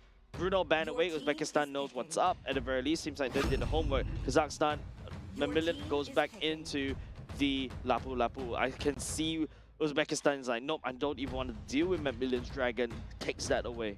Kazakhstan going straight for the hyper-aggressive early game kind of composition that they are so used to by this point. Uzbekistan doesn't know what kind of marksman they will pick, but the gold lane kind of shove for Kazakhstan is definitely crucial for Uzbekistan. They really need to try to find a way to win one of the lanes. The Sora might be the answer. A little bit of excess towards that back line. At least now you have Harley Cho, Sora as a gap closer, Zetian from using the Fury of the Phoenix as a sort of vision play. And carry would be good. But a bit so short. susceptible to but a bit short range. But at the very least, you are able to deal with Lapu Lapu. Okay, using the Clint instead, counterpicking that away from the side of Kazakhstan. How do you deal with Clint as a lane bully? It's just you bully the lane yourself, number one. Number two, Leslie. you can go, well, Obsidian, okay. Scaling, right? You can just outscale your Clint, right? Obsidian is something that I was kind of excited about. We'll be able to see it in this particular game. It's a very scary scaling composition coming up from the side of Kazakhstan, especially on the Obsidia and the Yishin. These are scaly, or to a certain extent, Gord as well. I apologize.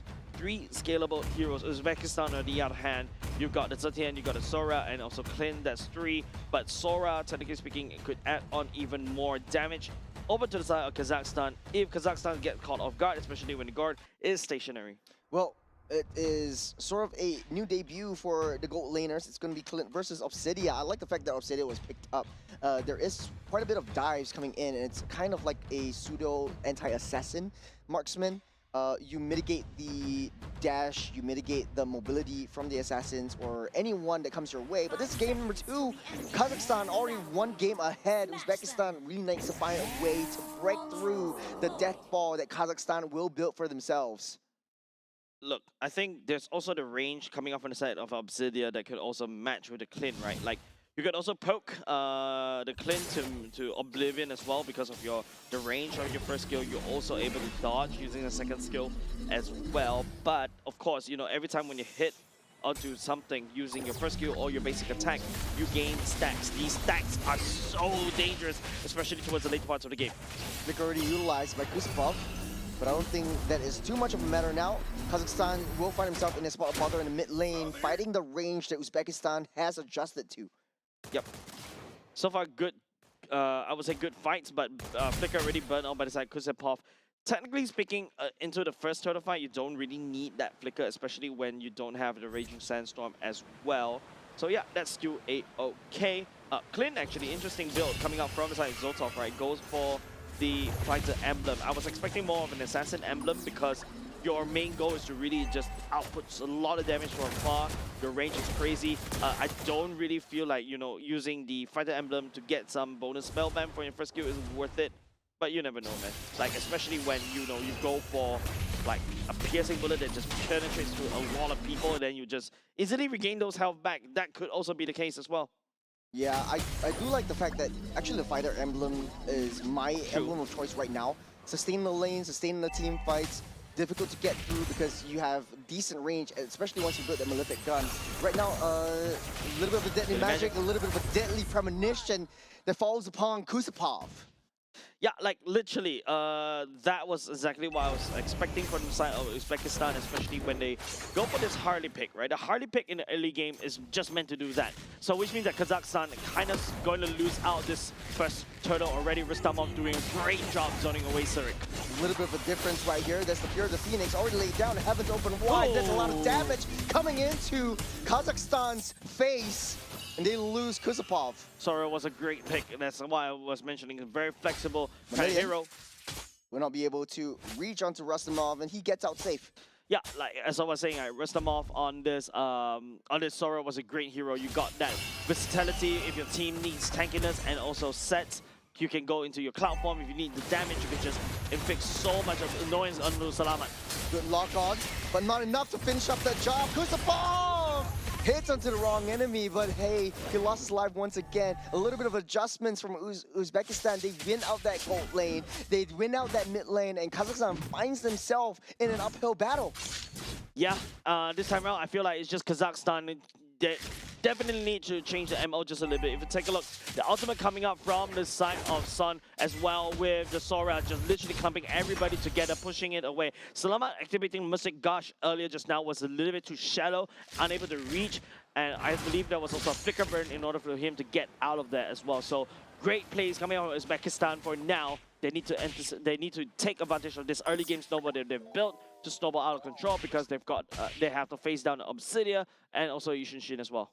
Yeah, this is very unlike Kazakhstan, or the Kazakhstan that we know in the past 3 games, because typically you have a burst marksman up on that gold lane, be it a bottom side. A little bit of a pushback. Brave Spider will keep Mamilin safe. There's a stun up underneath the turret, taking a whole lot of damage. Pure Phoenix lands, but a little bit too late as Rustamov goes down. Yeah, Mamilin on the Lapu does have a lot of damage as well. Don't forget Rustamov, when he goes into the Thunder form as well, he doesn't really pack any more CCs. He does have a lot of damage though, but if Rustamov gets bursted down right there, then you don't even have the opportunity to go out with the damage at all. So good plays coming out of Kazakhstan for now to kind of equalize the gold lead just a little bit. Yeah, but there's only 1 kill as Kazakhstan still has 1,000 gold lead that have to left climb up. Here comes the 5v5. First 5v5 of the fight. The Raging Sandstorm down the bottom side to start things off. The delayed time for Kazakhstan to get that turtle, but it will not be enough, as the Sora will be proven to be too much of a distraction for Kazakhstan, and they're being ripped apart by Uzbekistan. Yeah, Uzbekistan, you know, tearing down Salamat as well as Kuzapov. Kuzapov using a lot, even Uzbekistan using a couple of flickers to reposition to get in a better position to land down the damage onto Salamat, and also Kuzapov is really, really well done. And of course, you know, Zotov, I believe that's already an endless battle being built for him already. He's on the way to go into the Malefic Gun. These are your 2 core items, whereas for the side of Akam Bayev, he's going for a more crit damage of CW instead of the attack speed of CW. Coming into this, Uzbekistan raising the tempo, keeping it into high gear as they start to engage the aggression onto Kazakhstan, bottom side as well. You see Harley getting the aggression in. They're taking everything that Kazakhstan holds dear. Taking a little replay, what really went down? Kuzapov actually, I think, went a little bit too far with the Raging Sandstorm. Members from the side of Kazakhstan wasn't able to kind of step forward to secure, right, and get caught off guard. And I believe that was also, could be also Yorif that actually jumps in to basically kick and isolate Kuzapov. For now, they know that. Oh, that's a nice kick on that Massive. core. Down goes Salamat. Kuzapov will survive for now. Just a little bit more. He gets that regen. Yuriev walks a little bit too close to the sun, but not enough damage to take him down. He will be able to slide out safe. As Obsidia also missing, the ultimate won't be able to re-engage. Yeah. Bad news coming out of Kazakhstan already, because, you know, this is Uzbekistan time to shine. Mamilin take a lot of damage. Oh, that's a lot of damage. Brave Spider already used. Down goes Kuzapov. Zotov is online. And Kazakhstan falling like flies. Yeah, Zotov, right. This is exactly what we want to see, especially from the previous game, where there's a lot more presence being felt by Zotov. Those passive damage starting to hurt because of the endless battle. Not only just that, Sun on the Zetian can also melt through a lot of tanks. So Mamilin, I think, also, not only just Mamilin, also Kuzapov as well, has to be a bit careful, has to pay respect to the damage coming out from these 2 damage dealers.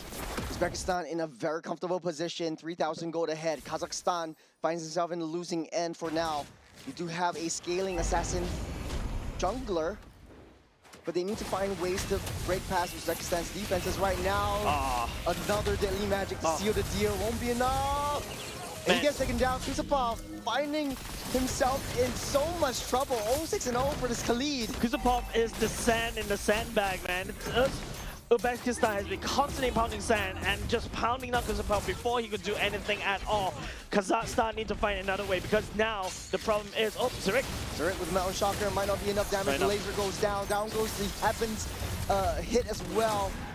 The Fury of the Phoenix will be enough to stun them out. They know where everyone of Kazakhstan is. Uzbekistan back on that defense. There's 2 up ahead. They are very thick. They are very tanky. And they're coming in. Sora with the hit, with the cloud form. Man, Kuzapov just got back into the game, and down goes him again. Once again, he's been really selfless in making sure that at the very least, Kazakhstan doesn't lose a lot of these HP bars. He is the sacrificial lamb for the side of Kazakhstan, but Uzbekistan, right, man. Rustamov, really well played there, was able to isolate potentially even more. Had, you know, Kazakhstan actually not make that move, Salamat could have been caught. Akabayev may also be caught as well. Flicker was also committed by the side of Salamat. Do you think Kazakhstan is a little bit uncomfortable with this late game pace that they're building up onto? I think it's not the fact that Kazakhstan is not comfortable. I think it's Uzbekistan, you know, finding the opportunity, finding enough picks. Like what I mentioned, you know, now with the lightning trinket being secured by Mama Rusalov already, you also got Rustamov on the Chetai's Pauldron as well. This is also a big counter item against Akabayev, especially when Akabayev is going for the crit damage route as well, going into the Berserker's Fury. This means that, you know, Rustamov is not going to get shredded by that. Akabayev is building as if, you know, this is the kind of build that you built for squishies. Yeah. For Akambayev, though, a little bit later than she'll come online. There's going to be the first Lord that will spawn in the next 20 seconds. As down the bottom side, Harley finds himself in a bit of trouble. Sarek picks that one up. Big kill, big find for the Eastern Shin, but they're not happy about that. Uzbekistan back on the charge. They want to go in without a fight. As Harley is down, Lord is opened up. Kazakhstan making a beeline towards that. Yeah, 4v4 right here, no jungler for the side of Uzbekistan. But don't forget, there's no marksman. Oh, Salama getting kicked back, taking a lot of damage. Yuriv takes down the kill on the Cho. Cho, 3-0-7 is a goal score. He's on the killing spree right there. There's a potential shutdown goal that could potentially be given over the side of Kazakhstan, but the fact that Salamat goes down as well kind of slows down the Lord push coming off inside Kazakhstan. Uzbekistan could look to blitz this Lord. The advantage was lost right now. We lost that Gord. Harley's back in position. Yuriev being such a nuisance. Sarek, a little bit of an arrow, just a tickle. Uzbekistan tries to back off. That's a reset. That's a lot of damage onto Yuriev. The Deadly Magic used up as well. And they start that fight. Heavens open up. And that's the charge onto three members. The kickback onto the Eastern Shin. Sarek falls. No damage coming over Kazakhstan already. It's just Kuzepov giving way too much leeway over side of Uzbekistan. 3 flickers used as well just to make sure that they secure the kill onto Sarek as well as Kuzepov. Massive damage coming off the side of Uzbekistan. Now they're trying to look for the Lord push as well, but he's just leaving clean right there. That's not a good idea. They need a little bit more. Mamila is also in the vicinity providing the information, but I don't think they're going to come into this because Akambayev is all the way down bot, trying to quickly farm up as quickly as possible.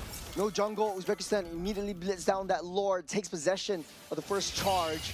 Might be able to clear at least all T3s for the side of Kazakhstan. Taking a look back, a little bit dicey, don't you think, Jace? I think it's just about the Deadly Magic just used to just push down Kuzepov over and over. Once Kuzepov is down, there's not a lot of peel coming off inside Kazakhstan anymore, right? Mamilin, yes, he's a fighter. He's also can be slightly tanky, but there's so much punishment coming off of Zotov, so much burst, and also the shred coming off of Son as well. That's it, right? Rustamov, man. This is a very different one. Those Cloud ultimates to reposition, to catch and confirm the kill for the side. Kazakhstan has been working, but Akambayev does have a Berserker's Fury right now. Maybe this is the time for him to shine. Uzbekistan might have found a secret. Rustamov with the Sora is doing the Lord's work, taking control of all these team fights. Kazakhstan won't have to give up. No, they were able to take down that Lord, so they save that T2 up on the top side. Now, the issue is, will Uzbekistan be able to... No, that's the big back! The kickback onto that Heavens open up to stun everyone else, to try to save that Harley, but it loses life. Kazakhstan finds himself some breathing space. Flicker for a jungler. I mean, right now, any form pickoff is great, especially when the Harley is this far ahead. Those AXP points is definitely going to be very, very beneficial for those who assisted that kill. But Kazakhstan is not out of woods just yet. Salamat is not having a great time because of the sheer amount of ultimates that are being traded, right? Once you see the ultimate coming out from Salamat, Sun just press one button, denies the Mystic Gush, and that's basically the keys to victory for the side of Uzbekistan, right? That's the win condition for the past few games, especially when you see a God on the other side. You just have to find a way, and finally Uzbekistan find the easiest way to deny that God. It's just to click a button. Zotov as well, right? Redeeming himself from game number 1. Right now with this Clint, staying happily down on the back line together with Sun, and just free hitting. He hits like a truck right now. Hopefully we'll be able to see the itemization, see how far he has gone so far. But for Kazakhstan, losing battle is definitely not where he wants to be. BOD. That's Yep, it. there's a BOD. That's Berserker's Fury is up next. And then maybe even a Great Dragon Spirit taking the book out of... Oh, that's a kick! Yuria down to the top side. Zolta picks up 1 kill for himself as well. The Grim Spider is not so great anymore. That's a 2-man stun from the Sora. Open up the clouds, shift the skies. Man, 2 members down for absolutely nothing for the side of Uzbekistan. Yes, there's 2 flickers already committed by them. That is A-okay. Right now, Uzbekistan is looking to cycle, looking to pick, and now the Lord Pit coming up in the next 15 seconds. It's going to be a little bit awkward for Kazakhstan to come back into this, especially when Mamilian is down for the count. But Obsidia is slowly farming up. Still not long enough yet in terms of that passive. I think it's on, yeah, that's only halfway there. And even though Akabayev on this Obsidia has already secured, I would say, yes, converting gun. This could be it, but it feels like Uzbekistan is now dictating the pacing of the fight. Yeah, taking the pacing with Yuriev, down with the Fear of the Phoenix, landing on all 4 members, getting the stun up, Raging Sandstorm buys them some time, but Akabayev will be able to take out Laser. 1, down goes the Hardy, the laser comes out, and Gore puts out the laser, but gets punished in the end. No one can take down Zotov, he's charging in the back line, closing up all escape routes, Sarek 1 hit away, he changes his sights onto that Lapu Lapu. 4 members will not be the case. Mamilian is trying to peel right there. It does have the damage to really threaten just a little bit. Zotov, you can start to see his damage, his BOD coming to fruition right there. Just shredding Kazakhstan apart. Slama, Kusepov, and of course, you know, one after another. Son. Yeah, oh, good. that's Yeah, bigger. good son. Anyways, Zotov, yes, you take a look at the damage dealt, right? 81k damage dealt when Obsidia is all the way down bottom. The main damage dealer from the side of Kazakhstan is not able to find any form of damage at all. Oh man, look at that cleanse damage on the charts, man. Your gold lane is, the enemy gold lanes on the first, Kazakhstan gold lane inside the bottom. If you take a look at the replay, it's just very decisive decisions making coming up on Yoriv and also Sun as well. Kusepov actually did quite good in that engagement, but it's a little bit too late, right? There's not a lot of tankiness in him. He's unable to hold everybody, and then he just goes pop, and Uzbekistan just took over the fight. We can equalize scoreline. Water on the top side. Sun still has to cure the Phoenix. We'll be holding on to that, not for long. We'll be able to change out. That's a 3-man stun up with the Sora. Lapu Lapu jumps in. Will not be enough to save that turret. He's taking all that damage to the face. He's hitting sights onto Zotov. Zotov not enough. He's getting locked on. Zotov falls. Kazakhstan found a way, found his sights, found the crack. Whoa. And Uzbekistan roll back off. They lost 2. Kusepov is going into double-digit death numbers already, but it's still okay. He's buying time for Obsidia to really scale, and you can start to see a bit of a glimpse of the Obsidia scaling. Mamilian as well, holding down the rest of the members of Uzbekistan. He has no fear. He is the bravest warrior, but Zotov finally going down for the count. That's a shutdown goal that is absolutely necessary for the side of Kazakhstan, and all of a sudden, you take a look at the gold lead. It's only 1.5k. Yeah, Akambayev also. Damage is starting to show. This is where you want to be when you have an Obsidia. And Mamilian, hard to take down as well. There's a lock on onto Yori. Nowhere to run, nowhere to hide. The Spirit of the Phoenix locking down 3 members. It might be a re-engage. There's a laser getting followed out. Salama in a little bit of a tough spot. There goes the Sora. Onto the lightning form he goes. The Raging Sandstorm will buy him some time. And all of the 5 members of Kazakhstan will be safe and sound for now. You can see the damage coming out of Obsidia, especially the later parts of the game. He's just like maybe a couple or 2 more passive stacks away in order to reach max stacks. But the problem is, as an Obsidia, right, if you notice, okay, this is not showing the replay that I was talking about, but this is the replay where Salamat's laser was able to just continuously being used. You see Mamilian just standing in front of a lot of people, holding Zotov down, holding Rastamov down, allowing Obsidia to step forward to get the shutdown goal, and also these kills, and not only just kills that she needs, right? It's not just for fun. It also goes into this passive, and then because of that, he should be able to scale out of control. Might be able to fight this though. There's a Fear of the Phoenix locking down Mamilian in a tough spot. That's the Sora with the cloud form, taking it down. The laser gets popped up as well. Goes straight into the back line. Zotov picks up that gourd, but on the back side, yeah, Akambayev dealing a lot of damage. That's the flicker! Zotov! Oh, reliable, just flickers forward just for fun at the same time. Shuts down Akambayev, slows him down. You can see the players, but it's like Kazakhstan is like, oh my goodness, the amount of damage Zotov is outputting is way too much. And now Uzbekistan is knocking on Kazakhstan's doors. There's 20 seconds on the clock. Kazakhstan will come online, but it's not enough. Uzbekistan too far ahead. Their team fight is just impeccable. They don't have that range closer. It's just Mamilian alone will not be enough. It's 1 man against 4. The Mamilians marching in. They want to go for more. 6 more seconds for the side of Mamilians to come out, but I fear it's a little bit too late, They want to target onto the throne. They don't have it in them to clear this out. And it's an equalizer. Uzbekistan clears up this team fight, clears up that throne, and equalize the scoreline. 1-1 score between these two teams. No wonder this is a bit of a monster of a team fight coming out from these two teams. I would say a monster of a fight as well, right? I'm truly entertained because it seems like, you know, in game number 1, Kazakhstan knows what's up. They try to play something. They played to something that really strong at. They try to scale in the early game. After that, they scale too late.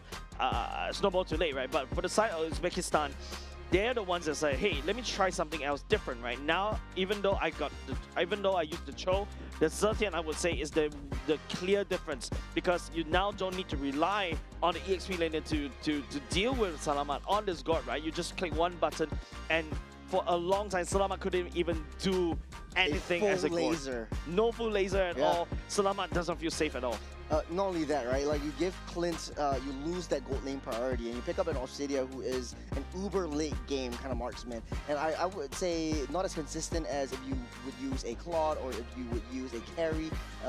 And it just goes to show Uzbekistan really adjusted the way that we expected them to. They needed that range, they chose that range, and it's a global range in that matter. Yeah, you just click one button, right? The channeling is more than enough to basically, it's not like a Gato Kacha channeling, right? Gato Kacha sends his body all the way there, and then after that lands. But for this Zetian, right, you could just activate that ultimate anywhere. It's like, you know, anybody can call in the artillery strike easily, right? So we're gonna take a look at the MVP. Goes up to Sun, very well given, and of course, apart from from Sun's ultimate that helps to deny the Mystic Gush as well, is the fact that with the glowing one and with the items that he's building, he can also burst with the lightning trunking, can also melt 69k, nice, 69k damage dealt by this guy, and also 91 kill participation. By the way, happy Father's Day to all the fathers out there. Yeah, happy Father's Day. MVP of the game, man. This Zetian was such a nuisance to deal with right from the first second in the mid lane. The Zetian was picked up. I would say in the earlier parts of the game, the damage isn't enough, but the wave clear is there. Paired up with the Cho, it's just so empowered to push the mid lane back.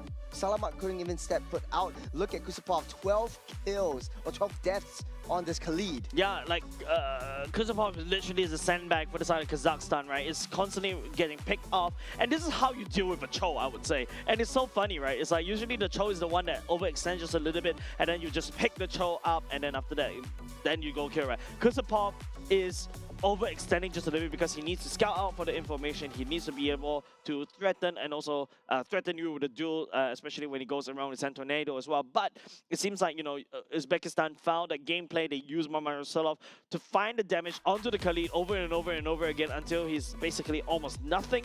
And then after that, you know, there's nobody from the side of Kazakhstan could peel except for Mamilian.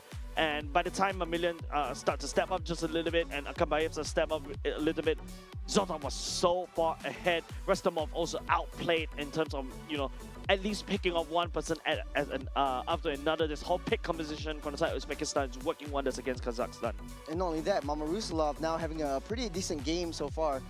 We were questioning the Harley pick in the previous game, and he was suffering a lot. He was 3 levels behind of the Yisun Shin. But right now, since he's given so much space to farm, just because of the Zetian and the Cho mid lane duo empowerment, he was just popping off, finds a little bits and pieces there, tries to draw in team fights from the Khalid and tries to take him down first. So that was very, very good adjustments coming from Uzbekistan. Now, these two are the top 2 seeds in Group C. Yep. And this really doesn't really shake things up, but it's just a statement that both of them wants to send to each other.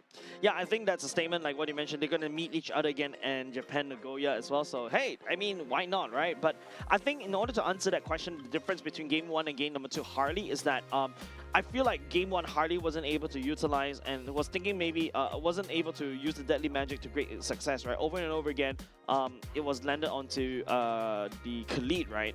And nobody nobody from the side of Uzbekistan was able to reinforce onto the Deadly Magic to really permanently put the Khalid down to the ground. But right now they do. They do This have that time they range do. for the Zetian and the Cho as well. Correct. Yeah. There is a bit of changes in terms of the gameplay. They reset it in between game number 1 and game number 2. Hopefully for game number 3, Kazakhstan also did a reset, because I feel like the Zetian, man, Zetian actually does almost equal amount of damage as a late game Sicilian as well, Yep. because your cooldowns is so quick. You do a ton of damage. You also basically DPS people on your second skill, and now your second skill do with the recent patch as well. That burst of your second skill is doing like the bulk of the damage. The rest is slow, and you can cast it twice to slow down the retreat or even the engage on people. You have one of the longest range in the mid laners as well. You know, we also underestimate the passive that Zetian's passive brings to the table. We see that a lot in Khalid just now.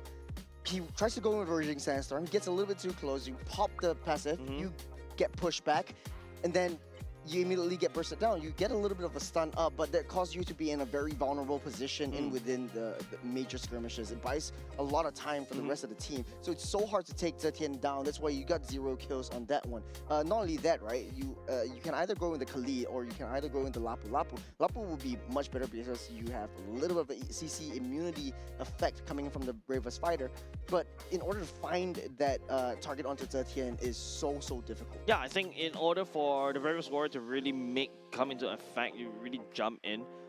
You need to really overcome it, right? Yep. It's the distance of the engagement coming up from a Lapu Lapu versus the distance that a Khalid could potentially do. A Khalid could just send right all the way in, and don't forget he has innate built-in movement speed as well when he's running on the sand, right? Lapu Lapu on the other hand needs to really burn that flicker, and then after that there's a small little jump. Then after that the slash. The slashes are the one that allows you to gap close, but those slashes are your main source of damage. If you use those to gap close, you're just going to get burned to pieces and push away. Zetian, technically speaking, the first skill as well can also be used to push. So, there's also a form of CC to push and knock people back as well. So that's why Zetian, surprisingly, not getting a lot of attention. Kind of like a Valier effect with the first skill, with the S1 as well. No, S2. S2, oh, yeah, Yeah, it's the S2. But it's even faster. The cooldown of that skill 1 is very quick. And I think also another thing to also take note for the side of this Zetian is that, yeah, it's there to just deactivate the laser. Just switch it off. Well, it feels like a remote to switch off the laser. I love the fact that Zetian effect is actually coming through to this one. A lot of teams are actually picking up that Gord. They are sussing out that, hey, you know, Zetian wants to be picked up. This is, in fact, the main reason why the Zetian has been so viable against that Gord as well. Right now, it kind of feels like a situation, Jays, where, you know, Kazakhstan has been playing the same kind of lineup for 3 games in a row, especially earlier on against Kyrgyzstan. Yep. And so it's kind of like this. Uzbekistan is saying, fool me once, shame on you. Fool me twice, shame on me. Fool me thrice. Man, I'm gonna be out of here. Now, this is gonna be the draft coming in. Kazakhstan will be on our blue side. They really love their blue sides as well. The Bovias, the Freya, and the Cho will be banned out. Cho is definitely a huge problem right here. Cho was the problem, right? Yuri was piloting the Cho very annoyingly just now in game number 2. Game number 1 is a little bit sus, but hey, we don't look at game number 1 if you're cheering for Uzbekistan. That's going to be Marcel picking up by the side of Uzbekistan. If you play the Cho, this is the same playstyle as a Marcel as well, but Marcel is a solid counter over to the Harith. Harith first pick right there from the side of Kazakhstan. The Juicin is open. There's also, you know, the likes of the no, Freya's already banned. Okay, so there's a lot of things like even the Claw to a certain extent is also open. You can give it over to Akam Bayev as well. I'm surprised that Kazakhstan opted for the Harith pick because it also just gets countered easily, right? Uzbekistan, Marcel pick, R2, R1. If they want to really deny this Harith, just pick an Akai. Yeah, I was going to think Akai as well, but he's been picking Harley 2 games in a row now. Might be able to go back, but they want to try Lapu Lapu once again. They will go into the hands of Rustamov down on the bottom side, but we'll wait and see. Mamilin back into his reptilian form. Reptile. I love it. I love it. Okay, the reason you're gonna try it again. Okay, look, now I'm not liking Kazakhstan's pick right now. You got the Marcel on Uzbekistan side. The golden hour is definitely gonna deny you from the Zaman 4. It's gonna deny you from the laser. Hey, wait, hold on. Does it deactivate the laser? I can't remember. We'll see that interaction later on. If it does, that would be absolutely wonderful. But of course, you know, we talk about how Kazakhstan wants to play the early game. There you go. Yu Zhong and also the Harry fits that bill. Uzbekistan as well, on the other hand. Zetian once again. Yep. Easy counter against the Gorn. Easy lane counter. Now it's already up to the roams on both sides. Khalid and Cho is taking off the tables. I think that for Uzbekistan, if they pick a counter engage kind of a mechanism, that would be the most ideal factor for it. Yeah, the counter engage. So Balaric. The counter dive, you mean? Yeah, counter dive. That's going to be Balaric taken away. Kazakhstan seems like they're going to lock down even more lane bullies in the lane. I'm not surprised if Clint goes into that banding phase for the side of Kazakhstan, especially against Uzbekistan, because Zotov on that Clint was super deadly. Yep. It also banned out. We'll wait and see if this is the Clint, but I do like the fact that Marcel is also banned out, is picked up alongside the Zetian. I'm just thinking in my head, like, hey, they have a lot of movement speed, especially Marcel is so sneaky, and he's like putting on running shoes and just zapping around the map. Doesn't Doing even need a cardio dash. around the map. That's right. And he's decently tanky. He has a innate stun with him as well, or not really a stun, but like a little bit of a Immobilized. Actually, it's a stun. It's a stun. Lockdown. It's a stun. It's a stun, but you cannot target onto that stun, especially in the passive. The first skill was changed. Now it becomes a slight slow, so that's a little bit unfortunate. But now, at the very least, in trade of that, in return, now you can target anybody that got caught inside the golden hour from the enemy. Yep. Yeah. So I think that's one thing that they can play around with. The carry comes into play for the side of Uzbekistan. Not a big fan of this one because you know you have a shorter range as compared to the Gord, and also the Yu Zhong could dive onto you. But it's a lot easier to execute, right? You just stand there, you just throw your light wheels, and you just win games. It's more of a late game kind of situation for Uzbekistan once again. Once it reaches the uber late game, once it flies over Carry's head, they're immediately going to send artillery missiles or basically to do a light wheels and just shoot him down from across the sky. The Gatot is getting picked up once again for Kusapov in place of the Khalid ban. So last pick over on the side of Uzbekistan will be the jungle though. So far for the Harley again though. Yeah, so far we haven't seen a lot of successes on the Gatot Kacha, right? Yeah, Gatot Kacha is nice, especially your AOG was able to help to disengage everybody. But at the very least, I think, yeah, you're gonna get shredded by the carry though. Like, yeah, this is not what I'm expecting for a roam. I was thinking more, or even an Atlas to a certain extent, to basically start stunning and also locking down carry, push Zetian away as well, or even I was thinking Kufra. But because of the Lapu Lapu, the bouncing ball may come into fruition. But Yushin Shin, right, coming in back for Kazakhstan, back to basics. That's something that Serik loves to play in game number 1 and game number 2. Uzbekistan. Harley? Leomord, okay. Hyper dive, wants to go into the back line, disrupt board. I think that is their modus operandi. But for Yu Zhong, it might be easier to pop the passive for the Zetian. So easy access for him as well. The carry will be a huge threat in the late game if Kazakhstan wants to pull this game into the late game though. I was thinking even the highlights for side Kazakhstan in replacement of Gatot Kacha, right? The glorious pathway, number 1, it also slows down people from reaching the laser as well. You also cut off people from and slow people down. So what we have to see as we load into game number 3, ladies and gents, Kazakhstan and Uzbekistan. The score is 1-1. I'm personally liking a lot more from the in terms of the draft coming up from Uzbekistan, but Kazakhstan, I want to see them prove me wrong. Serik on the Yushin Shin has proven his worth as well. He's going to scale out of control, especially if you give him a mile. Well, this is game number 3, ladies and gentlemen. Not a lot of stakes. Both teams are already making their way and solidifying a ticket over to Nagoya, Japan. This is all for the bragging rights.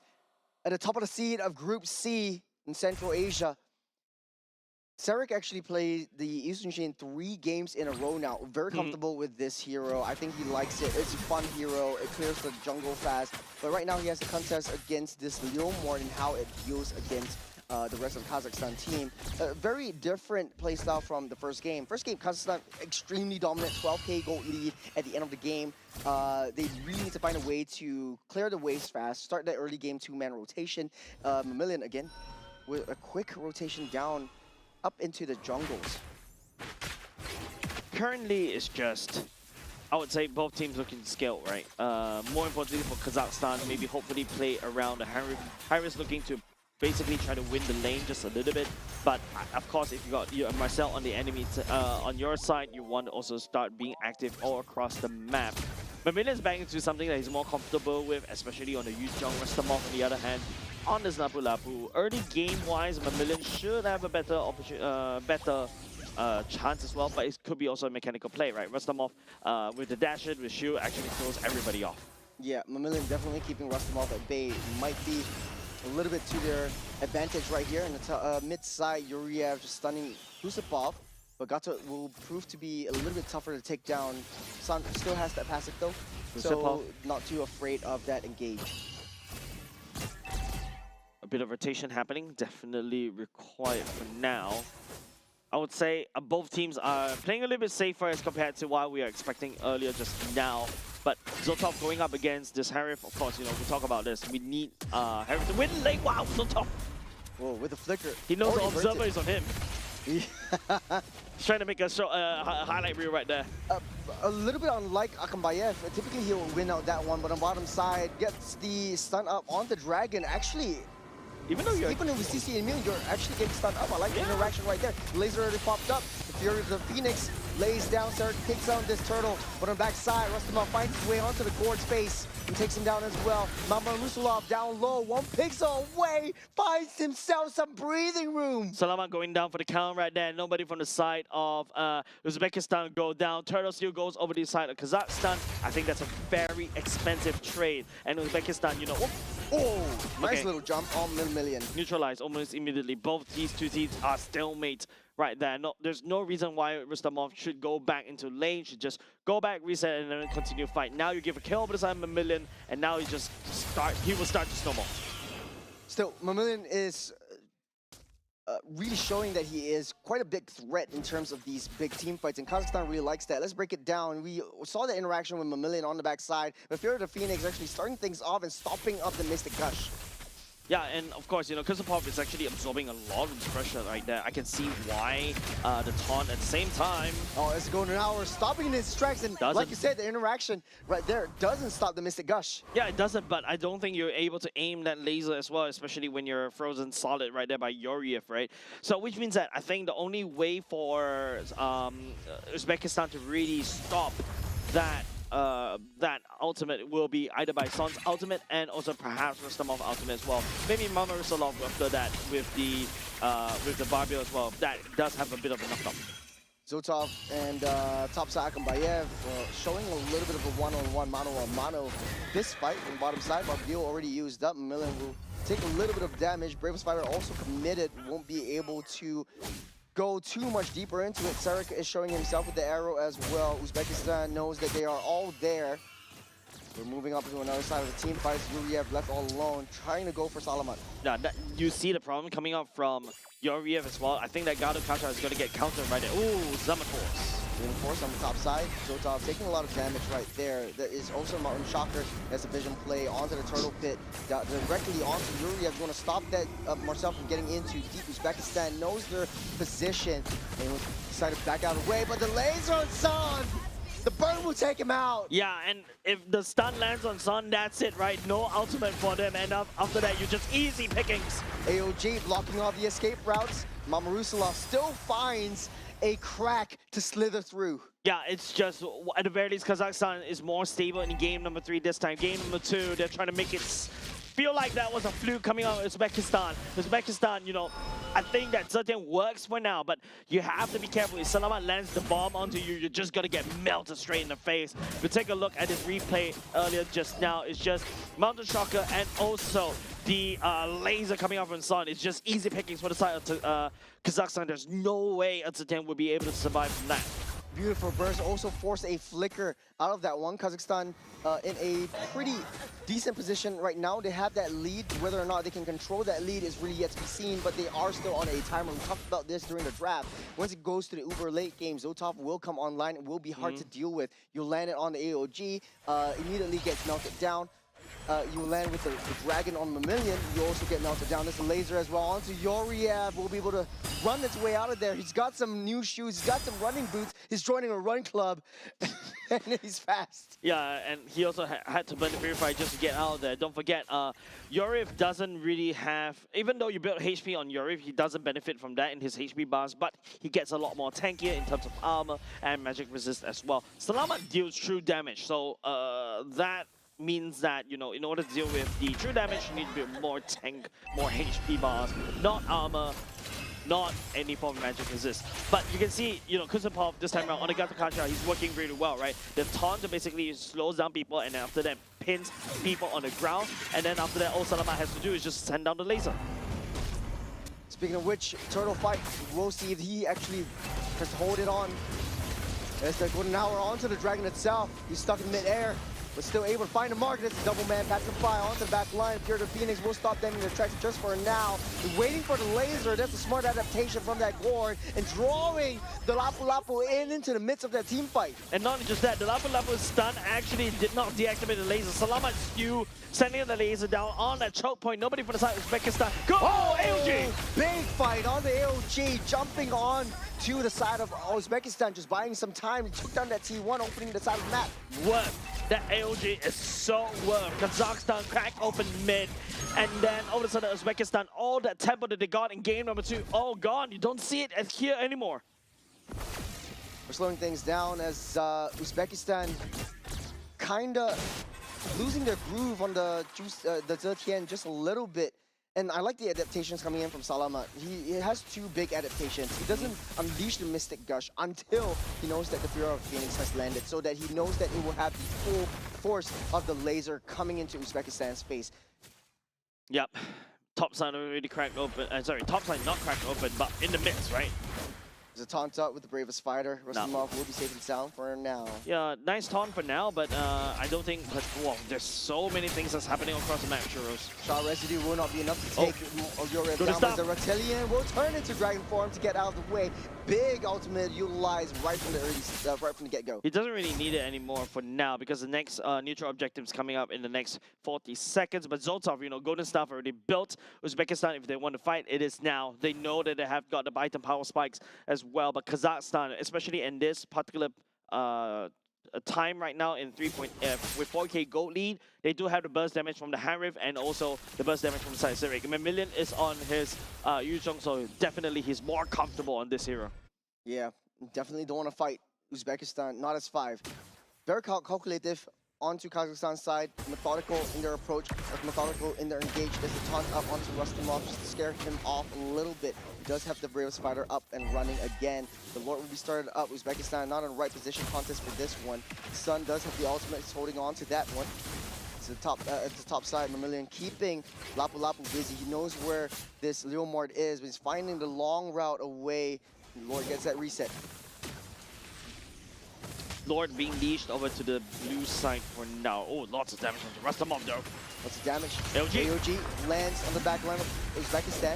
He's taking a full brunt of damage. Golden Hour stop them. Laser. Dealing a lot of damage though. They're chasing it down. That's the Black Dragon form. Immediately fighting onto Zoltov, but able to get out and escape. Yoriev with a save from Uzbekistan. They might have lost the Lord, but are still fighting chance for Uzbekistan. Hey, I would trade my Rome for a Lord any day. Sorry, Romes. But yeah, you get the point, right?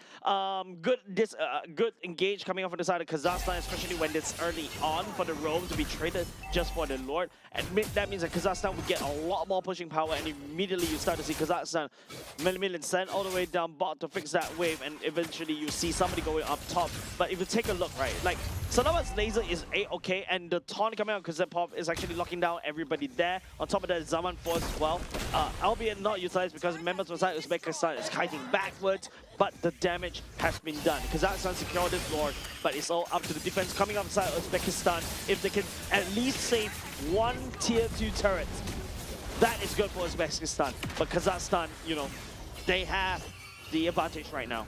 I think Zoltov is scaling slowly but surely. We saw the damage that he'd done directly onto Mammalian earlier on. And if this gets out of hand, It might be a little bit too much for Kazakhstan to handle. There is no way of engage that it's going to be the golden hour. And you're right, the Fear of Phoenix all laid down the bottom side. Rustamov taking control of the back line. But the Black Dragon form immediately underneath the turret, though. They were going to go for more than the same force. This 4-man stun up. Uzbekistan will lose one member as Kazakhstan pushes on. Harif has a Holy Crystal now. He is more than happy to handshake these team fights. And you can see Rustamov is the one that received the brute force end of that damage. Kazakhstan right now leading the charge, sieging it up. But Uzbekistan clear of the minion waves for now. A sigh of relief. Mamillion just scaring the rest of Uzbekistan away, and I think this is the adjustment that Kazakhstan really needed. And I like the fact that both these two teams are learning from each other. They got the Zetian coming in. Let's pick up that Dragon to pop that bubble before we can actually get a nice dive onto that. A little bit of a stun onto Mamillion to start things off. A little bit of a poke action from Uzbekistan. They're not giving up a fight, but Kazakhstan might be a little bit too far ahead. Laser. Onto Yuriev, will not survive that. He falls by the hands of this Gorge. Exactly what I was talking about, right? Yuriev on the Marcel. Yes, even though you build a lot of HP bars, you're just going to get shredded down by Salamat. Salamat deals true damage. And that's something that you really need to take note of in order to deal, like what I mentioned earlier just now. You want to deal with true damage, you need HP bars. But Yuriev, even though how many HP that he has secured for himself, is not strong enough to tank through Salamat's damage. Kazakhstan does have the macro game. We got 3 waves building up on all 3 sides as Uzbekistan finds themselves sticking together and clumping up as 4 members. We've been in this position before, and Kazakhstan feels very comfortable at this stage. Yeah, the Zetian seems like it's not really doing so well, right? It feels like Kazakhstan has found a way to basically deal with the Zetian already. Zetian is a non-factor right here, and even the Leomord as well is just unable to, secure any form of farm as well. 2 levels behind against Sirik. But now, the second Lord is up. 8k goalie in the pockets for the side of Kazakhstan. Does it look like Uzbekistan is in the right position? You still have the Mountain Shocker. If you're Sirik, you'll be able to use that. You know that the top side, Zotov, is right there at that bush. You're able to blitz this down. In Kazakhstan, they're just waiting for that last charge. Yeah. Spending Rivers map seems like working in the favor for the side of Kazakhstan. The rotations coming in really clutch, allowing, the Harif to rotate even faster and stuff like that. But now, Uzbekistan back against the wall. They were great in game number 2, but game number 3, they kind of fell off short. You've got Harif already inching closer and closer to level 15. Once maxed out, he's going to do a maximum amount of damage, especially in the first skill.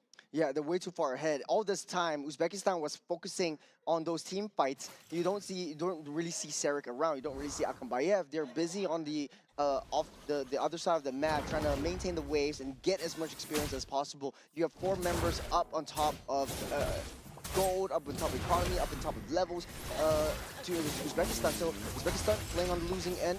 Yuriev a little bit too deep, will be able to run around. There's a little bit of a speedy boy on bottom side. You have to deal with Sirik as well. The Eastern Shin will be able to whittle down the health of the turret, taking it down. T3 opened. Yeah, Zotov activated ultimate, trying to wave clear and also deal with the Lord. But one Mountain Shocker is enough to basically push Zotov around the other side. And then after that, just unify the ultimate as much as can. 2-man stun up. If you're the Phoenix comes through, Kozakov jumps in to disrupt the back line as Uzbekistan playing it a little bit more safer. You have to deal with the minions that are marching down from the bottom side. The Dragon will try to keep everyone at bay. That's a petrify onto the horse. As Yuriev, that's a 2-man golden hour, buying them some time for the rest of the members to come in. Look at the damage!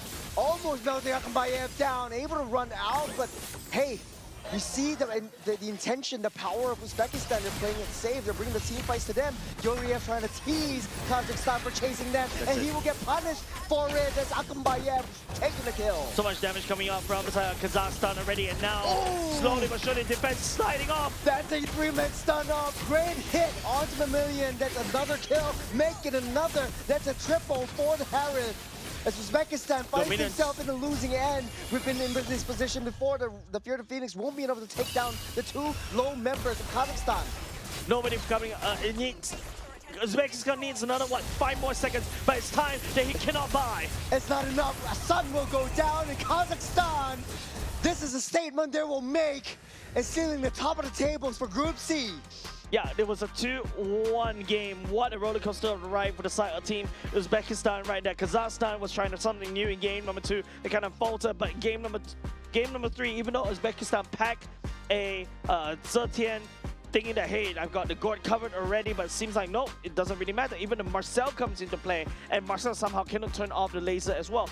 He's the one that eats most of the laser. He gets shut down by the true damage coming out from this gourd. Yeah, I was a little bit worried for Kazakhstan in the later stage of the game. We saw what the carry can do. You get the speedy light boost, you got the true damage. You're flying with the dragon, and then if you have the golden hour, literally all the light wheels immediately land onto you once the golden hour ends. The adaptations, the adjustments from both these two teams are very, very smart. Yep. Especially for the side of Kazakhstan, they're not changing too much of their roster. They're just changing how they play. But I think also another key factor is Mamilian is back on his Yuzhong, right? You can see how comfortable he is on this Yuzhong. So far, you know, I always say this, Yuzhong, there's only 2 kinds of Yuzhong here, right? There's only either, you know, a good dragon or a lizard, right? The house lizard, right? In Malaysia, called Chichang. But this time, Mamilian shows up at this massive dragon that just literally just wreak havoc in the lineup of Uzbekistan. Mamilian, the reptilian, true to his name, and I think a moniker that we kind of just gave him. I think, right off the bat. Well deserved. Well deserved. He is so cold-blooded. He knows his target. He knows how to zone out the enemy marksman and creates so much space for at least the mid lane of his team. And that creates the opportunity. He doesn't care if he dies, but in this game, he doesn't die. It is such a threat to deal with in this current patch.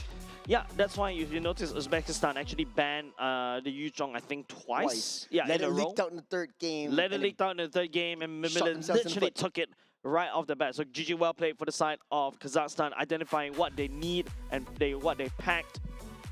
And also another thing, it's, you know, Uzbekistan, I think they're not too shabby either, right? They know what to do in terms of these fights. Unfortunately for the side, Zotov back into the carry. I feel like Zotov needs to play, you know, marksman with a longer range. That's why he's like so prominent on this clean.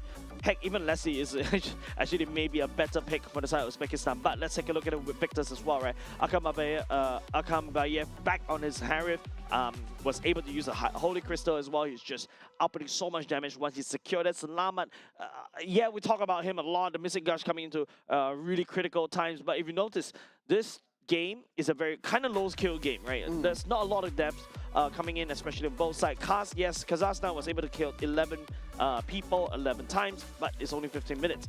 So technically speaking, for the side of Uzbekistan, from their POV, it is still winnable because Zotov and also Mama Rusalov is still it was still able to farm up. It's still also low depth as well. So there should be a time where they can shine. But no, Kazakhstan is so determined on how they want to play. Kusepov this time around really stepped up as a Gato Kacha to stun lock somebody, allowing Salamat to land down the damage. Again, no turret damage at all from Uzbekistan. Kazakhstan has made the adjustments, and like what you said, the damage dealers definitely had put in a lot of work, but Kusepov redeemed himself from a 12th death on the Khalid to right now with the Gato Kacha. You were questioning Gato Kacha pick quite a little bit, and you were favoring a little bit more onto Uzbekistan.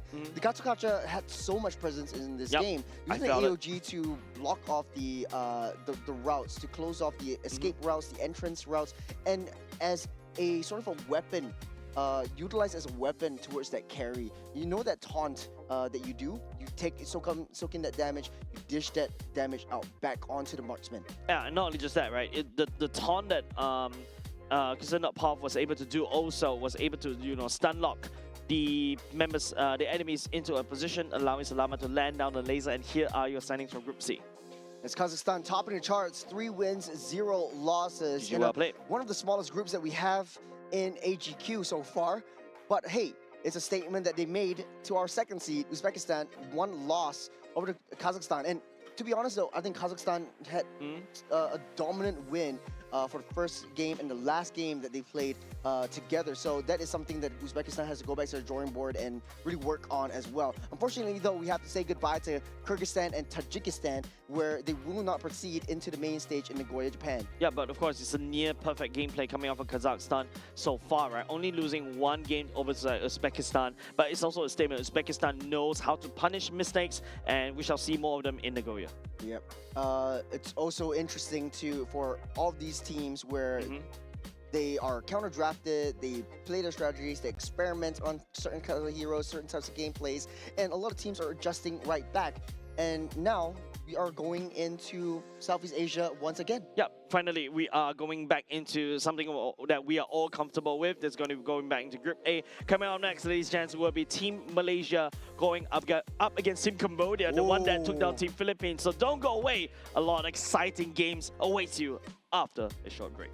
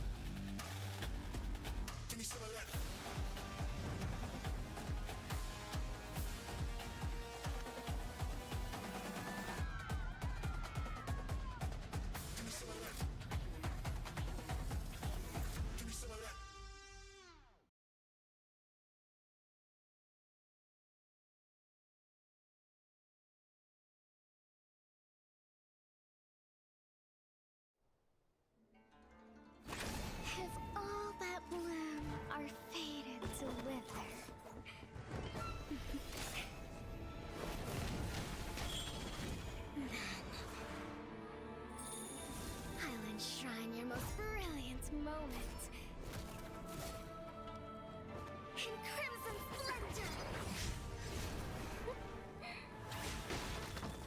Even something so crude can be graced with a splatter of beauty.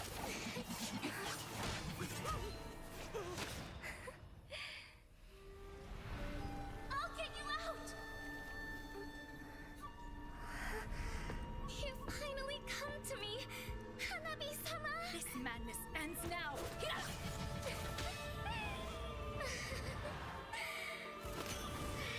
last, I'm shivering with excitement!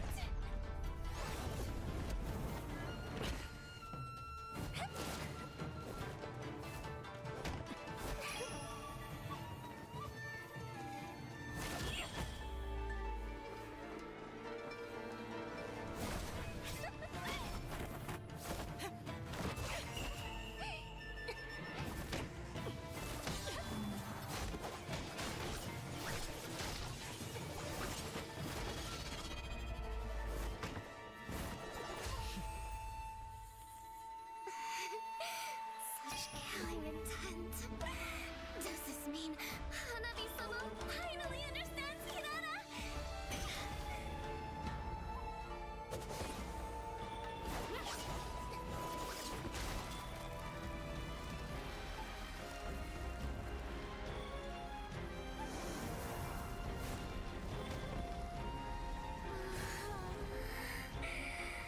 So warm. So beautiful. We can finally embrace eternity in hell. Just the two of us. Allow me to release your eternal bloom.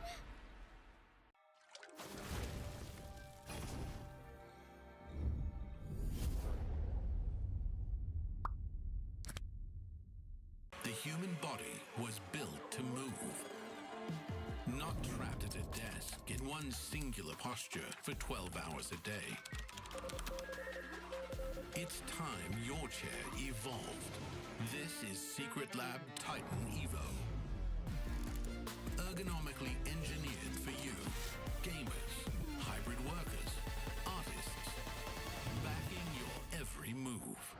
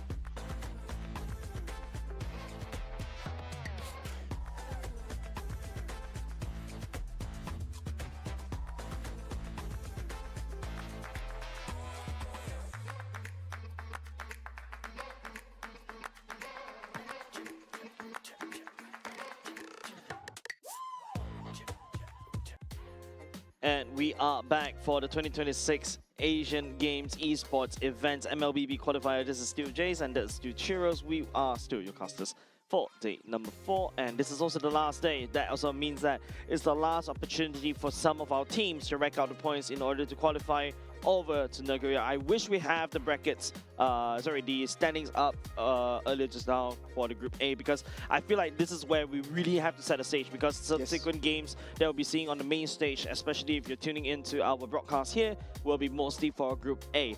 Right now, it's the center of the pack that's still really shaky, Churros. Yeah, Group A, definitely in the Southeast Asian region. We're back to somewhere we're more familiar with. And talking about the standings up here, Cambodia has 4-0 so far. They only need one more game to be in an extremely safe position. And this is the next game they're going to play against Malaysia. And speaking of Malaysia, Indonesia, Malaysia, Vietnam, and Myanmar, they are pretty evenly tied. 3-2, 2-3s. It's still nowhere, but still somewhere. I feel like there's a lot of movements that could potentially happen for the subsequent few series as well. So that's why I was telling, we were just discussing, right? I feel like the later parts of the day for today, which is happening now, right, is where most of the points will get shifted, the position will get shifted, and of course there's a very interesting, potential ties that could also potentially happen if, Cambodia decides to show up, or even if Malaysia decides to show up as well. Yeah. So what will happen if Malaysia wins this one? They will be in a pretty safe position, but safer position. But if Cambodia comes in to win this one, we'll talk about Cambodia later. Malaysia, it's Elton, Akif, Amar, Najan, and Razif. So they're going back to Akif. It won't be Hashim anymore. Hisham anymore. Where's Hisham? Yeah, we're looking for the Zorn effect. You can tell there's a visibly change of placement, as also the change of gameplay style when Team Malaysia drafted Hashim in Hisham. Man, Churro, stop it, Singapore. The Hisham comes in and also, just change up everything, and then after that, set the pacing very well. It feels like, with Hisham in the mix in terms of... Hisham is on stage.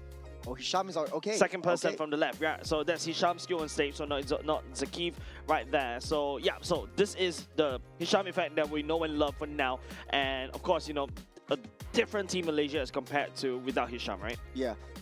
They suffered a little bit with the Philippines when Akif was playing, but yesterday against Indonesia, they have an astounding 33-minute game together with Indonesia, total standstill. But their big test comes on our screen right here. This is Cambodia, Keo Favin, Tai Udum, Sovan Chanmakara, Nam Chandavan, and Hai Meng Kong. I'm basically butchering their name. I'm so sorry to the Cambodians fans out there, but this team is one team you don't want to miss. I can feel some of the production is looking at you like, especially we got some Cambodians also helping us in the production. So shout out to you guys as well. Thank you very much for your hard work. But we also need to kind of highlight the journey of Cambodia so far, right? Cambodia has mostly faced against Team Philippines, Team Vietnam, and also Singapore, and also Myanmar as well. So right now they're going up against your main MPL regions, namely MPL Indonesia, MPL Malaysia, and of course they haven't faced off against Laos as well. I feel like the two main challenges, this is where, we talk about strength of schedule, this is where it gets slightly difficult for them because they have to prove themselves against these regions. Yeah, a lot of stakes for Cambodia. To be honest, right now they are quite comfortable at the second seed. They already beat out Philippines, which is sitting comfortably at the top. And this was a long fought battle for Cambodia as well. 2-1 was their score. And right now, today, they will be facing another two gauntlets, Indonesia and Malaysia. Malaysia coming up first, definitely with a little bit of a different lineup, a different roster. They have to understand how Zorn wants to play or how Hisham wants to play, and what he brings into Malaysia's table. Yeah, I think in terms of how Hisham plays, right? I mean, it's like the good old days when, the legend, right? Yes. The MPL Singapore legend, JPL likes to play, right? Exact same pattern as well, in terms of how sacrificial he is, in terms of giving off information as well. And then after that, just try to find the pick-offs as well, being annoying, being a nuisance. And then after that, all of a sudden, your whole enemy map was like an open book test, right? You know exactly where you are, you can path accordingly as well. But for the side of Cambodia, it seems like, a few people on the internet saying that it could be a fluke as well, but I'm not too sure, because I think we all have to take a look at how they perform against Team Malaysia. I think this would definitely be pretty interesting. This is going to be the real test, and maybe with a different lineup, a different roster for Malaysia, things might pretty much shake up. I'm thinking this might be a pretty long game as well for both teams. And man, I just want to jump straight into the draft and really see what they're really picking up, because for the side of Cambodia, they were from Vigor Apex as well as CFU, so they have the international experience coming into the international stage. Yeah, and if in their own respective region, they did show up really strong as well, right? They came in as a storm as well, and they're able to shake up the whole scene on their side, and now they're looking to shake up even the Group A scene as well, especially their qualifiers over the two Asian games as well. While at the same time, we can also agree that, you know, Cambodia seems like they're very comfortable already right there at second seed, but that positioning may get threatened by the likes of Malaysia, because Malaysia, if you remember yesterday right there, I think they were slightly bottom because they're not winning some of the games, but they started racking up some points already, and then all of a sudden, hey, they're starting to climb up the standings as well, especially after that win against Indonesia. Yeah, Malaysia, this is definitely bigger for them than it is for Cambodia.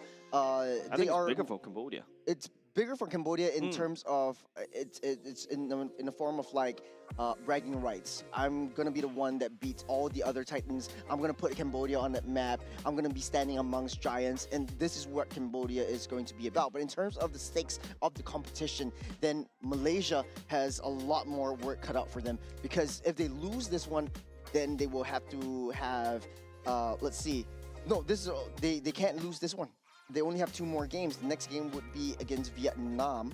And so if Malaysia loses this one, then they would stand a chance to be relegated down into the bottom. Yeah, I mean, based on the power rankings right now that we're seeing on the standings, of course, Cambodia is 2nd seed, Malaysia is 4th seed. Now, you mentioned the next game after Cambodia is that Team Malaysia is going up against Team Vietnam. That's 4th seed versus the 5th seed. So they're not too far apart. So this is actually exactly what I was talking about. The subsequent few matches that we'll be seeing upcoming next is the battle of that middle pack. Ground. The battle of the mid pack, and that mid pack, unfortunately, you know, some of the battle of the mid pack is like what, 2nd, 3rd, 4th area, right? Yep. But now that mid pack may cause, you know, may cause Vietnam to get knocked down into the not being able to qualify as well. So there's a lot of things that could potentially change in the standings for the subsequent few series. I agree.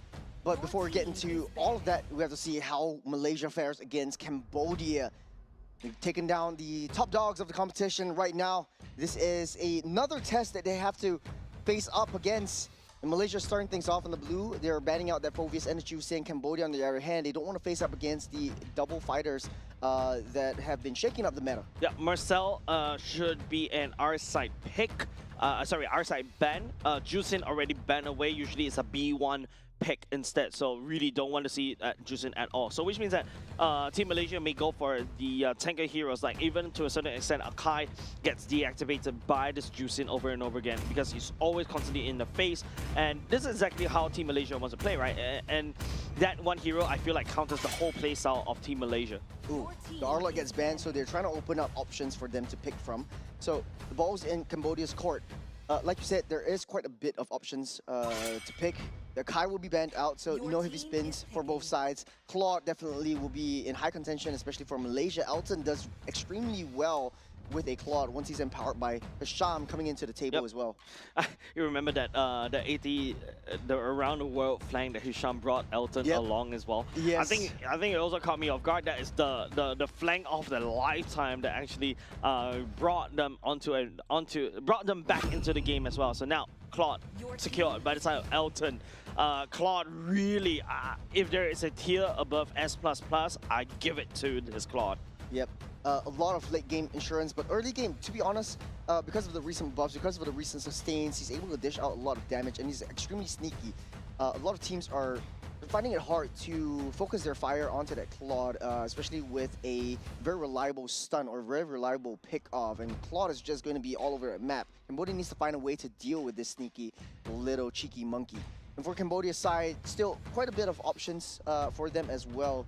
They want to try to go with the Harith, they would as well in order to have a lane win. But the Gord and the Baxia would be their pick. Akai banned away by the side of Team Cambodia. I was thinking Akai earlier just now, unfortunately was banned away. The Marcel especially get leaked out. Marcel dropping in terms of priority, which is actually quite impressive as well. There's also the Yuzhong that's starting to come back into the meta. We saw how Yuzhong is used to basically deal with the Gord, and now that's going to be not only just the fact that there's Hisham's Cho coming back in, there's also a Fredrin. Fredrin is susceptible to the Gord laser as well, so that's something that Team Malaysia has to play with, especially Nashan wants to play it properly. Yeah, I love that the Cho was prioritized over Hisham. The way that he plays it, and like you said, very reconnaissance, like very special forces kind of mentality. First in, last out. I'm just going to give you vision. I'm going to give my team information. I'm going to give you a lot of space. And the zone potential coming in from Hisham with the Cho itself, very sneaky and very slippery play style. On the other side of the table though, Cambodia now has to deal with not only a thick, juicy boy, but threats to their back line, especially a immobile Gord once the Mystic Laser comes out. Yeah, Marcel coming in for the side of Team Cambodia as well. So a lot more movements, and you can also kind of scout out where the Cho is in terms of the movement speed. But of course, Team Cambodia, this is a very highly mobile kind of playstyle, right? You got the Baxia, you got the Marcel that could just literally roam around. But Gord, I would say, as the roaming trio, it may kind of fall slightly behind, right? Gord, on even though it's Silver Surfer board, it doesn't really have the mobility to match up with the speed of Baxia and Marcel. That being said, though, you don't really have to follow them around because Gord likes that range. And we see how in the previous Group C, using the Zetian to deny the Gord with the Fear of the Phoenix, that could still be a potential option for them, or they could go with a very strong winning early game mid lane duo, which is the Valentina and Cho as well. Yep, Yuzhong banned away. I was expecting Yuzhong to be in the hands of Team Malaysia as well. They're going to ban Nat 01. There's of course still other options, right? There's still the Lapu Lapu they could also go for. And yeah, I think that's something that they may set their eyes on. Cambodia, on the other hand, may also pick that away. So in terms of EXP, we're starting to run out of options. Terizla? Do have to agree. Lapu would be one of the better choices this time around. There is no more Yuzhong, no more Paquito, and no Freya in this fight. Especially for the Phobias though, I mean, he's always sitting in the ban pool right now. Typically, a lot of teams like to pull out some of the pocket picks like Esmeraldas or even the CCs come out as well. I think Team Malaysia has to take away the Terizla, my bad. Lapu Lapu given over to Team Cambodia is fine because the Terizla with the penalty zone locks everybody in place. It allows Gord to have ample opportunity with the Mystic Gush. Yeah, free access, but it's extremely high committal. You're very vulnerable once you jump in, especially with the Fredrin's Energy Eruption. You get taunted in, you get forced to attack, and you're forced to engage in a team fight, and you don't want to be in that position. In any case, I would say the Lapu Lapu will be the next best option for both sides of the EXP lanes. But we see also on the EXP side, Malaysia has played Benedetta before. Do they want to risk that again? True. Benedetta looks actually not too bad in the hands of Razif as well, right? Easy access into the back line. Gord is definitely going to be wide and open for taking. Also more damage that is that's definitely necessary. You already got a Fredrin in the utility jungle position that's already a tank, so why not a more damaging EXP? Harif going to be going to the ban pool for the side of Team Malaysia. Don't want to give that over, but of course there's other marksmen always available. I think Carry would be one of the better picks. If not, you want to go just pure attack, pure dominance, and just lane dominance. Maybe a Bruno. I think R4 should be a EXP pick. I think the Lapu is a no-brainer right here coming up from Team Cambodia. It's really strong, especially in this particular patch. You also have damage reduction, the Bravest Warrior as well. That's also a stun, similar to what Terizla want to do as well. And it pairs well along with the Gord. Yep. One of Sora. Sora, easy access into the backline. We saw how well it does in quite a bit of the other teams, and it gives some sort of form of secondary kind of re-engage. But Benedetta will be the choice for Malaysia. And I was teasing this earlier just now. I think this really works out well. At least they have two different ways of lane prioritization once we hit the mid to late stages of the game. We saw how well the Benedetta was played yesterday. You just build pure attack, pure offensive items. You don't really need to care about that defense because you have that eye for an eye, which mitigates that defense, the offensive capabilities of your opponent team, and you also have the Petrify for the added CC. Valentina pick, as what we kind of anticipated as well.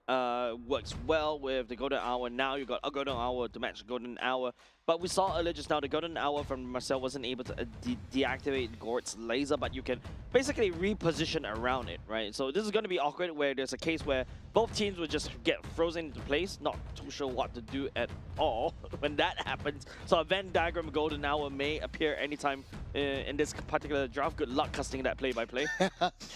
Well, this will be extremely interesting. Valentina has so many options. It will be a bit more difficult to try to take the IMU from the Gord, and like we suspected, the carry will be that last choice, sealing up this draft. It's something that we're more familiar with, a little bit more traditional as a lane-to-lane matchup goes. But the Benedetta will have a little bit more dimensions of playstyles. In the earlier front, I feel like the lane proxy used to be the flavor that Benedetta likes to do. Immediately go in, proxy that wave, and try to disrupt that jungle. I don't know if Malaysia wants to risk that. Maybe because you have the Hisham's Cho to be a secondary layer of support. Yep, gonna go into the loading screen as you take a look at the roster for both of these two teams. High octane gameplay, I would say, expecting coming from the side of Team Cambodia because of the Baxia and the Brazil that will be roaming around the map actively. Lapu Lapu also not too shabby either, but Team Malaysia on the other hand, with the Cho and Benedetta, hopefully they can make some waves around the map. Well, this is game number 1, Malaysia versus Cambodia, and it's a big test for both of them, as Cambodia wants to solidify their status as a titan over the national regions. Look, I mean, like the last yesterday, right? When we're watching Team Malaysia play against Team Indonesia, is like a extreme roller coaster. We are so back and we're so cooked. Yep. I hope, for my sanity for today, I hope that is not the case. But yeah, we shall see whether they can put a good, solid, clean win against Team Cambodia. Hisham on Special Forces duty, just giving that information, playing that mind games over to Cambodia, which gives a lot of time and space for Amar to quickly rotate up, looking at where the Benedetta is going as well. It's just down the bottom side and rotating towards that mid side, so Cambodia really has to try to play a little bit more patiently this time around. Hisham sees everybody right here, right? He's just like in and out right there, and he's out again. He's just giving so much information. Over the side of Team Malaysia, Lethal Wanderer already secured by the side of Amar, so that's a wonderful for the side of Team Malaysia. Look, you know, what Hisham is doing is great. You're pulling the Marcel away from the Gord, you're leaving Gord alone, and on a one-to-one matchup within the Gord and the Valentina definitely has a lot more early game damage. He's gonna get pushed back. He's gonna get pretty much disrupted, and yes, Odin has to really protect this Baxia as well. I like what I'm seeing from Amar. It's a lot more aggressive of a Valentina as compared to most of the Valentinas that we see so far. You really need, especially in the early game, you really need to try to use the Valentina passive to its greatest fullest. The way you do it is to start going around, being active with the river, play around with Hisham, and also to a certain extent Nashan when he's ready to start fighting.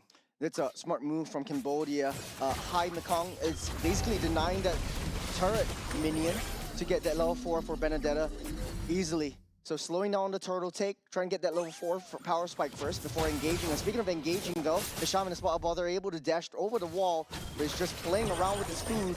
Pulling resources though, but then he's a little bit down low, so Team Malaysia needs to play this surgically.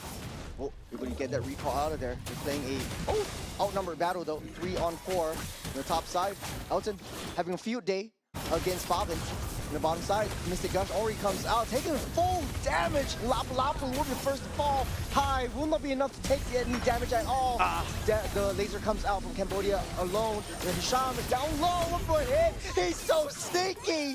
And they take down Odom as well. Yeah, 2 members for the side of Team Cambodia for 1 turtle. I think this is a fair trade coming out from both of these two teams, but a flicker already committed by Hisham. Hisham coming in just the nick of time. Amari can tell that, right, he's holding onto the laser. He's also able to melt, you know, Mekong face all the way down to the ground. Lapu Lapu is not able to snowball, means that, hey, Razif is having a great time. Like, take a look. Level 6 is his levels already. Yeah, with Benedetta, you definitely clear the lane fast. You're joining in all these team fights. You're being such a nuisance in the jungle. You're pulling the Marcel to protect a Boxia, a utility tank jungler. Take a look at the replay right here. Yeah, Razif actually expanded all the way to the background, expecting somebody to be there. Unfortunately, that also burns away the flicker from Solven on this Gord. But the Golden Hour, I think, is a little bit awkward for the side of Team Cambodia for now. But if you take a look, the aggression is ramping up. They're in Cambodia's home right now. Boxia taking a lot of damage right here. The Mystic Laser try to delay the approach that Malaysia is bringing into Cambodia's face. They will live to tell the tale another day. Mystic Gush is a little bit too shallow. A flicker was already committed earlier just now, so unable to use. Amar was still able to steal away the Gord ultimate, which is pretty interesting. I was expecting the Golden Hour to be stolen by the side of Amar, but Amar decides to take the Gord's laser and use it against Team Cambodia. Hisham just doing Hisham things, being super annoying, being such a nuisance, but Boxia finds himself in a very difficult position. Laser. Kick back directly to the laser, but not enough. Amar will still deal with the S1 as Cambodia finds his way out. That's the flicker and the mind games once again. Hisham. The Hisham effect. No, call Hisham a waiter. He's serving any food from the side of Team Cambodia over the side of Team Malaysia, right? Kicking back the Boxia right into the laser for the side of Amar is just a icing of a cake, albeit nobody kind of went down there earlier just now, but hey, you can see the potential damage that Team Malaysia can do, and now Team Malaysia is looking to secure the turtle once again. Look at the speed that Razif is also bringing to the table. He has the electrifying blow. He's holding it on. There's a three-man lockup down the bottom side. Hisham locks up too. Laser will not reach onto anyone. Najat actually steals away that turtle from Cambodia, able to push that back. Malaysia, another W. Man, the problem from the side of Team Cambodia is that Soen wasn't able to find a very good position to land out the laser. This is exactly what I was talking about. I'm a bit afraid because of the tempo of the Boxia, and also the Marcel is just, you know, not in sync alongside Gord. Gord takes a long time to claw into these team fights, and he's on a position. But take a look at the items. Glowing one already secured by Amar as well. Same could be said over to Solvan. That's a Thunderbelt for the side of Tiwa Odum on the Marcel. So these are core items already built, but if you notice, it is still Team Malaysia because of the turtle fights, right? It feels like, you know, the Elton is starting to ramp up in terms of this build. Same could be said over to Kyo as well. A lot of flash plays coming in from Hisham. Not only does he have that annoyance factor, he also has that damage to push Marcel away. A flicker already utilized by that Gord down the mid-side. A Gord that uses his flicker as well, and not only just the fact that, you know, you don't really have that safety net anymore. That's a kick onto the Boxia. That's the energy eruption and the combo. Cambodia will be able to use the Golden Hour, buy himself a little bit more time. The Prince Rap won't reach, it won't connect. The Petrify will seal the deal, and Rasip will take down Boxia. Amar stealing the laser away. There's no way for Kyo to basically get out of this. There's so much aggression coming in from Malaysia. Nowhere is safe if you're a Cambodian. A lot more tighter gameplay coming out of Team Malaysia. This is exactly what I was really glad to see, right? Like, it feels like, you know, Team Malaysia did the homework against Team Cambodia. Solven wasn't able to land down the Mystic Gush as well, and Nem, especially on this Boxia, is not doing well. And now because of that, your priority as a Boxia is starting to slip. You're supposed to be dominating in the early game. Now, the only time if Cambodia wants to come back is to make sure that Kyo secures the Golden Staff, and that's how they will roll.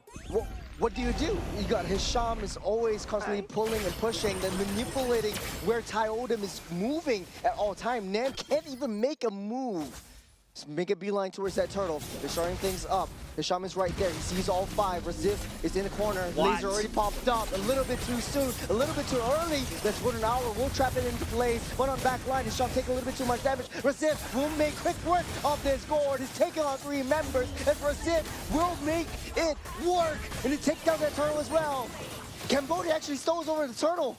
But it's okay, no, it was Team Malaysia to pick up the turtle instead because, you know, it was Elton. But hold on, it's a little bit too much casualties right here. Odom, will he be able to run away? He's done a lot of cardio right here. Yes, with the Ty Odom, a little bit on the pushing front. All right. Was that a kickback? Let me break it down that fight just now. That fight was, you know, even the observer needs to like, okay, I need to zoom out a little bit because there's so many action happening on the top side of the map. It is, I think, Solvan opening up with the Mystic Gush way too early on. They thought that Team Cambodia can catch on to Hisham. Hisham was holding on to Shinpo right there. Easy dodge, right? You're CC immune, you just dodge it. And then after that, you know, Solvan is like, okay, I've activated laser. What's next? Now, if Team Malaysian knows that Sylvan has already activated Mr. Gush, it's easy pickings. Razif goes all the way to the back line, starts assassinating. Oh, an outplay on the top side. KO. I can't praise anybody, eh? But that was a pretty good start from Razif, using the eye for an eye to delay the approach, but the Mystic Gush directly in the face of that Frederick and Nazan will not be able to survive. Cambodia fighting back. Okay, at the very least, you know, Nasan, that's not exactly a good place. Finally, Sylvan was able to find a pickoff using the Mystic Gush and the Wombo combo coming up from this Baxia. Team Malaysia, I think they got to slow down just a little bit earlier just now in that turtle fight. They overheated, they thought they got that goal lead, and finally here's the replay as well. If you notice, Amar holding on to the Mystic Gush was one of the best key decisions as well as Kyo right here. Amar do have a lot of burst damage, and with the Terrify, he can actually self-peel.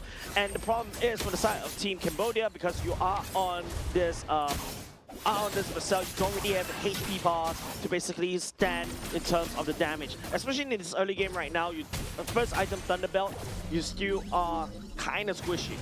In both of the early composition, is just one more item away for both of these two main damage dealers for the Holy Trinity. Oracle also built up as well for Tai. Yeah. Oh, that's Mystic Gush onto Amar, forced to use a flicker to get out of the way, but he does have Mystic Gush for himself as well. It's so hard for the Valentina to find the ultimates because Gord is just so sneaky. He's staying in the back line, he's not showing himself at all, and you have that range for the IMU. I feel like Amar actually played this Valentina really well, right? Using the dash, not to do damage, but in order to reach out to take away Gord's ultimate constantly, because usually, you know, lower hanging fruit is that TY's Tai's golden hour, right? But yeah, I'd rather take the laser instead of the golden hour. Najant, psyching up for a dance. He's starting the waltz, pulling the Lord away. Marcel, laser versus laser. Getting caught out. Will not be enough though. No more laser for that Gord though. But there is a laser for Amar a little bit too soon. Yeah, but okay, Hisham did it really right? Like trying to bait out the flicker. Now Sova doesn't really have flicker. It's now for the time of Team Cambodia to really find an entry point here. But Team Malaysia is playing it super safe. Amar, I think that was a very early laser, not supposed to happen at all. Hisham is just running away all these key resources over to Cambodia over and over again. There's the stun up. Odin taking a little bit too much damage, able to use the golden hour to keep himself alive for now, but Tai has to get back with that recall, so they're going to be facing a losing battle. And speaking of which, Carry actually takes down Reciv as they are still starting things up. Elton able to get out of there with the BMI. 5v4 as well, not just that Kyo has a lot of damage right now. Packing onto the golden staff, I bet currently, and Hisham looking for a pick. Oh, that's a kick. But Kyo is still safe, still free to run back. The Blazing Duet won't land, but Kyo is just causing so much hits onto Malaysia. These trades are getting a little bit ridiculous between these two teams, but in terms of trading, you can see that Cambodia is starting to lose a little bit of priority because of the Baxia, whereas Nasan on this Fredrin has been slowly farming up, but Kyo is his natural predator. Well, there's the tank melter making his way in. That's the steal. Cambodia steals the Lord. Hisham knocks 3 up. He's taking a lot of damage as well. It's a 3-man lockup, 3-man petrified. Reciv won't be able to take anyone at all, but Appraiser's Wrath will take Tai's life. Yeah, that is just a consolation prize, right? Team Malaysia was trying to duke out for the Lord. You can see the golden hour right there. Everybody doesn't want anything to do with it. Forced to go one long round as well in terms of these fights. Kind of help Cambodia to save themselves just a little bit, right? But now Team Malaysia has to round out a defense. This kind of roster, especially with Amar on the Valentina, you don't really have a lot of wave clear. Lord on the top side.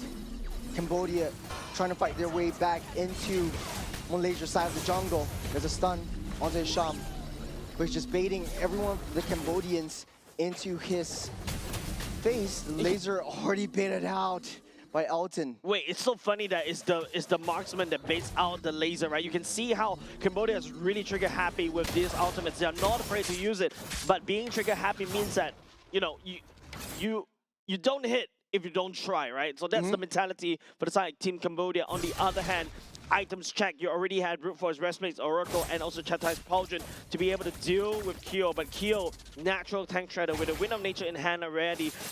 This is something of a key item to deal with Elton, especially in the next team fight. Tai trying to find where Hisham is. This concealed play. Going straight to the back line. Forced a flicker. The mind games for Hisham never ends.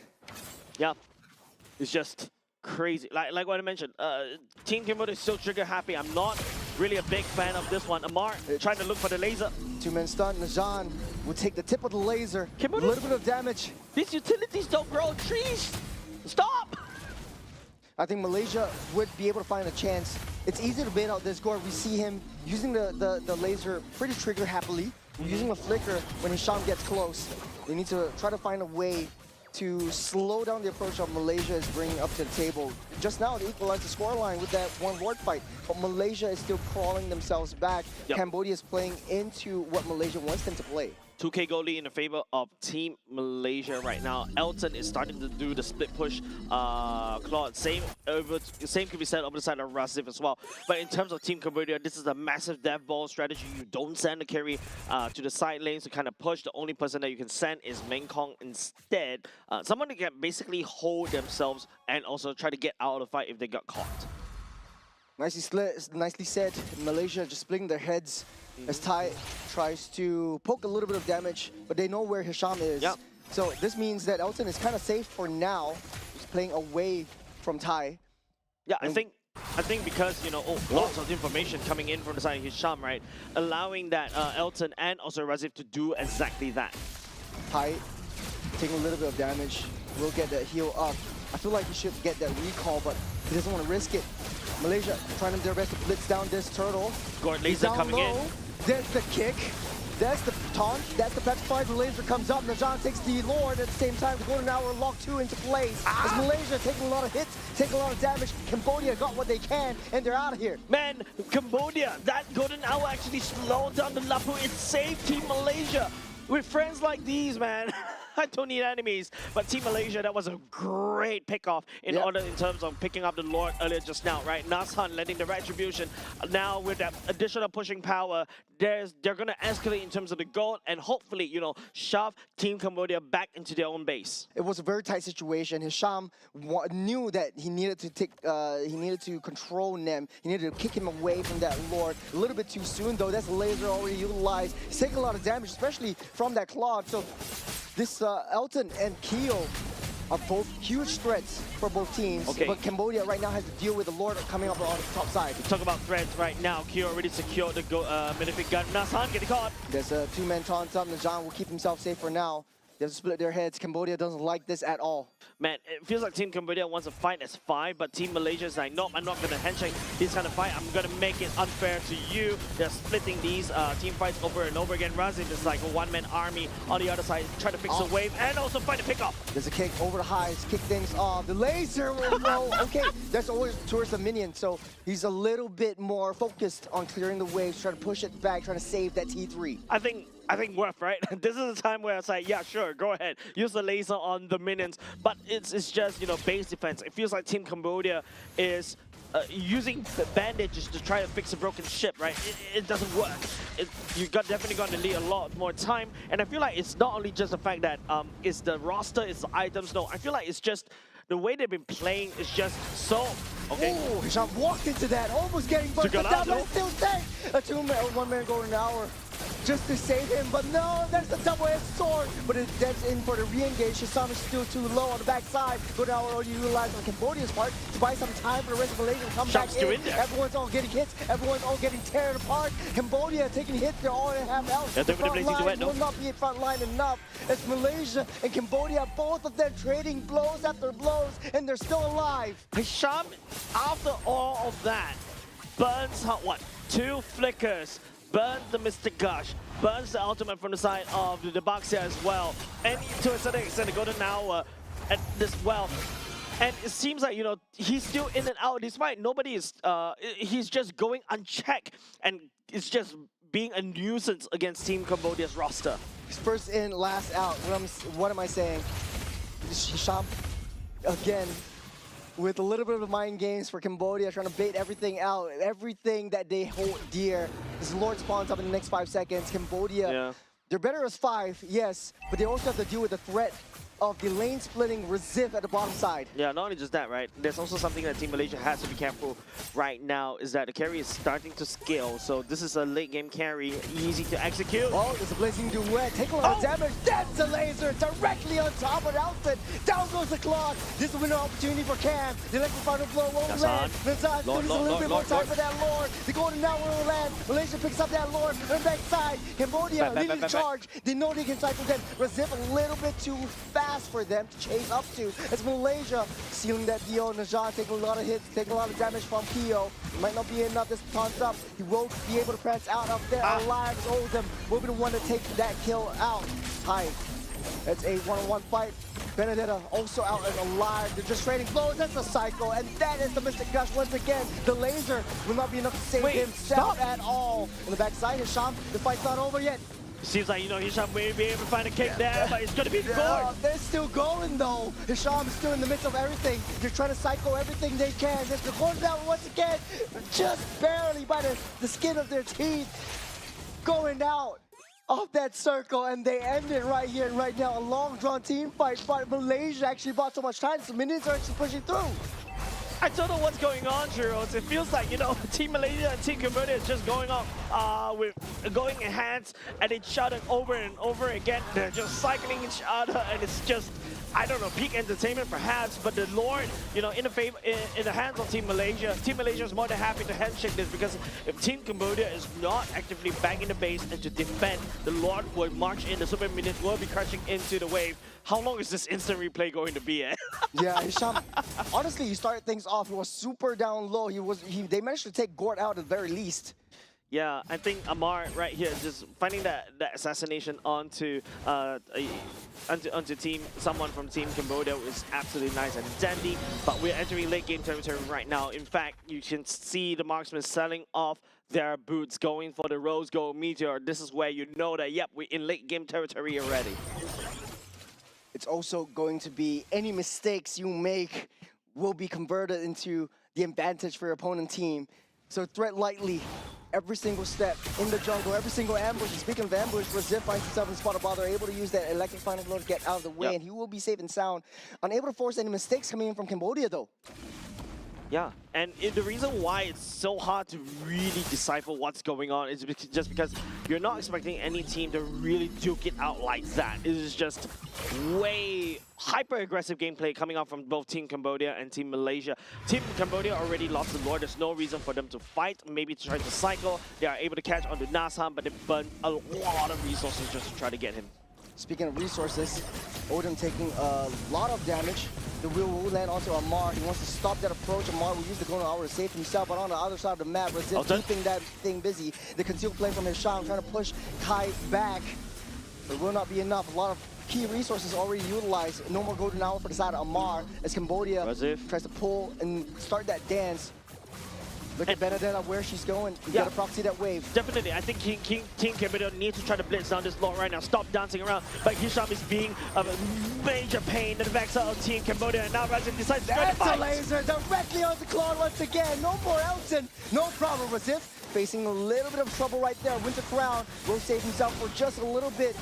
Still got Kyo down the top, that top side. We'll be able to chase the rest of them down. 2 members down for the side of Malaysia. We'll be able to blitz down this Lord now. Elton making a mistake right there. He's not supposed to be standing in the vicinity of the laser at all. And now Team Cambodia 5-man strong. They're looking to take the Lord instead. I think Team Malaysia, earlier just now, Razif had a great idea to try to shove bot lane, to try to put a little bit of pressure more on Team Malaysia, Team Cambodia. But I don't know what happened. They decided to go back and handshake this team fight right into the laser of Sovereign, and now Team Cambodia picks up the Lord. I think it was just the Mystic Bombs, right? It just landed that nice stun. Let's just really slow it down and take a look. Yeah, it's just the Winter Crown is already used in the fight earlier just now, before this one. And don't forget, right now, Kyo can easily shred through both Hisham and also Nasan as well, so they cannot stand this fight. Razif earlier just now misses the mark in terms of landing the Petrify ultimate onto the Gord and also the carry, so that's why it's also a little bit difficult for Team Malaysia to find any form of pickings against Team Malaysia. Malaysia, sorry, Team Cambodia, and now Team Cambodia is crashing the Lord against Team Malaysia's side. There's the electro final blow. Mystic Gush will clear up the minions, buying Cambodia some space and time. A lot of discipline coming up from Cambodia. He took down that T3. He might be able to rush this. Keo has a lot of damage. That's the attack speed, the attack item built up as well. They don't know where Hisham is. They need to try to find a way to get vision on this Cho. It's Cambodia in the midst of battle. There's a rolling stone down onto this Veteran. Pops that immortality. Blazing Duet also popped up. Double golden hour on Cambodia. And now Cambodia is still very healthy, very up alive. As Hisham trying to pull them away from that throne, trying to bait everyone away from that lead that they have so far. But Malaysia's base there in shambles without Najad. They don't really have a thick front line. Yeah, and now bottom lane already cracked open. Team Cambodia, if they want to end the game, they have to end the game right here. If not, Team Malaysia may strike back. A massive wave. Hisham, he's looking, he's seeing, he's trying to find a way. He's trying to find an angle. Carry. Amar goes down. The base. Just targeting onto the throne in Cambodia.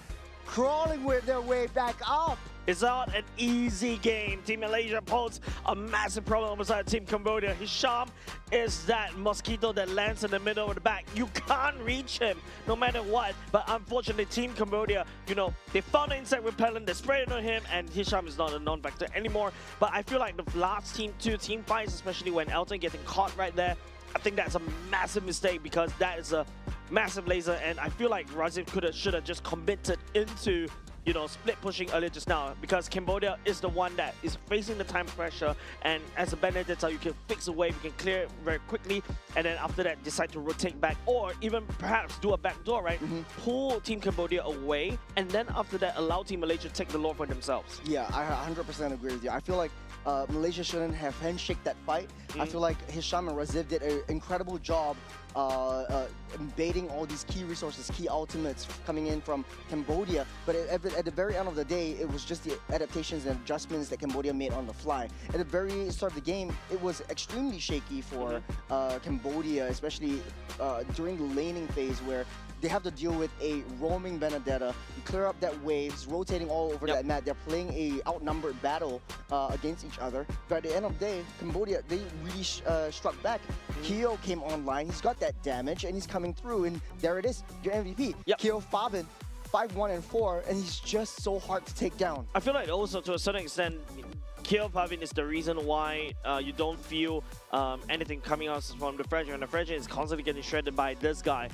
Once I see the Benefit Gun coming in, once I see the Wind of Nature coming in, that's it. Wind of Nature means that he's going to be immune to the damage coming up from the Clot, and then after that, he's just like, you know, gunning people down one after another. Just as long as he's being protected, there's always, you know, a lot of attention being pulled by Solven as well on his massive laser, and then after that, everything just falls apart, right? If you notice, this is also, technically speaking, Team Cambodia. This is Solven being very trigger happy, and finally, at the very least, even though he misses quite a few of it, he lands the necessary one, and that necessary one was on Elton, and then after that, the rest is history. Hisham, I think he did a very good job trying to pull, but it's just the rest of the roster coming up from Team Malaysia is getting counted by Kyo and also Solven, especially on the Fredrin. You know, for Cambodia, it just reminds me of teams that have extremely strong team fights. It's the magic of team fights. They always like to build that death ball, and they know it, and they play it towards that strength. For Malaysia, though, what they excel in is the mind games that they play. For Hisham and Raziv specifically, they're moving across the map. They're baiting out their ultimates. They're baiting out these team fights that Cambodia is not ready to take. For Elton, though, big mistakes coming in from the positioning, and something that they have to fix for the next game. But coming into this next game, I feel like for Malaysia, they can just play an entire game without handshaking any of these team fights at all. Just play the macro game, play the long lane, like you say, a potential backdoor. Last I checked, I don't think that's Team Malaysia playstyle, right? They really like to brawl it out there, right? They really like to handshake these team fights, and then after that they win. They are a very momentum-driven kind of playstyle, and then after that they're looking to scale, right? I think from the side of Team Malaysia, they were able to scale already. Elton was finding good pickups towards the back later parts of the game, but Kyo on the carry just came online because it was just outclassed. It was just outclassed, and not only just outclassed, it's because like the fact is Claude has to dive in, right? When the Claude dives in and eats a whole face full of laser, whole face full of light wheels, I think nothing can basically save that Claude anymore. Yeah. At the end of the day, though, They really have to get that reset. It's a lot of mental for Malaysia, especially. Coming in with a strong lead from the early to late stages of the game, and when we hit the super late game territory, they sort of like fell apart. They were playing as 5 individuals and not as a team anymore. Yeah, I think it's also how, you know, the team wanted to pull the death ball of Team Cambodia apart, right? I think it worked for the previous one or two team fights before the last Lord fight. They were able to drag and pull the team apart. If you notice, remember the observer had to like, okay, you know what? This is too close. I gotta pull all the way out to the maximum zoom setting in order to capture all the action that's happening, because there's small little fights that's breaking out all across the top part of the map, right? I think that's okay. It's because of the nature of how the roster was built for the side of Team Malaysia. But Team Cambodia, at the end of the day, they realize that, hey, they're being pulled apart by Team Malaysia. All they have to do is stick to their guns, and then after that, just rotate as a death ball and literally dare Team Malaysia to basically come at them. Yeah, I think what really changed the tides of battle was during the I would say 18-minute mark-ish, when Team Malaysia secured the Lord, but then Cambodia kept on pushing. They kept on rushing. And I think Malaysia should have just stopped where they stand. They shouldn't have just jumped in as and when they want. They were throwing their bodies. They were trying to body block any you other don't body deaths. block a laser. You don't body block. You're actually cycling to your opponents. And this was really, in my opinion, what really caused that step-by-step increase that Cambodia has took over the rest of the battle. Yeah, I think in terms of explosiveness, I would say Team Malaysia has it. It was very explosive when they fight, right? It was so nice to watch. But in terms of consistency, Team Cambodia has always been the one been very consistent, except for the Sylvan. There's a lot of times where there's very questionable flicker, very questionable laser. Maybe it's being forced by the side of Team Malaysia's Hisham as well. But even after a while, especially when you go into late game territory, those lasers, those CDs is going to get even more shorter as the time goes away. So even though, yes, Hisham was able to bait out the laser, Team Malaysia need to react almost immediately. You give it another 5 more seconds, 10 more seconds, that's almost like maybe half of the cooldown of the god already for the ultimate, and he can use it anytime. I agree with you at the last point. Like, at the end of the day, when you reach that uber late stage game, you're using that laser as a third skill instead of a, I want to keep this and hold on to it until a really crucial event, because any single event could be a crucial event. He's just throwing his balls. He's trying to find any stuns that he can, and at the end of the game, at the end of the day, I think Elton just really made a crucial positioning error where he lost his life first, that they cannot come back from. And whenever they work really, Malaysia works very best when Hisham is really supporting and empowering Elton, and it just goes to show a lot of these marksmen nowadays have been always babysitted by the roam, and you always see like the roaming duel coming around. So that leaving Elton alone might not be the best option for Malaysia at that point of the game. Yeah, maybe also another few things to point out as Team Malaysia, I think the whole composition that they drafted was, I think it relies heavily on Team Malaysia's Hisham, right? Especially on the Cho, to be able to pick up somebody as well, and then after that rotate, right? Towards the later parts of the game, most of our fights are going to be clashing, like just literal front and back. Yep. Yeah, that's where, Team Cambodia truly shine. The roster enables that kind of thing. Baxia could also do that pick up to basically body block. You also got the Breakfast Warrior to just jump all the way in. Laser, enough said. Classic front and back, right? So it's up to Team Malaysia how to fix that. I think it's not a roster problem. I feel like it's a decision and execution problem coming towards the later parts of the game. Yeah.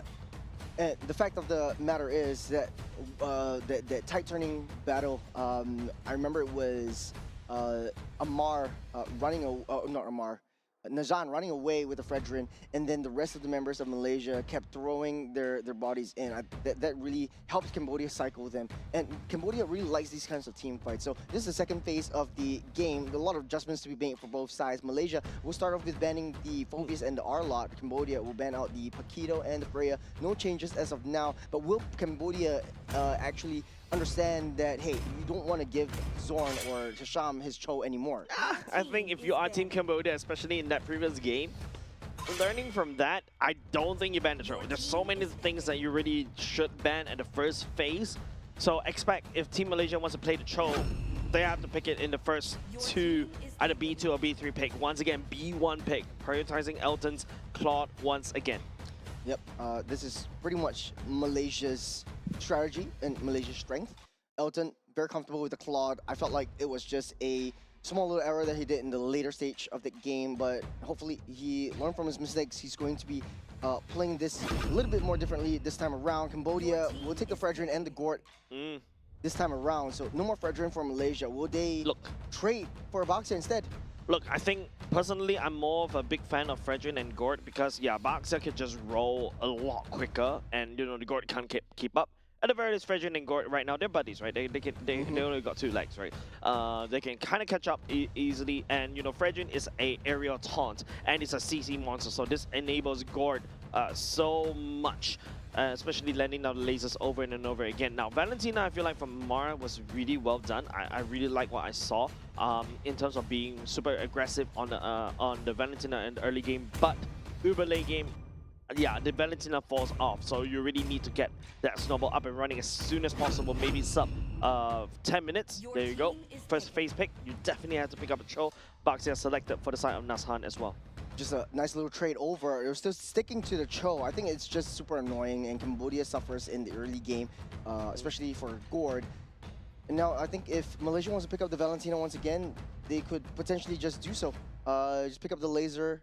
Marcel is still on the table, so Cambodia could just snap pick that one up once again. I think Marcel definitely could go back into Team Cambodia. They had found quite a big success right there. And then ban out the Valentina themselves.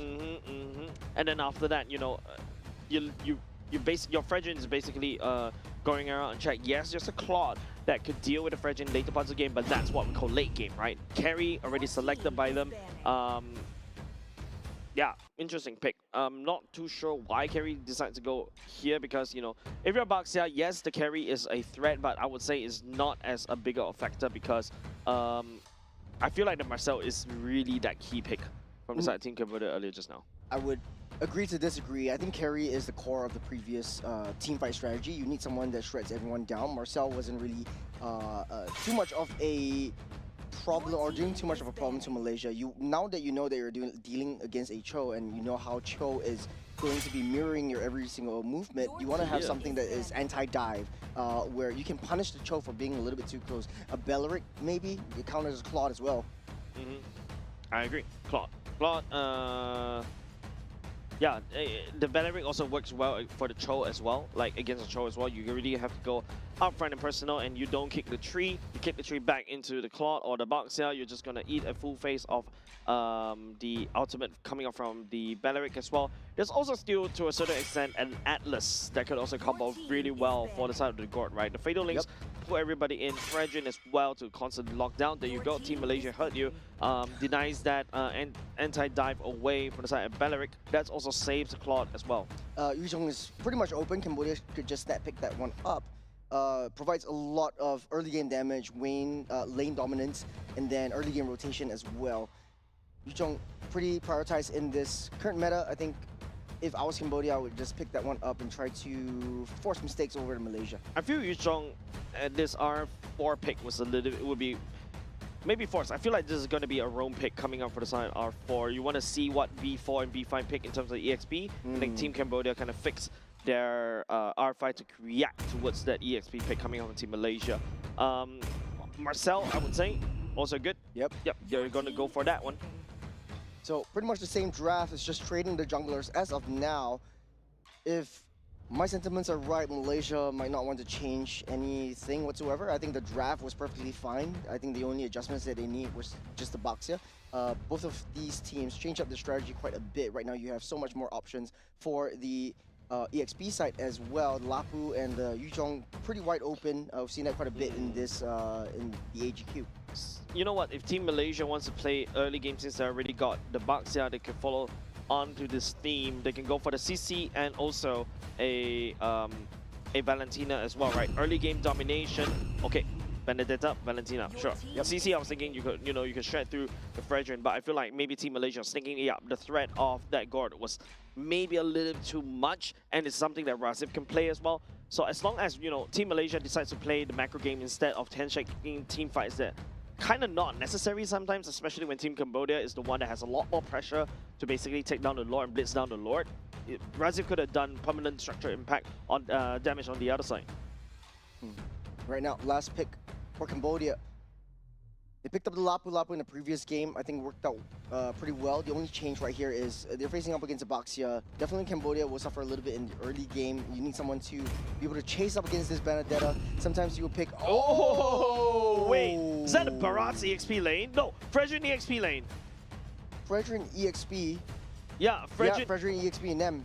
Yeah, Fredrin EXP lane. We haven't seen this in a while now. The flicker taunt to basically catch onto the guard and more pick potential, right? Barat swallowing somebody with Daytona's welcome. Yeah, and that's something that you can't purify as well. Yep, you cannot purify. I spit back at you. At the same time, you also have that early game damage. This is what Team Cambodia can also do as well. But these are tanky, beefy boys. And this is where the Juicin really, truly shine. And unfortunately, Juicin is not on the table because it got banned away.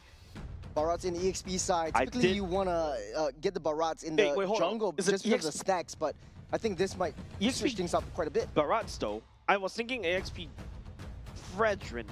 So basically, Cambodia bidding a death ball for themselves. There's not any one member that you can send in the long lanes or on the side lanes to alleviate pressure in the late game. Malaysia has so many options, though. Hyper mobile versus hyper immobile, like an unstoppable object versus an immovable force is the summary for the draft that Malaysia and Cambodia are bringing to game number 2. Cambodia 1 game away from being in a very comfortable position in the first group.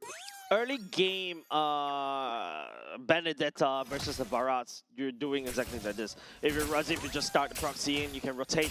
And then after that, you can start, hard invading the jungle, enemy jungle, start taking away the small little beetles. Raziv, look at where he is already.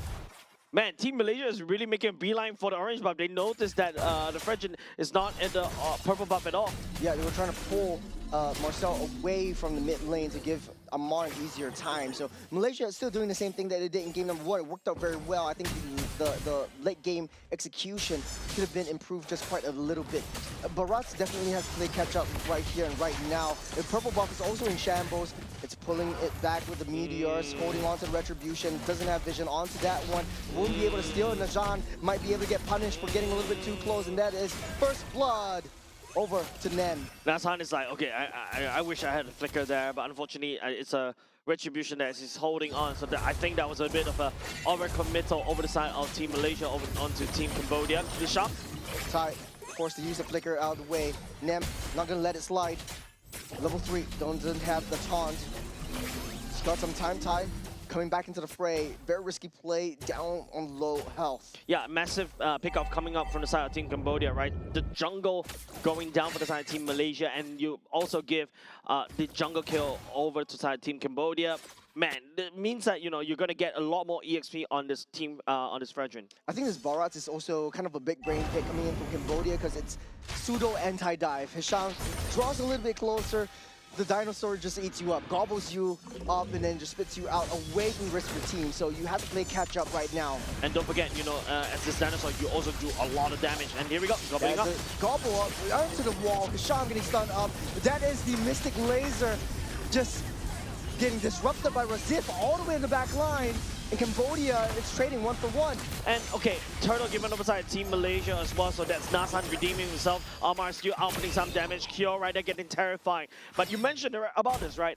Yeah, agreed. Baxia, sorry, not the Baxia, but hold up. Oh, that's a 2-man knockup by Hisham, and that's the follow-up. Razif will take 2 for himself underneath the turret. Yeah, it's a dive, and then you pick up 2 members. Man, Team Malaysia is really rolling it out, using the benefit of the early game advantage on the form of Amar and also Raziv as well. Raziv picking up 2 kills is absolutely wonderful. He's going to be able to snowball from that one. But you mentioned this, right? The last I checked, Cho cannot pull out of the Barat's tummy. No, that is just basically you're locked down and you disappear from the map for just a couple of seconds. Take a look at the replay right here. Yep, Nasan also joining the fray as well. Wow, amazing slow-mo, man. Beautiful follow-up. Coming up from Raziv as well. Raziv definitely going to be the main player, especially towards this bottom side in the EXP lane. The Barat is definitely going to be slower in terms of rotations, but he has decent wave clear because when he goes into his massive form, he's just gonna stomp across all these minions. I think for Cambodia, it's all about late game, late game, late game. You've got the skill potential, you got the damage, you've got the tank ability. It takes so much more and half to take apart their composition. It's basically building a death ball. They just have to find a way to try to keep up with the pace that Benedetta brings to the table. Another thing about Daytona's welcome is that you can also gobble out Elton's in. Oh, he's shot! The shot taking a little bit more. Let's bait it out the ultimate blazing duet. Buys a lot of time for Elton though. Hisham, so much prowess on this show. Yeah, like I think that was just the right spot for, and it's the thickest, like the thickest spot for you to run through. It seems like true damage could burst him out, and he timed that perfectly. Yeah, it's just amazing coming out from the side of Team Malaysia. But okay, enough blazing. Team Cambodia in a spot of trouble right here. It's going to be the Barats pulling on to the floor. The turn-off right now. Golden Hour already committed. It's the Sword on the back line. Got to swallow up, spit onto the wall. Fredrin is not there. No damage at all. Disrupted the Mystic Gush as Hisham tries to run away. Razif deals with that Fredrin on the backside. Cambodia struggling in the early game once again. Here is the rest of the Goon Squad. Malaysia, you have all 5 members right there. The Turtle Pit. Of course, right? Team Malaysia, this is a very early game-centric kind of roster. You got the Benedetta, you got Nas Hunt on the box here, Amar as well. These are early game heroes that can just pop off in the early to mid. Now, the goal lead-wise is still sub 2k. You already got the Hunter Strike secured by the side of Razif as well. Barats, on the other hand, has to build an anti-Karas. All the way from the backside, go to Petrify. Won't be able to push anyone in. Amar actually goes down in under the turret, but able to just prance right on out of there. Yep, items check as well. You've got, you know, Amar has the better items right here. Skip the boots for the glowing one, so that's also a key power spike for the side of Team Malaysia's mid laner for now. Cambodia, on the other hand, I think as long as they kind of limit the goal lead around 2K. Mid-side, they landed on the Gord, forced to use the Golden Hour to save himself. And Sovan, the spot bother should get that recall. Good. That's good play coming out from Razif, right? Even though right underneath the turret was able to slash away the structure, and then now you unlock Razif to start roaming even more freely around the map. Barats, from the side of Team Cambodia, I like the idea, but I don't like it in the EXP. I'd rather put the EXP on the Fredrin instead. The Flicker Taunt, I would say, is a lot more impactful as compared to, you know, a Barats. Now, the Barats, you need to stack the you can stack the passive through your jungle, but because now you're a lane Barats, you cannot stack it through your jungle creeps. Here's Nazan rolling in the deep, rolling up on top. Ty Odom gets 6 feet underground. There's the Mystic Gush. We'll be able to dash out of there. Cambodia in shambles right now. Elton PTSD right there takes a huge chunk of damage, half HP from that Mystic Gush as well. But this proxying coming up from Team Malaysia is enabled because Razif is roaming around the map even more freely. And now don't forget, if the Barats roam around the map, there's nothing in between the mid and the bot. That means that he's going to become deflated very, very soon. Next turret spawning up in 10 seconds. Doesn't look like Malaysia or Cambodia wants to force this Lord fight. Oh, that's the Gush. That is the kill. Kyo falls once again. Absolutely baited. Taking out Kyo is absolutely necessary. You really have to try to find a way to slow them down. Malaysia is 5 kills ahead, 3K as well. Daytona's welcome. Daniel's welcome. Down to Najan. We'll be able to spit him out and away. The Mystic Gush once again. Hisham on the backside, trying to disrupt that team fight. We'll be able to do so. They're going to lock everyone in place. But Razif! That's a 2-man Petrify. Won't be enough damage to take both of them out. But Cambodia trying to fight back. Got Odom there as well. We got 5 men down the bottom side. The T1 and the mid side in shambles. Najan taking a lot of damage. Shredded out by Kyo. Nem trying to chase that charge. They praise his wrap for more than half health. Hilton eats a full sword to the face. Yeah, and that's a lot of Greyhound churros. And if you notice how Cambodia is starting to pick up in terms of the damage as well, all because Kyo is already starting to enjoy in these team fights. And Razif, right? There's no Electro final blow earlier just now. Even though yes, that was amazing Petrify, but there's not a lot of follow-up coming from Team Malaysia. For Malaysia, though, I felt like they played it to the T. Hisham disrupted the Mystic Gush. Cambodia needed to find a way to come back into these team fights. And this was the fight up on top right before the turtle. And yeah, we're back into the game. But that being said, though, Hisham is still super annoying. There was not a lot of damage coming in from just the board alone. But that last team fight, I think they could fight back because with the Barats, with the Fredrin in tow, and with the damage, like you say, coming in from Kyo, they at least had a shot. I think Keo using the Purifier earlier just was worth it. I prefer a Flicker, especially when, you know, Rezik could just literally chase you down and, you know, just shred through you. I think the Flicker to gain a bit of more damage so that you can land your passive, that's A-okay. But, you know, Purify can work, especially when you're dealing with Hisham. But I feel like Hisham's role is to try to deactivate Sovereign on this Gord, which he did earlier just now, right? But ultimately from Team Malaysia, there's not enough follow-up coming up from them. Had Team Malaysia has a proper follow-up, man, Team Cambodia would have been deleted in that team fight. Yeah, 100% agree. I think the biggest issue was for Malaysia, as much as they wanted to go for the main objectives, they needed the objectives to be able to win on these team fights as well, because the turtle gives extra buffs. And speaking of objectives, they're starting things off with the lore, getting that reset, them leading the charge on the back line. They kicked in the wrong side. They're going to our save him just for now, and there's a lot of light wheels, and that's the first. Reserve won't be able to reach onto Keo, free hitting on the back line. Just blinking duet, immediately onto the carry, the Mystic Gush onto the front line. It's just a split fight, and Cambodia loses 3. And that's the power spike coming over Team Malaysia as well. Amar picking up the laser, using it, throwing it back against Team Cambodia. There's too much damage that Team Cambodia was actually unable to swallow. And now, once again, this is a First Lord over the side of Team Malaysia. But look at the goal lead, it's only 3K. It's not too far apart. But hopefully Team Cambodia, I don't know, probably find a way as well to climb all the way back in. I think most of the goal is in the pockets of Razif right now, because if you take a look at the team fight as well, Sovan using the laser way too early. Amar just literally walks all the way there. Yeah. Opens it up, just immediately bursts on top of the Blaze Way coming out from Elton. Of all the open routes at that corner, they took the Keo took the choke point instead of the back off point. I feel like Keo still wanted to stay in the midst of battle, but Malaysia was just too rough on the back line. Hisham, Razif was just taking turns and trying to deal as much disruption into the Mystic Gush as they can. I feel Sovan has been really lagging in terms of positioning as his guard, right? Amar at the very least, because he's a Valentina, he's able to just dash into position and then open up the laser. But for this guard, you really need to walk. And oh man, this looks really sad for this Barats. But we've been in this position before. Cambodia is always, you know, having a rough start to early game. And Malaysia is extremely dominant, extremely aggressive. The small Barats definitely will be an Achilles heel for Cambodia. Plating is gone. Bubbles bursted. Malaysia very disciplined this game around. Yeah, definitely. You don't try to force it, especially when the members from Team Cambodia does have the wave clear. Don't forget, Barats, especially when he's on max stacks, can wave clear very quickly, and his damage scales according to his HP. Apart from that, there's also a potential wild bomb from the side of from the Gord as well, and then after that you just get lasered down to death. In terms of the marksman's wise, goalie in the favor of Elton right here, going towards a Malefic Gun as well, but for our friend on the carry, does have the 3 attack speed items. This is also when the carry is also quite dangerous already. It doesn't really need that much items compared to a Claw. Ooh, Datnos Welcome also utilized the Shunpo.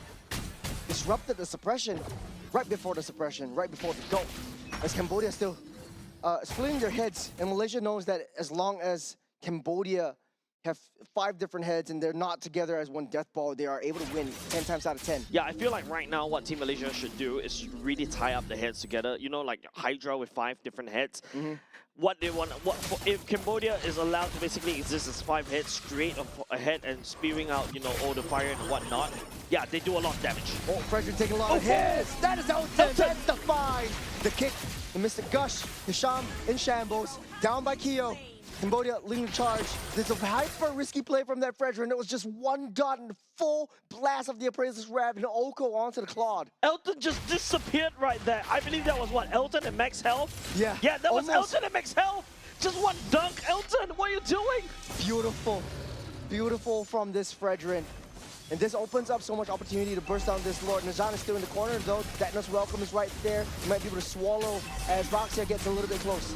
Right now, the Baxia is starting to stack up. Amar does have the laser. Nazan knocked into, gets swallowed up. That's the kick, and that's Datnos Welcome. Double lasers coming.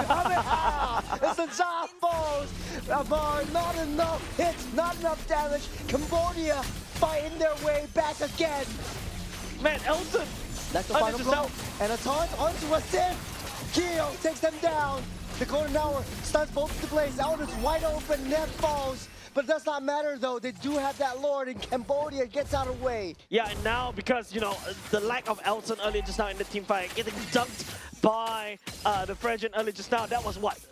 80-0 in one shot. Elton standing right in front of the Frenchman thinking that he can face tank. I don't think though, because Team Cambodia is starting to hurt against Team Malaysia right now, and now with the Lord Intel, Team Malaysia has to now play defense. Good zone from Thai. Took down that T1. Lord marching down the bottom side.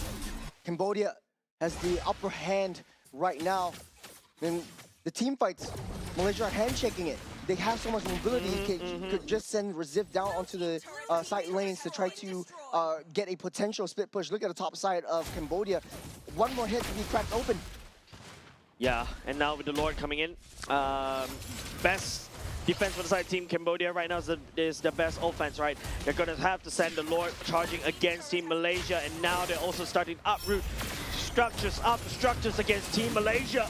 There's the laser getting initiated by Cam. A lot more hits this time around. That's the taunt coming in from Fredrin, taking a lot of hits. Lord still up. Razif on the top side though, they have to deal with the Benedetta in the macro game. Finally, Razif is actually doing what I wanted him to do in the previous game, right? Put a bit of a time pressure against Team Cambodia, try to pull them apart, because Cambodia together strong. But Team Malaysia, on the other hand, they know how to play the macro game by right, because they've disrupted Razif.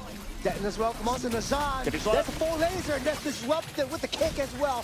Double Golden Hour, lock double down, and Cambodia trying to push everyone back, trying to turn anything around, but everyone's taking hits, no one's falling right now. Yeah, but you can see like Amar is taking the Golden Hour instead. Keo with the damage, melting everyone down. In backline, Hisham made a crucial mistake, trying to find that back.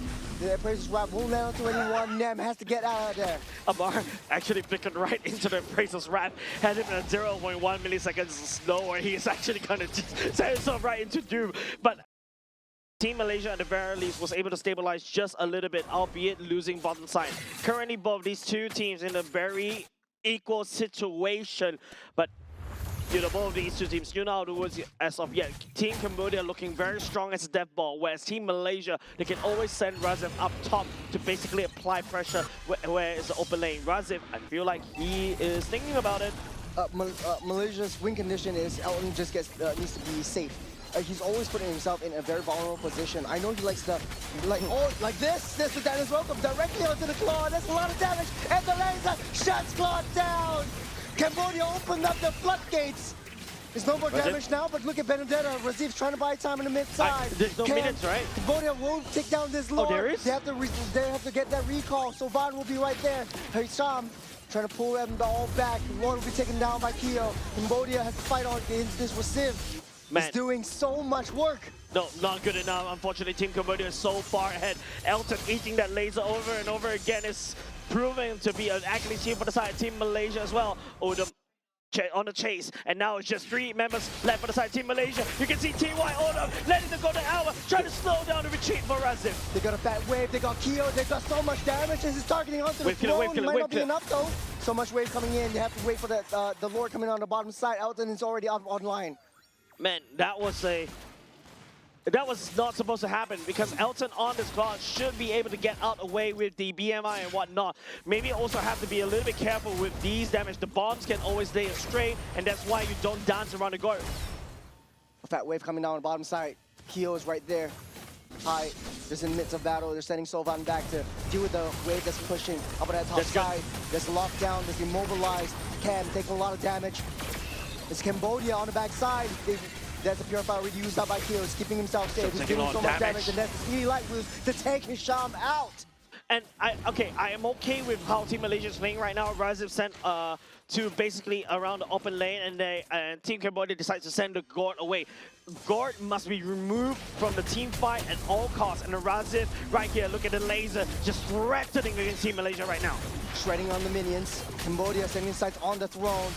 They still got a fat wave. They're trying to disrupt this. Razif still has the electro-final blow. Will be able to look for the backside. Speaking of backside, Elton with the blazing duet. Take a lot of damage. No! They took us out so long. They still got carry. carry is still right there. He's still trying to buy some time. This is Dennis Welcome onto Amar. Amar goes down on the backside though. Elton and Razif. It's against 2 versus 5 on the backside. As Nan leads the charge. Just lock down. Just immobilize. Pop that Purifier as well. They're still leading charge. There's a taunt up. Slowly but surely, Elton. A disasterly mistake.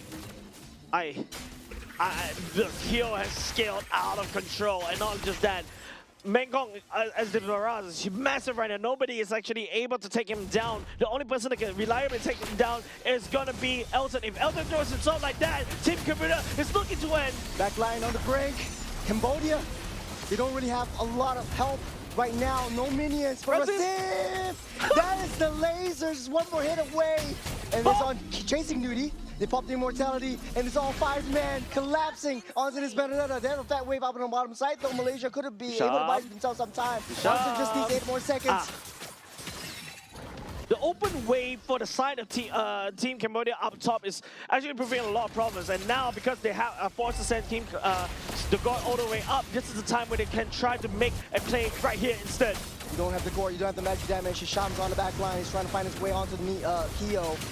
Keo still has the immortality. You have to kill him twice. Hisham will find his way in, but he's already protected by 4 members. Dennis Welcome will be safe and sound. The immortality pops for Hisham. Nice timing, pulling him back. Going out will not lock down to anyone. It's Cambodia fighting his 4 members. The death fall will not be stopped. As they go straight for the throne. Elton is right there. He's stealing the place in the web. He's going to win the crown. We've cleared up. The Prince Rap will clear up the minions. Razif is back right here. Elton coming out and blazing away with the grab, but the laser! Once again, Cambodia not giving up to the fight. You got the Lord down, trying to cycle it through. They don't need the Lord. All they need is Keo and sticking together as 5. That's the Fast and Furious for you. That's the Dennis Welcome, and that's the win. Cambodia 2-0. Cambodia 2-0. What a strange game that happened. Team Malaysia towards the last point of time, they're just doing everything they can individually to basically try to push Team Cambodia's death ball away. But one person cannot stop the Cambodian bulldozer, literally bulldozing the whole base of Team Malaysia, laying it flat. So much action over the last second, and that is what I like to see about Cambodia. They're sticking together as basically not even 5 men. They don't even need the gourd. As long as Keo is up and online, he's got that damage protected by 4 brothers around him. He's just hitting the light wheels. Hisham is not a threat. Claude is not a threat. And everyone is just, you know, getting swallowed by the Dennis Welcome. And Barats was such a key pick in the late stage of the game. Yeah, Cambodia was so dominant. Yeah, the pick coming up from the Barats, I would say in the early game, yes, a little bit iffy, right? I was thinking, hey, Barats will eventually fall off priority, especially when, you know, you got your Claude is already starting to pick up all these damage items that could shred. But don't forget, Claude's damage mostly come from the Blazing Duet. Whereas, you know, if you want to deal with the Barats, you need constant DPS. Constant DPS that is provided by the carry that could just shred through HP bar. So I really like what I'm seeing from the side of Team Cambodia, though. Kudos to them. They are still unfazed by the pressure by the side of Razif as well. They're also unfazed by the pressure by the side of Hisham. And they just snowball out of control. And after that, they use that snowball, create an avalanche, and just cover Team Malaysia with a blanket full of snow. They have so much, a little bit shaky in the early game. But once it comes to that tipping point, they always keep cycling. They're not giving Malaysia any room to breathe. And even if the Lord came up, they're not backing off. They're that disciplined. They know the limits of their heroes. They know that they can heal everything back up. The MVP definitely going into Sovan. And he's the one getting sent back into the base. He's the one dealing with the pressure that Benedetta is bringing into this game. Yeah, and if you notice, right, by the time when Sovan was sent all the way back into the base, right there to just do base defense, they have full trust in Keo as a carry that, you know, they're online. He's online already. All everybody have to do for the side of Team Cambodia is just escort this carry and then just lay down light wheels after light wheels. He will easily shred through Hisham and easily shred through the Bucks here to a certain extent, and even to a certain extent Elton, right, is not able to hold on to the damage coming out from this carry. The only time when he could do it is because of the Winter Crown Blazing Duet, but there are a lot of times where there's a lot of opportunities for that's created by Hisham, created by, to a certain extent, Razif as well. it was not taken by Team Malaysia, right? But Team Cambodia though, they piloted this roster to great success. It was Team Malaysia that's knocking on Team Cambodia's doors earlier just now, but Team Cambodia held to their guns and they sent 2 Lords against Team Malaysia. You know, Malaysia, you were saying what you wanted Rasif to do, he did it. What stopped him from trying to extend that push? Was it the base defense? Was it too much damage coming up from that base rush minions just punching into Malaysia's base? I think it's also because Team Cambodia is sending the Gord all the way back, right? The Gord's main goal is to just go back, wave clear, perhaps even use the laser as well. Knowing Sylvan, he will do it as well. And then after that, rotate, right? And apart from that, it's also just, I think, the lacking of the damage coming off the side of Team Malaysia. Early game, Razif was able to find the pickoffs onto the carry and also the Gord, especially when, you know, it's the skirmishing time part when it's early to mid game. But towards the later parts of the game, when the team fights get so convoluted, you've got the everybody just stacking onto the side of carry. You can't even see the carry because, you know, Baraz is so big right there, just blocking blocking the carry from view. You also got a Fragin that's escorting the carry as well. You also got a Marcel that dares to step in. If you step in, I'm gonna mess up your combo, and then after that, you're just gonna be a sitting duck right there, right into the carry's damage. And that's why in uber late game, the carry is a threat, and you know, Razif unable to find a kill. A great play on the Barats as well, using Detna's Welcome to immediately find Claude during that crucial moment in the bottom side. He was just waiting in that dot bush by the river, and when he saw that Claude, he was just waiting for the rest of the members to come in, and once they take them down, the laser comes out of this Gord. So I think at the end of the day, Cambodia is just, you know, shaking early game, late game, very aggressive, and still in the top seed. 5 wins, 0 loss so far. They still have one big challenge up ahead from them, which is the 3rd seed and facing up against Indonesia. Yeah, but this means that, you know, if you notice, the group standings was kind of shifted just a little bit, right? It initially was the 4th seed, which is Team Malaysia earlier just now. Now Myanmar will be able to climb all the way back up. Don't forget, top 5 of this group stage goes over to Nagoya. Cambodia right here, I bet, yeah, you know what, I can just say it, it's just secured Nagoya. Yep. Cambodia secured the main stage in Nagoya, Japan. Congratulations. Congratulations to them. The bigger test will come several months later when they re-face up against Philippines in a rematch. And we pray the patch doesn't change. And we'll pray, no, the patch definitely won't change, but there will be a new kind of experimentations coming in with new heroes in the pool. Remember, the qualifying stage, you don't really have free reign of Harara. Maybe that would shake up the meta as well. But hey, upcoming next will be Indonesia versus Myanmar. Yeah, that's also another banger of a series to watch, right? Because Indonesia, they've been consistently performing, I would say, but I think there are also some hiccups that I feel like they should really fix based on the performance, especially against Team Malaysia, right? But hopefully this time around they can give a good showing against Team Myanmar. But of course, Team Myanmar, not too shabby either, right? Team Myanmar was able to do quite a good performance against Laos, Vietnam, and also to a certain even Team Malaysia as well. Yeah, they won out against Team Malaysia, but it was a 2-1 victory. Malaysia still took a game over them, and so I think facing them against Indonesia, it's kind of even Stevens, right? When Myanmar statistically is better than Malaysia. It's sort of like a triangle. Yep. Myanmar better than Malaysia, Malaysia better than Indonesia. So now it's a dog-eat-dog world. Dog-eat-dog world. Yeah, literally. Yeah, statistically speaking, we want to see an execution later on. I think there's a lot of factors, especially a lot of teams are currently experimenting with the new patch as well. So hopefully, you know, Team Indonesia will be able to, you know, lock down in terms of the mentality on how to play this. Because don't forget, this is the M7 stack. The 2nd place M7 stack.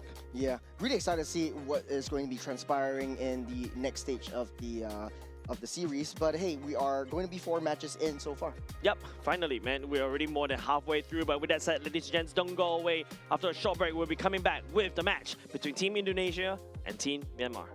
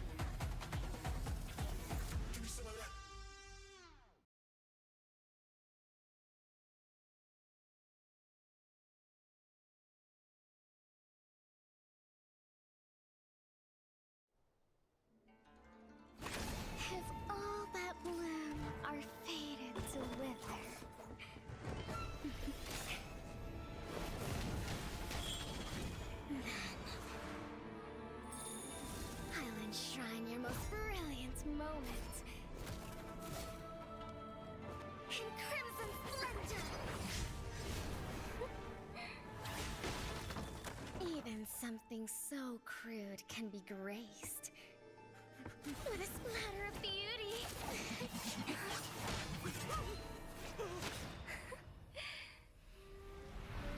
I'll get you out! You finally come to me, Hanabi-sama! This madness ends now!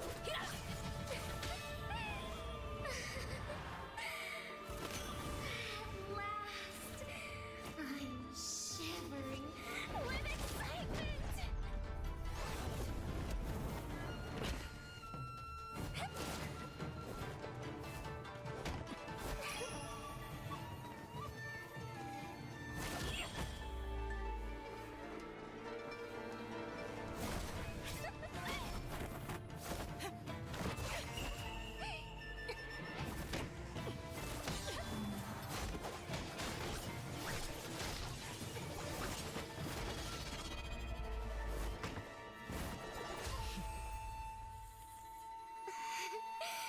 Such killing intent. Does this mean Hanabi-sama finally understands Kirara?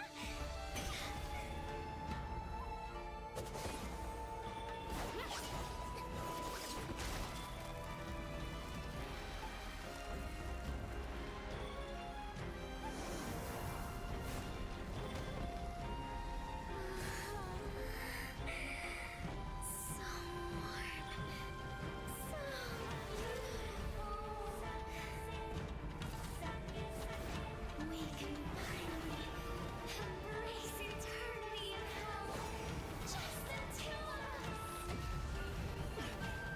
Allow me to release your eternal bloom.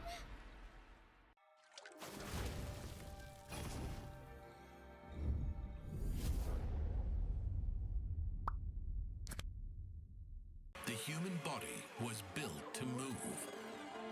Not trapped at a desk in one singular posture for 12 hours a day. It's time your chair evolved. This is Secret Lab Titan Evo. Ergonomically engineered for you, gamers, hybrid workers, artists, backing your every move.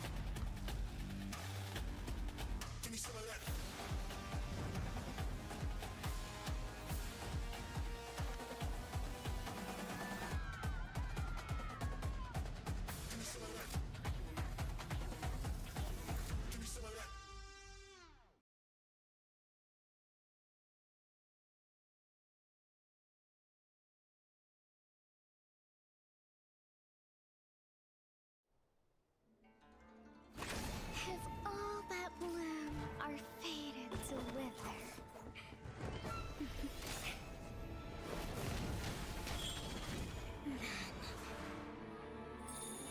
I'll enshrine your most brilliant moment in crimson splendor. Even something so crude can be graced with a splatter of beauty.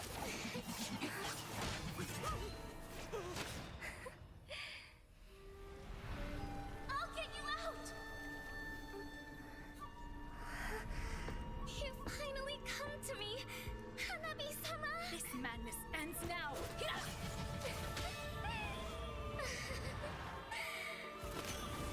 At last, I'm shivering with excitement!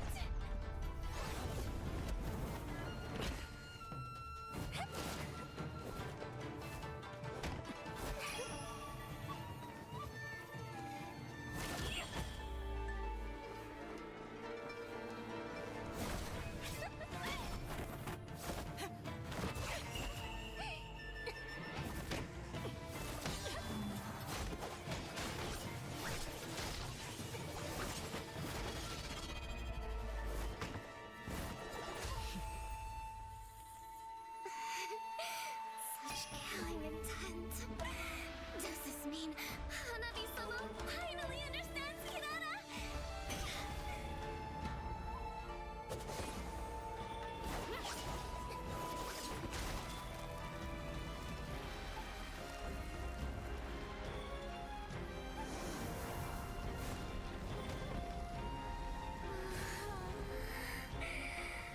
So warm. So beautiful. We can finally embrace eternity in hell. Just the two of us. Allow me to release your eternal bloom.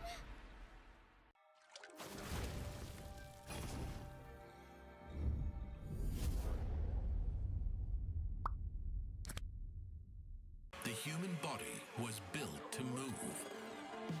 Not trapped at a desk in one singular posture for 12 hours a day. It's time your chair evolved. This is Secret Lab Titan Evo. Ergonomically engineered for you, gamers, hybrid workers, artists, backing your every move.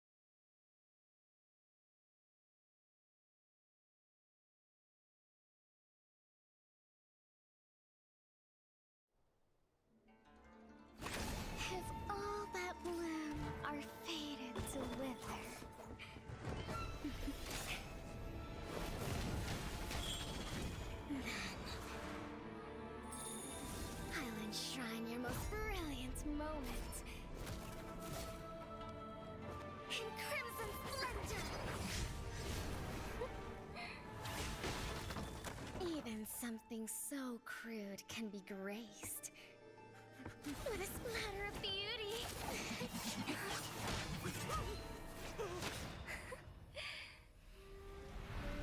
I'll get you out! You finally come to me, Hanabi-sama! This madness ends now. At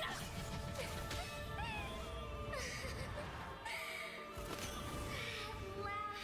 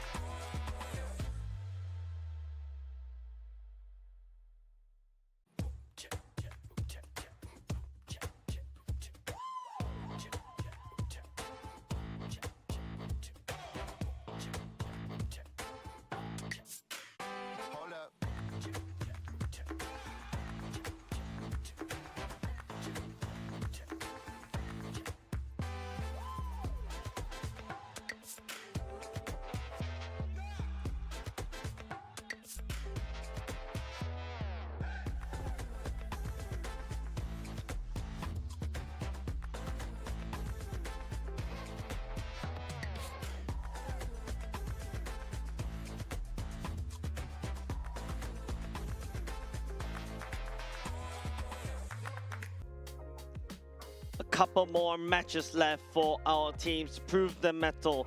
A few, I would say, the last minute teams, the last minute performance may be required in order for them to earn that ticket to go over to Nagoya. Ladies and gents, welcome to the 2026 Asian Games Esports Events MLBB Qualifiers. We are still currently going through Group A, and my name is Jace. This is Charles. We are casters so far. So far? So far. Well, still have I a don't couple know. more games to go. There's a doppelganger of me running around the RWS as well, right? Hey, so if you're around the area, please A head on better down to looking one as well. RWS. This is it's super fun to be here watching the crowd, and the crowd is starting to pick up. Yep. We see Indonesian fans, we see the Myanmar fans actually coming in. Third and fourth seed this time, Jays. They're 3 wins, 2 losses apiece, and they're pretty even, Stevens. It's all about seeding rights at this point. Yeah, and I think in terms of Team Indonesia, yes, I feel like their consistency is there, but you can start to see some chinks in the armor as well. Don't forget, this is the M7 second place. We're expecting a lot more coming out from this team. Yep. But it feels like, you know, when they come over, I'm not too sure what's happening. Maybe it's a different environment, or maybe it's just a different meta that's maybe impacting them, and they're, I think, less refined as compared to, you know, the past performance back in the in M7. Well, there is quite a bit of factors, new meta changes as well, adaptability to the games, and just all around, a lot of the other countries all around Southeast Asia are growing, and they're becoming really strong, especially for Cambodia. A couple of seasons ago, we might have counted them off, we might have written them off, but right now they're coming up strong, so much so that they are cementing themselves as one of the titans in Southeast Asian region. But speaking of which, let's go into Indonesia. There's Dingerai, Alexander, Delvin, Afan, and Shauki. All of these members, they are extremely strong mechanically and gifted in their own rights. I would say Dingerai performs exceptionally well once given that space. Alexander finding right targets and making the right shot calls for this game. Delvin performed exceptionally well in the mid-game given the artillery mages. Yeah, I think a lot more pressure on Team Indonesia right here. They qualified through the PBSI selections as well. So far, we've seen some form of brilliance as well coming out from them, but you know, the games have not been shaking. They've taken losses against Team Malaysia and, of course, Team Philippines as well in a small little rematch against M7. But, of course, you know, here are your members on the other side from Team Myanmar. Shine, Kyo, Myo, Han, and Hein.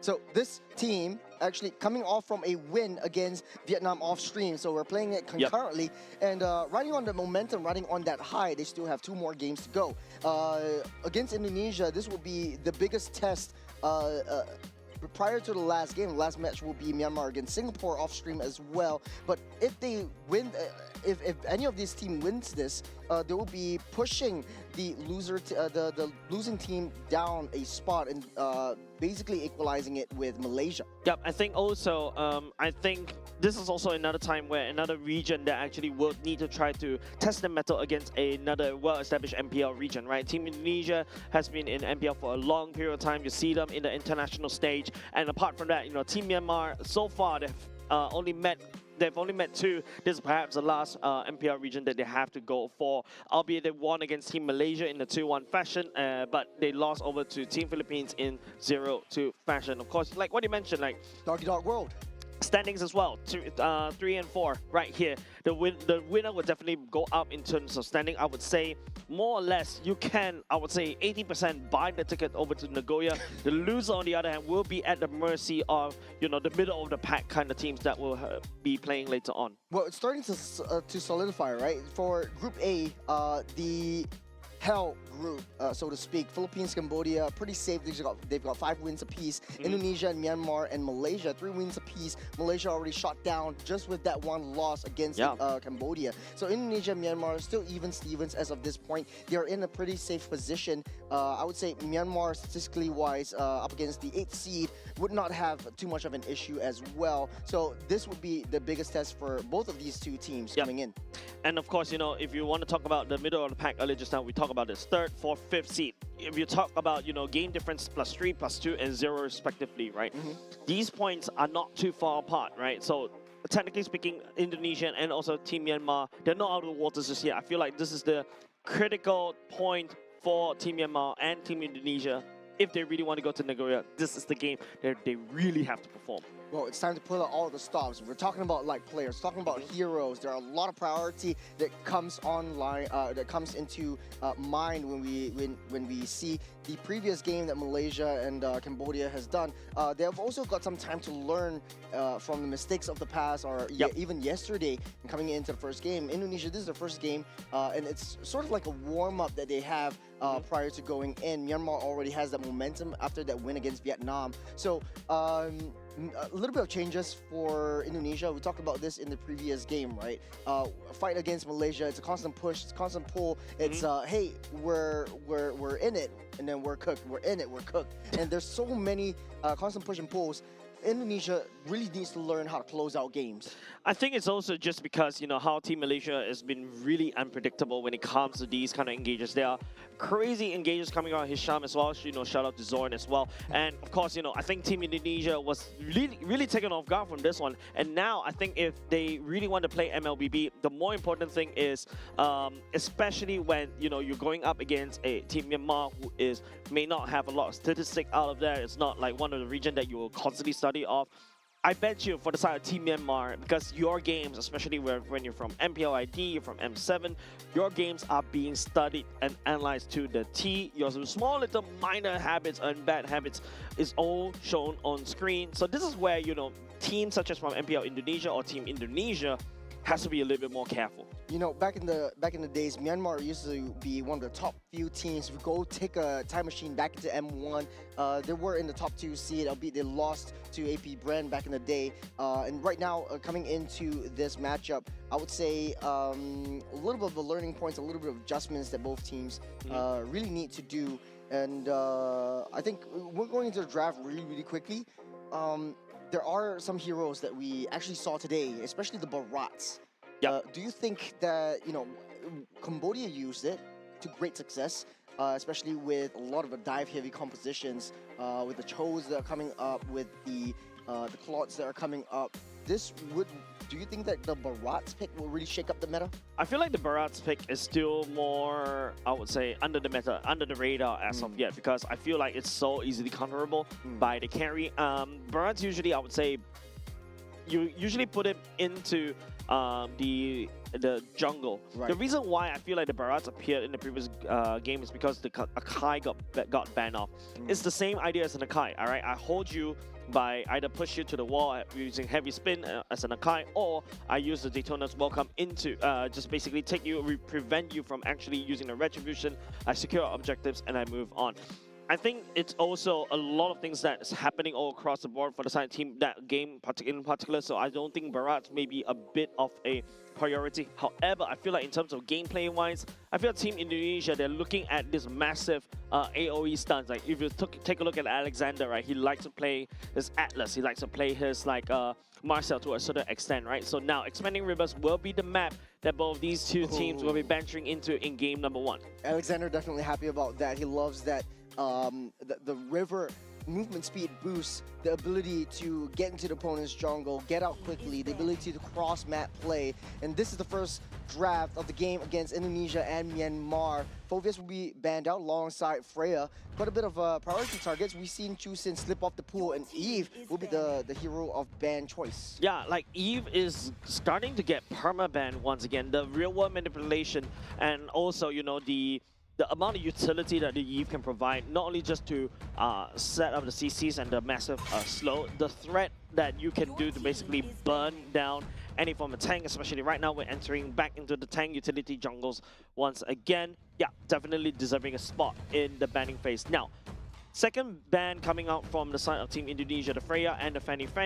I feel like the reason why Team Indonesia is afraid of Fanny, because usually when you go abroad in the Southeast Asian regions, they love to play these assassins, especially Fanny. You saw even the Suyo, or to a certain extent the Hellcat, get tossed into the ban as well, especially when they're facing up against these regions. Ooh, okay, going for the Hellcat ban once again. A little bit of not what we're used to, but I think Indonesia has really done their homework onto Myanmar and understanding what kind of heroes they're comfortable with, what kind of heroes they're playing. Chusin still prioritized by Myanmar. The Akai is still open though. Do you think they should go for it? Or the Paquito as well, the Paquito as well as the Akai? I think Akai Park is a good R1, R2 pick. Juicin, on the other hand, I think has been solid, but Juicin is a threat over to the Akai because Juicin always lands onto Lantern, picks up the Akai, throw him away, and now because of the fact that the Claw is also being prioritized so much right now in this current patch, R1 pick going into the Claw, that means that, you know, you snap pick that away. There's also another safety net for the side of Team Indonesia is that, you know, if you see your enemy team pick up the Akai, you're forced to pick up the Juicin, which means that Team Indonesia doesn't really have to worry about the likes of Valentina coming back in unless Valentina roam. MPL Singapore. Valentina roam, Valentina jungle, possibly this way back in the past. Moskov and the Fredrin will be locked in. On a lane-to-lane matchup, I would say make room for no room for open AI. Claude does everything right now. He's going to be able to cross that maps. He's going to be able to use the BMI to get out of the way. Dingarai plays a pretty similar play style together as compared to the opponent's team. And right now, I think for Claude in the Moskov matchup, Moskov does quite a bit more in terms of the 4-1 composition. You're able to put that Moskov on the side lanes, and then he's able to join in that team fights. If you do the same with Claude, though, it takes a little bit of time for him to match up. Another thing about the Moskov coming into this patch is also pretty interesting, right? You can use the Spear of Misery to kind of push the Akai away from the heavy spin, or to a certain extent push the Claude away from the BMI. So a bit of a like go away kind of toolkit that Moskov does bring on the table. Fredrin coming into play right here versus Akai. We saw this before, right? Akai counters the Fredrin, especially during the heavy spin. So I feel like if Team Myanmar wants to execute this one, I like the bans coming out from this one, the Kalia and also the Atlas. Kalia, of course, in the first phase ban. They know what Alexander likes to play, takes it away. I think to a certain extent, yeah, you're expecting a lot more bans coming out for this roamer from the Team Myanmar side. However, for Team Indonesia, the R-Lot ban as well to secure at least a very good game for the side of Lapu. Sorry, for the Paquito. I was thinking also a Lapu could also go into the mix as well. Lapu to really output the damage to kind of peel for the team. It's always great. Sora, Sora, Sora. Yeah, Sora is definitely one of the better picks out here.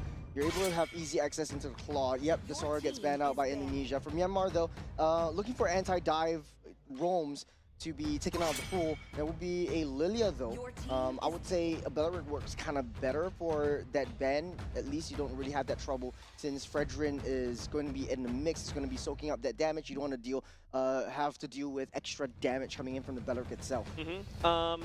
I like what I'm seeing right here. Beleric is also an interesting pick coming from Team Indonesia. We saw this kind of wombo combo before, right? Because you're going for an EXP lane, Paquito, you need some form of tankiness as well. Beleric fits that build, deals a lot of damage back to Moskov as well. And especially when you use the ultimate, you also, you know, distract the Fredrin on top of the heavy spin. Now the Fredrin is not going to have a good time to land a retribution onto the turtle or the Lord.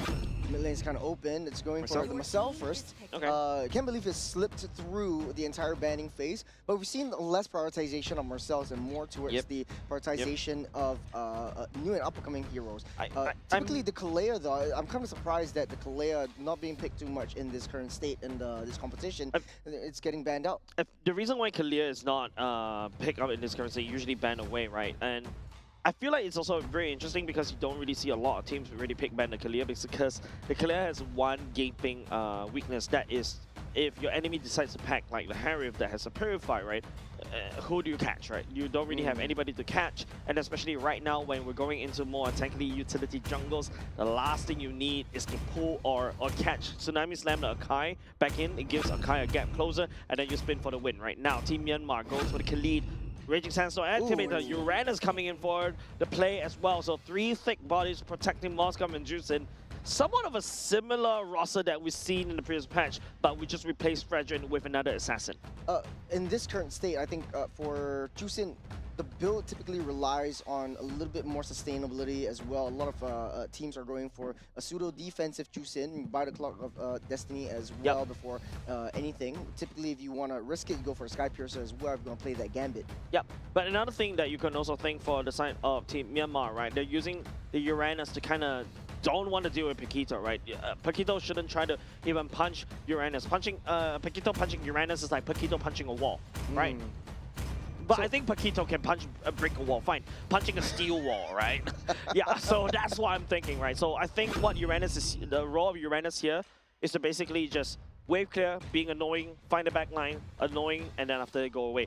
Kimi, on the other hand, used as a mid laner for the side Team Indonesia to deal with the Juicin. So Myanmar, a lot of side lane pressure right from the first second. Uranus, you can send Uranus off to the side lanes. You can send Moscow off to the side lanes, especially in the late game. Indonesia, though, I think if you are running Paquito against the Uranus, your goal is just to mirror where Uranus is going. You do have a little bit more mobility on that front. You can't escape from any of these team fights if things go south. I feel like those two EXP laners will meet up along the way over and over again because information given on where Paquito is very vital for the side of Team Myanmar so that, you know, Miens and also Shine will be able to make a good call whether do I step forward aggressively or when do I back off. But I'm a little bit concerned about the side of Team Myanmar because they may not pack enough heat to deal with Rossa coming up from the side of Team Indonesia. Well, that being said, this is game number 1, Indonesia and Myanmar. Middle of the pack, you say, Jays. This is going to be a do or die for either side.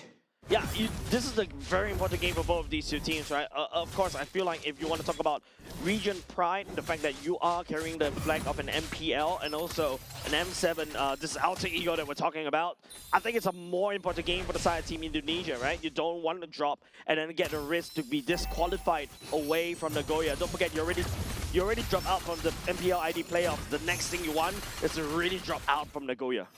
Extremely annoying duo. We've always seen this quite a bit, Juicin and the Khalid.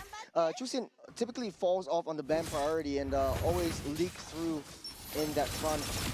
Mid side, a little bit of a touch and go action from both sides.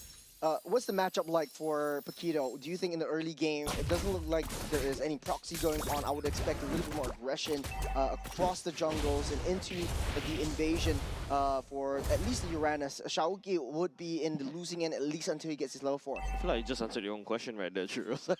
Fair. Yeah, but I agree. Yeah, exactly. I was expecting more proxy wave coming off of Paquito and also the Uranus. Maybe you see a split.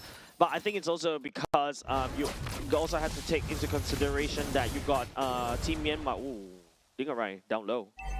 Able to get safer now. Total spawning up in the next 13 seconds though. Currently, it's just a member from the side of Team Indonesia. I think just making sure that they got the key items up. Level 4 for the Uranus as compared to a level 4 of the Paquito. I think a lot more damage, a lot more priority given over to Paquito. Oh, that's the Goon Squad. Dalvin used the jetpack to get out of there, though, but Indonesia able to get out safe for now. Uranus going to be showing a lot of trouble as of this point. Shaoki keeping the pressure at bay. Use that flicker to get out safe. Getting pulled back. Shaoki in a spot bother. Will he be able to get out this first blood going into Hein? And then even though the damage coming off on Delvin on this Kimi was not good enough to basically push down Hein as well. First blood given over side Team Myanmar, not only just that, the first turtle as well. And immediately you see the rotations coming in from the side of Team Myanmar. They are already hard invading right there, and it's not looking good for a start for the side of Team Indonesia. Not only that, the turtle didn't go in the way of Indonesia on the bottom side as well. Look at where Dingarai is underneath that turret. The damage from Mia on this Khalid is just too much to handle right from the early game. And even the lane priority is shifting towards the favor of Moskov. As a gold laner, how do you deal with that? You're both late game heroes. Who do you think would have more priority in this early game? I think priority-wise is going to be a skill matchup. That's a lockdown. On to Tuya. Will be slain by Delvin. Yeah, a good pickup coming up from the side of Team Indonesia. That's just a consolation prize. I feel it's going to be a skill matchup. Speaking of skill matchup. Golden Hour or late down, but not enough reach for Indonesia. Big ultimate as well. Not only just the fact that, you know, Dingarai couldn't actually jump into less. He gets stunned himself by that Golden Hour as well. But I spoke about this, right? It's going to be a skill matchup. It's all about whether Dingarai will be able to stack up the Art of Thievery. If Dingarai has maxed out Art of Thievery in the early game, he should be able to deal with the Moskov, but the Moskov can easily disengage with Spear of Misery. He's also taxing a wave for this Claude. Very difficult to get even remotely close, but then again, he's always in this position where, or Claude is always in this position where you will suffer in the early game just a little bit. In the late game, finding the right position will be crucial for their success. In mid lane, a little bit of a taunt act spread. And getting pulled back upon using a heavy spin, trying to push Fredrin back underneath the base. You get the Appraiser's Wrath, but it will not be enough as Han goes down. Man, Team Indonesia invited Myanmar's jungler all the way into a position that he don't want to be in. The overwhelming welcoming hospitality coming out of Team Indonesia, breaking the jungler down. It's absolutely funny. Slowly but surely, Uranus taking a lot of damage. Hein will be able to prance out safe. Indonesia sets their sights on for this turtle.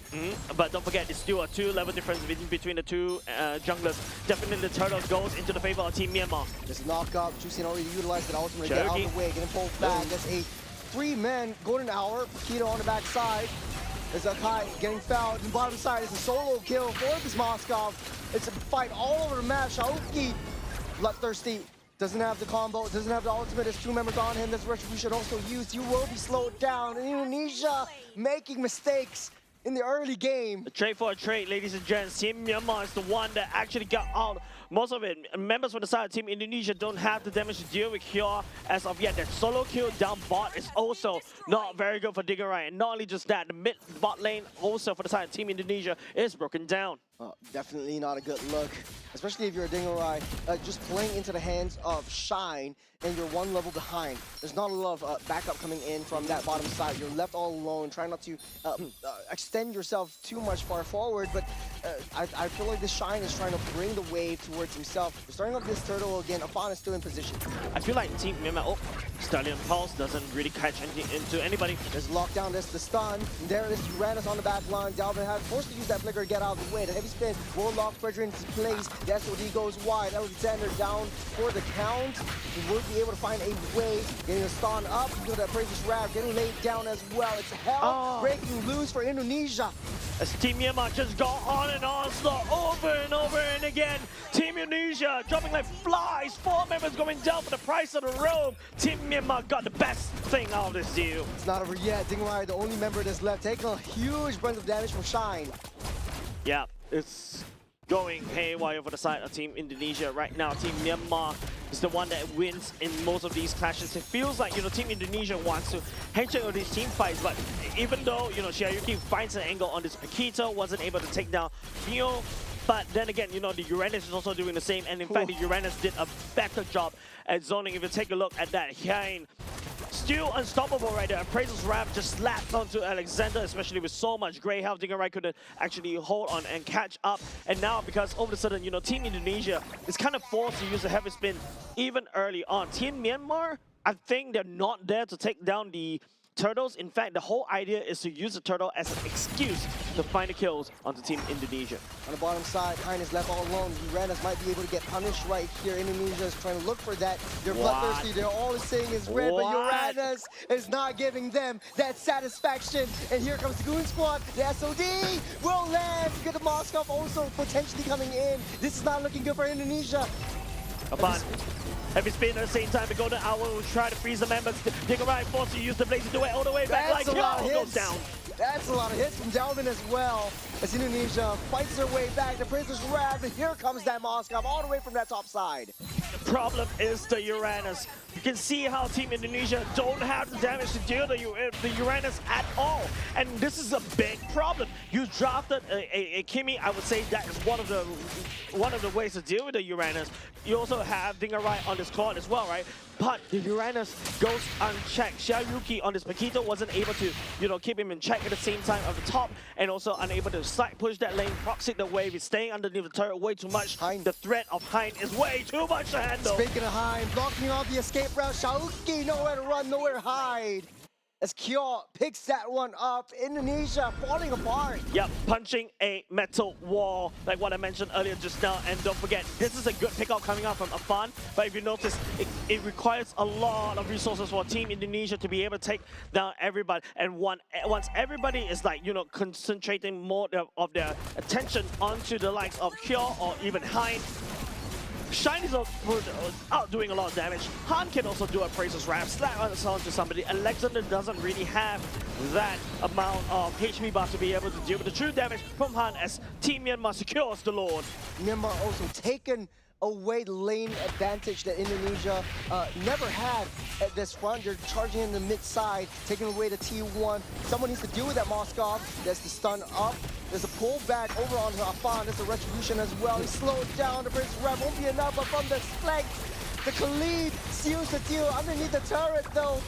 Underneath, all the way from the other side, Shine extended a little bit too far, but it just goes to show how far Myanmar has come. It doesn't really matter because the main damage dealer from the side of Team Myanmar, not only just in the form of the Moskov, technically speaking, the Uranus also hurt, right? Once the Radiant stacks is up, he's also constantly healing. He also output quite a decent chunk of damage, and not only just that, you also got the Juicing, which is going to be Myomian that can literally do a lot of damage, especially when Akai is forced to step forward like that.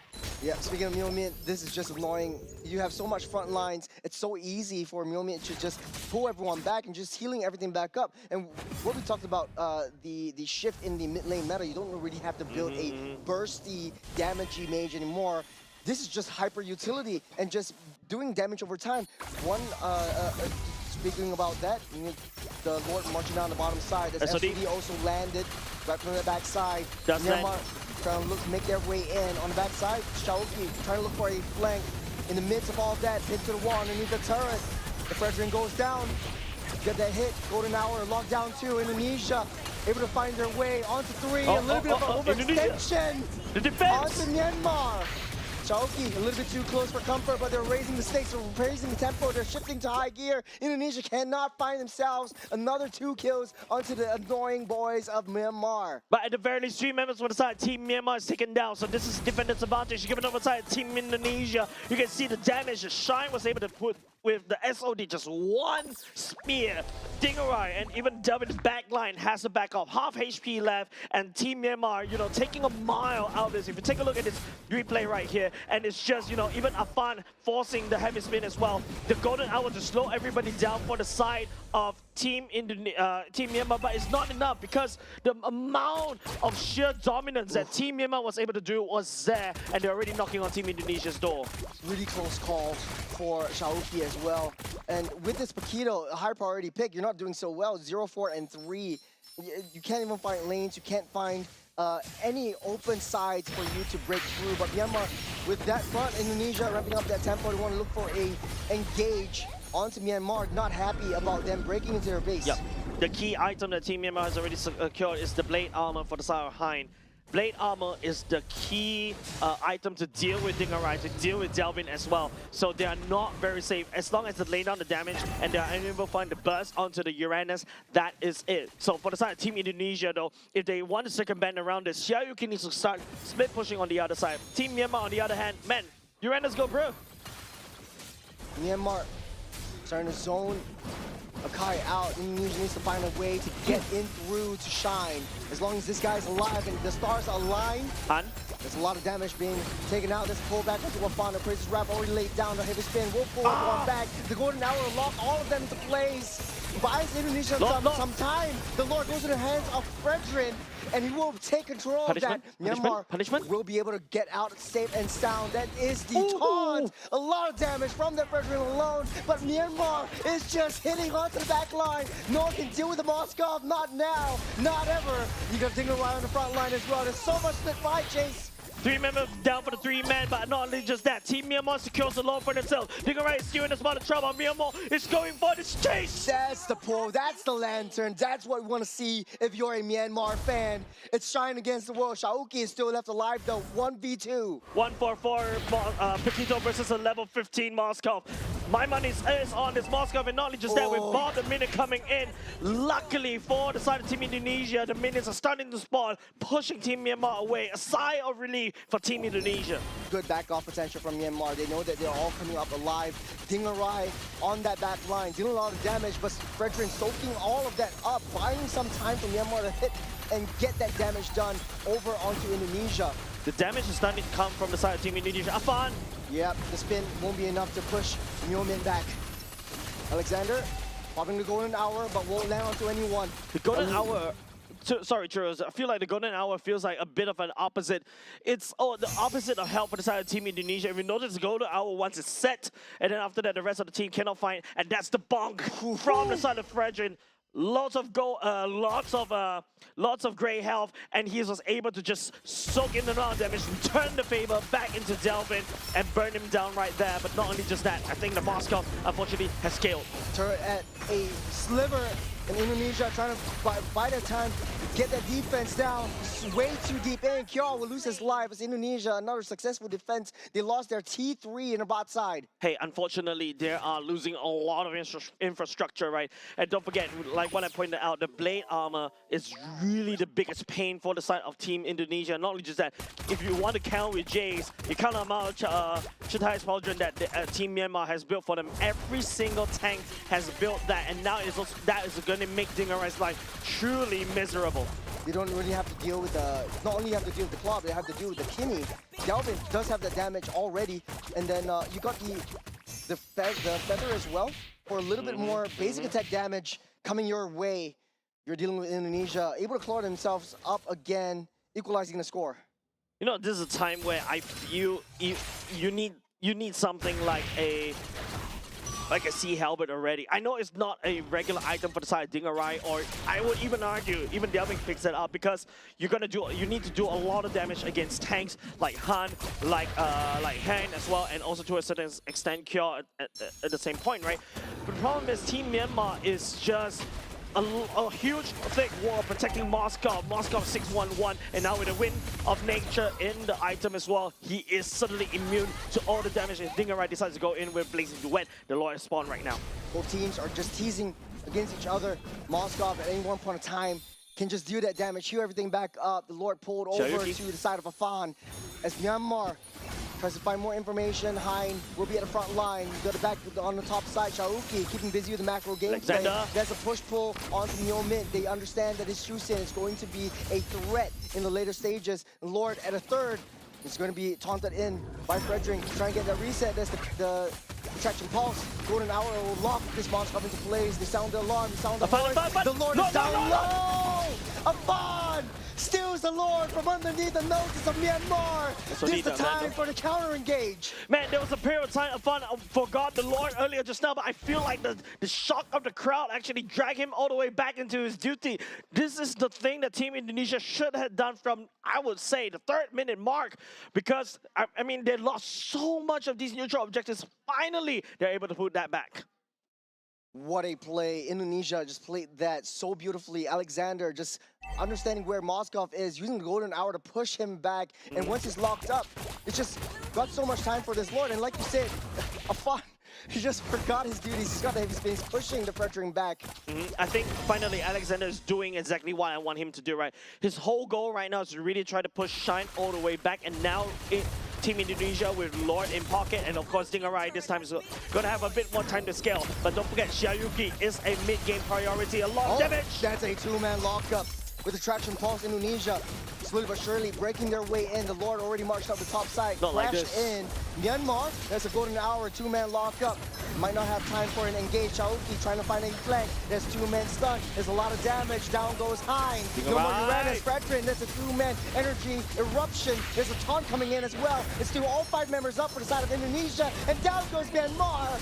A counter engage. What a game that Indonesia has built for themselves. Team Indonesia far from the break. It's not over yet. And now they're going to try to push 4 men down for the side. Team Myanmar already as Team Indonesia looking for the win with 1 super minion, 1 siege minion. It is not for naught as Indonesia clawed their way back up into the game. All the way, they fought from the bottom, they fought from the back, and now we're here. And this is exactly why I admire the Team Indonesian spirit, right? It's not over until it is over. For a period of time, we are literally playing at the base of Team Indonesia, but one slip up, one perfect golden hour creating that golden opportunity to push the Moscow away. Not enough damage coming up from the side of Team Myanmar. I did say that earlier just now, right? Like, this is a roster that is meant to protect the Moscow. If the Moscow is not available in the front line to be able to dish out the damage, the whole team just stop and stand still. Yes, you got a lot of HP pass to go with, but Alexander did a wonderful job isolating that Moscow earlier just now. You know, you pointed out one thing. The entire side of Myanmar bought a Chesties Pauldron just to slow the attack speed from the Claude, but they forgot about the Kimmy. Kimmy's just free hitting from the back line. The traction pulse very, very non-committal. You close up to, and they overturn that situation. So Indonesia, very hard-fought defense, very hard-fought engage, re-engage with the Lord over to take this win. Yeah, but I think also the Kimmy, I think that item from the side of Uranus is the blade armor, right? It's just constantly a big nuisance over the Kimmy because Kimmy has a lot of attack speed built in that's not scaling based on attack speed because of how Kimmy works. If you guys play the game, you know, right? But the problem is because of the blade armor, the Kimmy actually do a lot of damage to herself as compared to doing to the Uranus. So MVP goes over to Dingarai, rising up at the last minute. Also, secondary kudos over the side of Alexander on this Marcel that was able to isolate down the Moscow. The Moscow was the main damage dealer from the side of Team Myanmar. It was a hyper carry. It was denied by the side of Alexander, but the main damage in order to deal with the Fredrin, the Uranus, and also to a certain extent, the Khalid has to be done by this Claude. Yeah, Dingarai suffered a little bit in the early game, especially against this Moskov. He's always getting pushed back. He doesn't have that farm. He was one level, at 1.2 levels behind the Moskov. But at the end of the day, Claude is a late game monster. Yep. Different, same animal, different beast. That's why I said if there is a tier above S tier, I will put him there, right? Because the Claude is such a strong pick right now in this current patch. Trust me, next patch, you expect the Claude to get nerfed because of the fact that, someone showed us the fact that if you bring a Claude with the Fighter Emblem, you're just going to absorb so much HP from your Blazing Duet. But if you take a look through these emblems, this is exactly what I mentioned, the fact that, Dingarai rack up with the Fighter Emblem. The Fighter Emblem on the Moskov, I would say, a bit iffy. I feel like it's still beneficial if it goes back into the Marksman Emblem. Maybe, hopefully, it's the collateral damage that allows him to stay in lane even longer. I like one thing that you point out within the game as well. The Golden Hour is basically a double-edged sword. It is. The way that Alexander used it in the earlier parts of the game was it was not to their favor. He's trapping his own teammates. He's buying time not for their own team, but for Myanmar. Myanmar could be able to stack up all these spears, all these energies. You see a lot of burst damage coming in just because of the Golden Hour if it's not placed right. He made a little bit of adjustments in the later stage of the game where you said it right and you called it out, where he should be able to use that Golden Hour to just zone out Shine. If you take a look, blade armor, exactly. There's not a lot of Athena shield on the side of Team Myanmar as well. That's where, you mentioned this, Delvin is like literally free hitting, shredding through the likes of Han, shredding through the likes of even to certain extent Hein at the same time, right? Yes, you got an Oracle, it's good for personal healing, but not exactly the item to go for if you want to deal with this Kimi that's just constantly sending magic bullets at your face. Myanmar was able to create that lead, and the issue was they couldn't hold on. I felt like they should play more of the macro game instead of trying to force the team fights and handshake it in within the main objectives.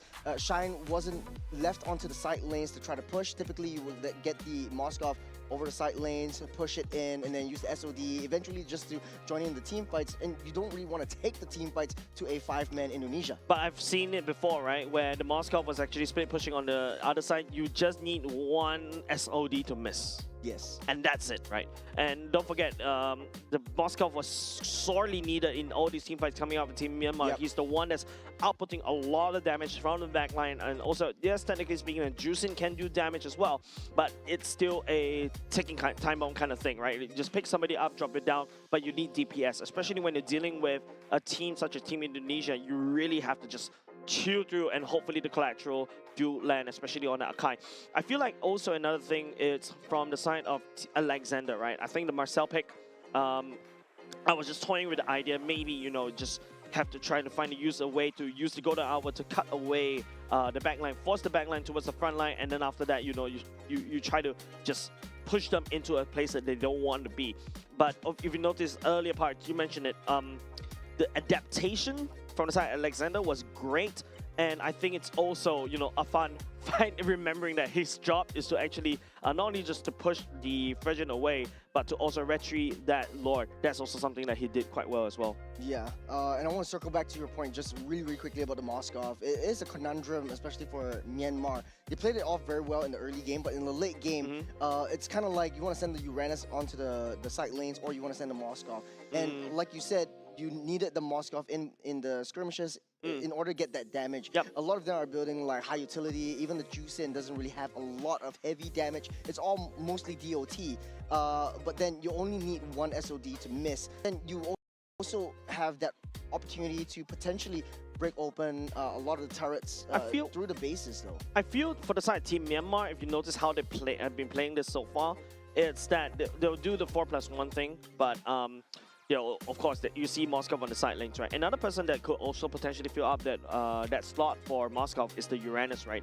You got decent wave here. You can also rush down into coming into the flank to start threatening the backline as well. Don't forget, Uranus does a lot of damage, especially with the Radiant stacks.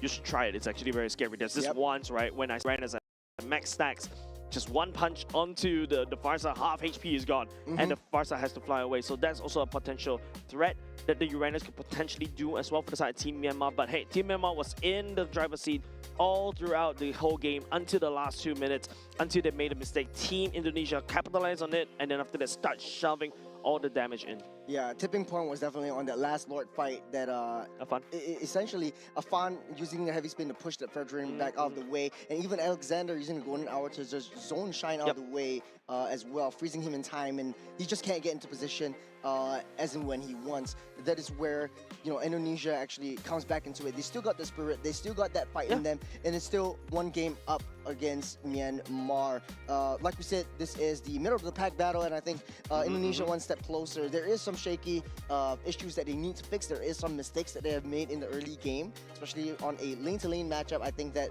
Myanmar mechanically understands how to play around with the economy lead in the side of the Moskov and the Claude. If you notice how Myanmar plays, it's the same as similar playstyle as Cambodia as well. They like to fight as 5. They're not used to the macro playstyles that, you know, some of the MPL regions start to boast, right? You start to see Team Malaysia was almost able to just send Raziv all the way to side lanes, threaten onto the side lanes, and then after that win through minions, right? Team Philippines, you know, they are great at this, right? They identify the timings, being able to split push and join the fight at the right timing. I think that's the key difference between the MPL regions versus the other regions as well. But not looking down on them, not discounting them out, because their team fights can get really, really strong. Myanmar, Exhibit A. Yeah, this is just a really good showing of where Myanmar can go, but this is the issue that we see with a lot of teams in Group A. They can make that lead, but it's always very difficult to close them out. And a lot of teams are starting to drive very defensively, circa, you know, Indonesia, which has very, very high base defense. Right now, game number 2, expanding rivers, is the environment of choice. I think Indonesia definitely likes this quite a bit more because of the rotation. No, Myanmar starts the rotations quite faster. I feel like, I think early game, Team Indonesia was trying to bite more than they could chew as well. So I hope they kind of fix that up just a little bit. Be a little bit more decisive. I feel like there's still a slight hesitation from the side of Team Indonesia. Whereas for Team Myanmar, if they decide to fight, they will fight. They will fight you. Like you owe them money or something. Now, there wasn't any major hero that in the previous game that they should fear. I think both teams really played to the T. The Helka we banned out right here. I think still what's open is the Freya as well as the Kido. Myanmar in the first pick. Don't want to leak out the Freya to them. I feel it is up to Team Indonesia to ban the Freya. The Juicin, I feel like it's not really scary. The gold laner for the side of Team Myanmar was really well protected, so that's why Shine could truly shine, no pun intended, right there for him. Then after that, you know, the Moskov just unleashing a tremendous amount of damage, especially towards the later parts of the game, especially when it's splash damage as well. I feel right now it's Team Myanmar they're selecting what they want to pick first, right? Juicin first pick is great because, you know, you can always use the Juicin to deal with that Akai. Myanmar going back into the same bands as well, Phobias. Yves and Kalia is the same exact balance as we saw as game number 1. Last ban will be the Freya. Akira still open. Claude as well. Myanmar. If they want to go B1 Clot, that Yep, could also be the case. Possible it would be juicing once again. If it ain't broke, don't fix it. Myanmar's just executional issues. I think everything should stay ceteris paribus, so to speak. But Indonesia, that would be basically Akai coming in again alongside Claude. I mean, I even though right now the flavor of mine is the Akai, but Akai going up against Juicin, that's something that, you know, you see how annoying it is. Even to a certain extent, Team Philippines and Pomucheno, Seno actually also find a lot of problems drafting Akai into a Juicin. He's constantly getting picked up. He's constantly, you know, being thrown around. And the worst case is when the Juicin throw a tanky hero back to your front line, then all of a sudden you do a lot of damage to them as well. So, yep. Team Indonesia has to bite the bullet. They have to give it to Kai. You don't want to give it over to Team Myanmar as well. Yeah, 100% agree with this draft so far. No changes as of now. I think the only thing that Indonesia should fear is the Khalid once again. For Myanmar, it worked out extremely well for them just because the Khalid has so much damage and so much vision play that it brought over to their side that Indonesia cannot really handle the early game damage. Seems like we're going back into the same exact draft. I'm the kind of guy that likes the variations when it comes to see when I'm watching MLBB. Seems like Team Myanmar is stepping forwards back into that Fredrin, Juicin, Moskov. What's next? You also got your what's it called? Your Khalid. Then after that, your Uranus as well from the side of Team Myanmar. Once again, protect the Moskov. The only slight variation coming off the side of Team Indonesia will be delving onto the Lilia instead. And now, based on this, Lilia can burst. Lilia is a lane bully. Against the Juicin as well? Faster. Yep, against Juicin. But not the fastest clear. Is the fastest clearer. And also you hit power spike at level 1, right? But not known to really take down tanks. Seems like, you know, from game number 1, Team Myanmar is gravitating over to a really thick body to be able to deal and protect the Moskov. Seems like, you know, Team Indonesia picked that up. They are going to take away the Khalid as well. Yeah, I talked about this, and I think Khalid was a very, very big threat in Indonesia's draft earlier on, especially when you want to run something like a Marcel. You want to be able to run through and run past your enemy to know where they are, give information to your team. But the Khalid is always in the way, he's dealing that damage, and then before you know it, you blink your eye or at half health, and then you are finding yourself running back without any information whatsoever. So it's just a waste of time if you have to deal with that Khalid. Also, the Cho creates so much annoyance, and Indonesia just doesn't want to deal with that. Yep. A lot of roams are getting taken off the board as well. Both these two teams haven't selected a roam just yet. Belleric is a good idea for both of these two teams can potentially use it as well. But I have a lot more hopes coming up from the side of Indonesia Afan as well on the Akai. I feel like the Akai was really just slightly underwhelming, even though, you know, yeah, I did say that there's a Juicin to really be annoying right there, and the Kai wasn't able to do a lot of things because he's constantly getting picked up. But I feel like there's certain cases where Akai could have used a heavy spin to kind of really push and disengage away and pin somebody to the wall so that you be able to do damage. But hey, enough said. That's game number 1. We go to game number 2 right now. Akai, I hope that Team Indonesia will be able to pilot this Akai a lot better. Midfielder Airlines coming in from the side of Team Indonesia. Taking a page out of Philippines' book. I like it because this goes back to the Ube strategy, and with the Lilia and the Claude alone, you have that kind of zone potential. You have that high burst when you come even close. Yeah, okay, Team Myanmar bans away the Yuzhong, right? Now, Arlot opened up. Low-hanging fruit for the side of Team Myanmar. I feel like Team Indonesia, maybe R4 pick is a better Arlot pick because, you know, every time Akai get pushed, Akai pushes somebody else, that's a free bench for you to dive onto it at the same time. I think Arlot is going to have a bit of trouble going up against Team Indonesia right here because of the Akai, and also Mathilda could easily pull and save somebody away. And even if they time it right, you get the guiding win and you get that mark, you dash all the way back into the base. You highly commit into that one. And speaking of high commitment, that's the glue as well. Super tanky together with the Fredrin will create a lot of mayhem for Indonesia from the early game onwards. But well, I think in the Claude in the late game would be able to shred that as well. Lilia not too worried about the mini glues as well. What do you think about Ruby here from the side of Team Indonesia? Risky, a little bit too glass, I wouldn't say glass cannon, but a little bit too paper thin. Saw how Wiloon played it for Team Singapore. Yeah, it does have that a heal potential and a sustain potential, but it might not be enough. Shaoki played a great Benedetta. Hopefully they pulls that out this time. I mean, there's also a Lapu if you want to go back to something more standard, right? Yep, there you there's a go. good Lapu. I mean, the reason why I was thinking about the Ruby is because you can basically try to hook onto the Moskov. You have a ton of CC or CC monsters, and even if you accidentally fall a little bit too far, the Methoda can also come and save you. And don't forget, you also heal a lot from those glue bits. What do we have an official name for the mini glues? Glulets? Mini glue, I think just mini glue. Right, sure, mini glues, Gooblets. Gooblets sounds like a cuter name as mini glues. But the L doesn't roll off your tongue. It's so hard to say. Yeah, it's like what? Gooblets. It's like what? Gooblets. Million reptilian? What's his name again? You're the one that coined that name for him. Mammalian the reptilian. reptilian. Yeah. I love that. But hey, you know, this is Myanmar's and Indonesia's time to shine. I think a little bit of a changes and shakeups from the draft for Myanmar. Okay. They have very strong early game potential. Will they repeat what they did in the previous game and eventually close things out? Yeah, I think Team Indonesia, this is going to be a high-octane kind of gameplay. They need to really make use of the map to rotate as quickly as possible, try to catch onto Shine, try to catch onto Mio as much as possible. Because, you know, going into the map right here, if you don't rotate using the Mathilda, then basically you're wasting the Mathilda. But at the very least, Mathilda in the early game does a lot of damage, so that's a decent poke that you can try to do. But now, as we go into the tank meta is not very susceptible to hard invades. That's the beauty of a Lilia. So much of a lane bully right off the bat, just destroying all the mini glues around. Power spike since level 1. Yeah, especially with the fix, right?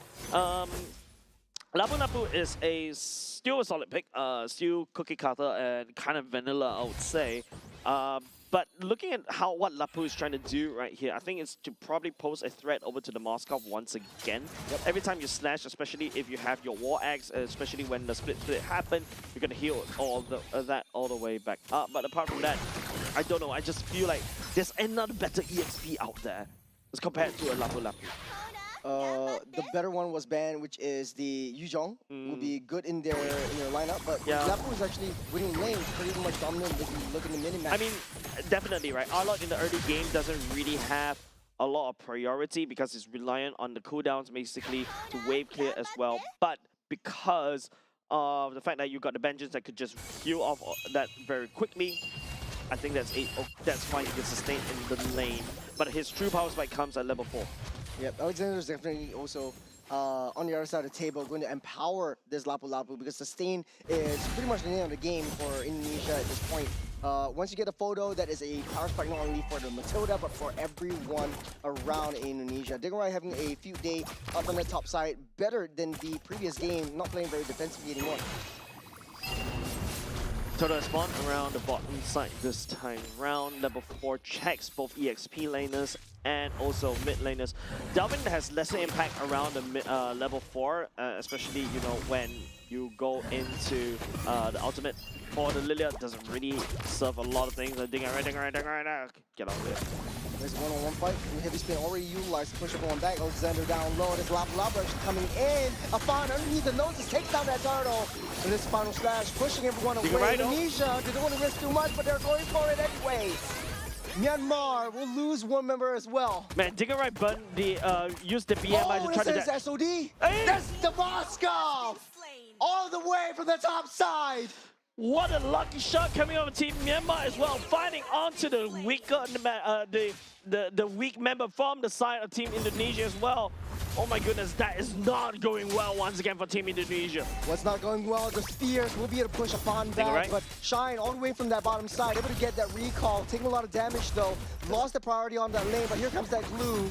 Upon does have the heavy spin to keep everyone safe and sound for now. Purifier also used up by Dingerai, able to get pulled over. Underneath that turret they go. The Gloom Squad won't be able to extend their reach. No support coming in from that glue. That's why. Upon picks up that kill. That's why I'm not a very big fan about this glue, right? Because especially it's the same thing as you see from other teams, especially in Sport Glue. But if you take a look, Xiaoyuki, sorry for calling you vanilla because you are doing a great job trying to stand up Han so that Afan was able to secure the turtle right there. However, the amount of damage that the team Myanmar was able to do, especially Arlot, does have a lot of nothing numbers, was able to do quite a decent chunk of damage. And of course, you know, you got the Spear of Destruction landing at just the right timing.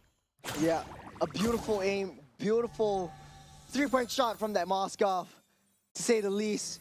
As Indonesia, though, I think basically that team fight was won on the turtle pit. They need to find a way to capitalize on that one. There was a little bit of a quick rotation from Dingarai down to the pit as well. At least you had the Blazing Duet from that fight for additional damage. Next turtle will be spawning up in 10 seconds on the gold lane. I feel like right now it's more on Team Indonesia time to act, right? They do have the method early game, and also Delvin this time around should be able to scale. Dingarai was trying to join the team fight. I mean, that's kudos to him. But you can start to see the glue, right? Being a bit annoying, especially during team fights. But especially when the possession, if Call did time that glue wrong, Dingarai could just go all the way back into base, and then after that, bring him to no man's land. Arlot coming back in, Hein. Trying to push Dingarai all the way back. Sending him to half health. Speaking of the half health, that is Fredrin being taken out. Bursted down by Dalvin. Afan picking it up. Threatening the needle. SOD misses everyone in the coagulation. Yeah, it's just unfortunate. Once again, the first SOD was great, the second SOD not as great. But Shine is actually down in the bottom lane, opposite side of the turtle. Team Myanmar knows that this Moskov needs a lot more damage, a lot more farm in order to be a little bit more prevalent. Dingarai joining the team fight is actually great because it supplements onto Delvin's damage and Xiaoyuki's damage to a certain extent. And then hopefully they farm Team Myanmar's players instead of your minions. The high utility coming in from Afan's heavy spin and locking this Fredrin down, definitely not a good look for Myanmar so far in the game. They're losing a lot more priorities in the lane as well. And speaking of which, Blue finding a little bit more information, just being a nuisance down the bottom side. Speaking of bottom side, the Xiaoki picking up with the kill onto the Moskov. That's absolutely wonderful. That's the power of again. With the heavy spin, pinning into the wall, nowhere to run, nowhere to hide. That's a pullback. No! The guiding wind won't reach its mark. No, wait, I think... Okay, hold on a second. I hope that's a replay for this. That's the final slash once again. Delvin with black shoes. Back to at full health. A lot of damage coming in from that Lilia on the top side as well. Mid side, though, the Claude bought some time to take down that T1. Yeah, mid lane already taken down away. I really hope that there is a... It just soaked up too much damage. No, I hope there's a replay of it because I was watching from my own boards right here, and it's absolutely hilarious, right? Because the Guiding Wind was actually activated by the side of, yeah, there we go, Asin Yisha received. Take note on, okay. Yep. He's making his way down, Alexander in the river. Yeah, I think all eyes on Alexander, right? Alexander using the Guiding Wind already to try to dash, hopefully try to save Afan, but Delvin took it instead! Delvin took it! Oh, okay. I thought that was a Guiding Wind. We were able to pull him back out. That Guiding Wind was supposed to basically punch Afan out. Don't forget, Delvin does have the ultimate to try to back off. Instead, well, we have like a lot of... Okay, we're back. Okay, we are back into the turtle pit. Turtle at half. Hold over to Afan's side. Xiaoki taking a little bit too much damage. Myomin at the position to push the EXP lane away. Indonesia is fighting a 3-on-4 in the mid side. This final slash on the two. Dalvin will use the black shoes to get into deep. Taking a little bit too much damage. The heavy spin will keep him up and alive. Pull the glue away. The blazing duet will not reach its mark, but take a lot of damage in mid side. As Indonesia will be hitting a lot of, will be taking a lot of damage and will be dealing a lot of damage onto Myanmar. But everyone is safe and sound. No one's falling as of now. Moskov's up top, just shoving against Team Indonesia as well. While Team Indonesia for the side of Fan working on the turtle instead. Good damage being poured over to Myon, was able to push him away. The Flicker also committed as well. So it's just how Team Indonesia is constantly handshaking Team Myanmar in terms of these 5v5 fights. They love it and they crave for it. Even the rapid boots for the side of Dingarai was also built as well so that he can rotate all the way down to assist and fight as 5 because they know Moskov will be on the other side trying to farm up. If the Moskov lands an SOD, okay, fine, we'll fight 5v5. But if it doesn't, hey, we will have 5v4. That's the engage. Alexander will be able to use the guiding wind all the way back out. The BMI, that's a Purify also used up, so the spear won't connect. Yep. And that's the thing, right? If Team Myanmar wants to fight 5v5 and you're packing on Moskov as well, you need to find a way to confirm that landing of that spear as well. So it's also up to how, you know, the rest of the team members from the side Team Myanmar communicate, right? I think the easiest one is from Han's taunt, so that once the taunt happens, Shine can just send down the SOD right at Fredjin. So I think it's a lot about communication, but there's a lot of displacement tools coming up inside Team Myanmar as well, right? The Final Slash and also the Glue can bring Team Indonesia into the awkward position, causing Shine to miss the SOD. Now as we're seeping into the first lore of the game, we stand to see quite a bit of adjustments into the gameplay from Myanmar especially. You're sending Shine to the side lanes to try to deal with the pressure and try to build up a slow minion wave to try to push into Indonesia, which is what Indonesia kind of is unable to handle at this point of time. Teasing a little bit more on the jungle on the top side. Trying to push in the turrets, no one is initiating anything more. But the longer the time goes, right, Team Myanmar should have a solid foothold. If you notice the location of Shine not joining the team fights as of yet, Hein on this R-Lot is able to dish out quite a considerable and respectful amount of damage. Team Indonesia though, sending Shiayuki all the way down bot to basically deal and fix that wave before joining is still okay, but that means that, you know, you do not have somebody like a secondary peeler for Dingarai. Technically speaking, Delvin has the magic shoes to basically go all the way back, helping him just a little bit. The Mathilda as well, but I feel like right now you just need a lot more solid CCs that the Lapu can offer. Remember, this is expanding rivers, and you said during the start of the game, Myanmar likes this more. Right now, with the Matilda, Indonesia is more positive with this. This Blink Duet, a lot of damage. Shine goes down. No more Moscow for this next Lord fight. Indonesia is going to take the lead here. Good pickup right there coming up for the side of Team Indonesia. Now, no more Moscow. And now I think it's just Team Indonesia definitely going to make a beeline all the way to the Lord right here. Team Myanmar has to fight this Lord pit with a bit of a disadvantage. Upon is still right into the Lord, trying to pull it out. The health is still relatively healthy as Han tries to walk his way in. Heavy spin already utilized way too earlier on. He's trying to push the Fredrin away. The glue brings him back into the fray. Upon falls, no more Kai. The final slash on the 3. Gets that flicker out of the way. You see Dalvin trying to push that Susin out of the way. Glue, first to fall, that's the SOD. Moskov joins in the fight. There's a lot of damage coming in from this demon. They take a lot of damage themselves. They're trying to zone everything out, but here comes Dingarai. A little bit of a silver lining for that one. He wants to steal onto this thing. Oh. Yeah, Alexander will fall, but hands of Shine. It's a one-on-one. You said threatening Anita. Right now, it feels like, you know, both these two teams performing brain surgery in that Lord dance right here. They fought, but they completely forgot about the Lord. Now, when Team Myanmar had the Moskov down earlier just now, I thought it was an opportunity for Team Indonesia to pick up that Lord as well to try to rush it down. They've got a little bit more time, and I was expecting Shine to send his SOD down to the team fight right to try support, but he was too busy trying to wave clear right there, and then after they bought enough time for Team Indonesia to reconfirm and reconsolidate, and then after that they both traded 2 for 2.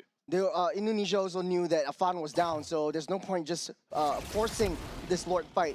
Wait for Afan to come back up, right? And Indonesia trying to play that macro game, sending Delvin instead of Dingarai because they know that Dingarai has that damage right now. Delvin is actually sorely needed though. Speaking of which, there's the guiding wind. The circling eagle won't be able to take Shine out. Moskov again finds himself in trouble. Moskov is not able to play the game for the past 1 minute. He was just like literally revived for less than 15 seconds, and Alexander was sent alongside with Delvin just to burst him down, and this opens up a lot of opportunity for Team Indonesia to pick up the Lord. No Moscow for Myanmar for so many team fights. He had a field day, I think, in the first game, but this time around, Indonesia is just walking all over Myanmar. I think you don't send the Moskov over to the side lanes already. Mathilda knows what's up, and this is the Mathilda, right? They could just knock somebody up, has additional burst, send along somebody at the same time to burst you down. So I think Moskov had to start packing a lot of damage right there, coming out from the collateral onto Dingarai. I don't think he's too afraid of that. He does have quite a bit of heal potential. Itemizations-wise, it's the Holy Trinity already built up by Shine. He has that damage, but he's taking so much. The glass cannon on this Moskov. I mean, you don't build tanky on this Moskov at all, right? But if you notice, Hein, building a Rose Gold Window is definitely required, but now the Lord's marching in against Team Myanmar. T3 down the mid side. Indonesia tries to look for an angle. The energy eruption already used by that Fredrin. They're looking for Shine. Shine taking a little bit too much. The Appraiser's Rifle already hit. There's a final slash onto one. Glue already possessed onto a Fawn, but using a heavy spin, locking them down onto the wall. And the Lord is charging onto the throne. Myanmar is all getting pushed back. Indonesia still has minion waves coming in. Right now, just Team Myanmar just really trying to wave clear right here. They do have the Moskov to also push in. The Spear of Misery will land onto Dingarai right here as Team Myanmar desperately trying to wave clear. Dingarai up on the top side, bottom side in shambles. Dalvin's taking care of business. Dingarai taking a lot of damage by healing everything back up once again. You got Arlon is manhandling this Claude, but he does everything. You can't take him out. Dingarai! This is late game Indonesia. We're talking about the death ball cannot be broken for now. Glue coming back up, activated concealed play. Teams of at the very least, Team Indonesia know they may be overextended just a little bit, pulling back because they lost a Fawn. And you can see the Nagoya, 404. The damage is definitely found right there. Not going to agree with his KDA, but you can imagine, right, the amount of defense coming out Team Myanmar. They're still in the game because of Shine with the collateral damage all across the board to wave clear. A great fight, good cycle from 2K gold lead all the way up to 8, just with that one push alone, as Myanmar finds himself in a defensive position. Taking a look at the replay, it was just Dingarai healing everything so fast, and coupled with the Matilda as well. And then also, luckily the Moskov is still alive. I think great positioning for him. And the bonk coming out from Han was able to find onto Afan as well to basically put him down, to also persuade Team Indonesia to back off my lawn. The Lord spawns up in the next 20 seconds. Myanmar sitting heftily in their base. Indonesia taking control of the map. This is their playground right now. Together with Alexander and the expanding rivers, they're going to make full use of it. Dingarai, 4 kills, 0 deaths. Having a great game on this squad. Yeah, now the Lord spawned, but Team Myanmar got their hands pretty packed, pretty busy. Alexander has vision on this Fredrin. He's making a beeline towards this Lord. Afan wants to try to pull them away from that bottom side. They need to be able to try to find Shine and take him out. Indonesia knows that that is the main where the damage comes from. A third of their health. Lord is down low. Fredrin tries to go in. Dingarai seals up that Lord. They're going in way too deep, forcing a lot of ultimates coming out from Myanmar. No Moskov, no damage from Myanmar. It's fighting a losing battle. It goes wide. You don't have that Moskov right in the midst. Indonesia, they're leading the charge. They're happy about it. They're happy and they're hungry. Man, if Shine actually land on the SOD, maybe there could be a return kill over to that side of Team Indonesia. But now Team Myanmar has a 3 open base. That Lord is marching down mid, and there's nobody but the side Team in Myanmar was able to hold because this is going to be a 4v5. It's 4v5. That's the circling eagle on top of that Fredrin, blazing through onto the back line. You got immortality for Dingarai. He's getting safe. He's getting out. He's getting a guiding win. He's sitting onto the throne. The Lord will help as well. It's a 4v5 in Indonesia. Wants to seal the deal with a 2-0 sweep. Team Indonesia 2-0. Perfect gameplay so far, I would say. In game number 2, a lot more stable as compared to game number 1. Game number 1 was really iffy, but it definitely knocked the wins out of the sails of Team Myanmar. Team Indonesia, I think this game was a lot more tighter as compared to game 1. Yeah, a very, very solid game all the way from the early game, and all of them knew what to do.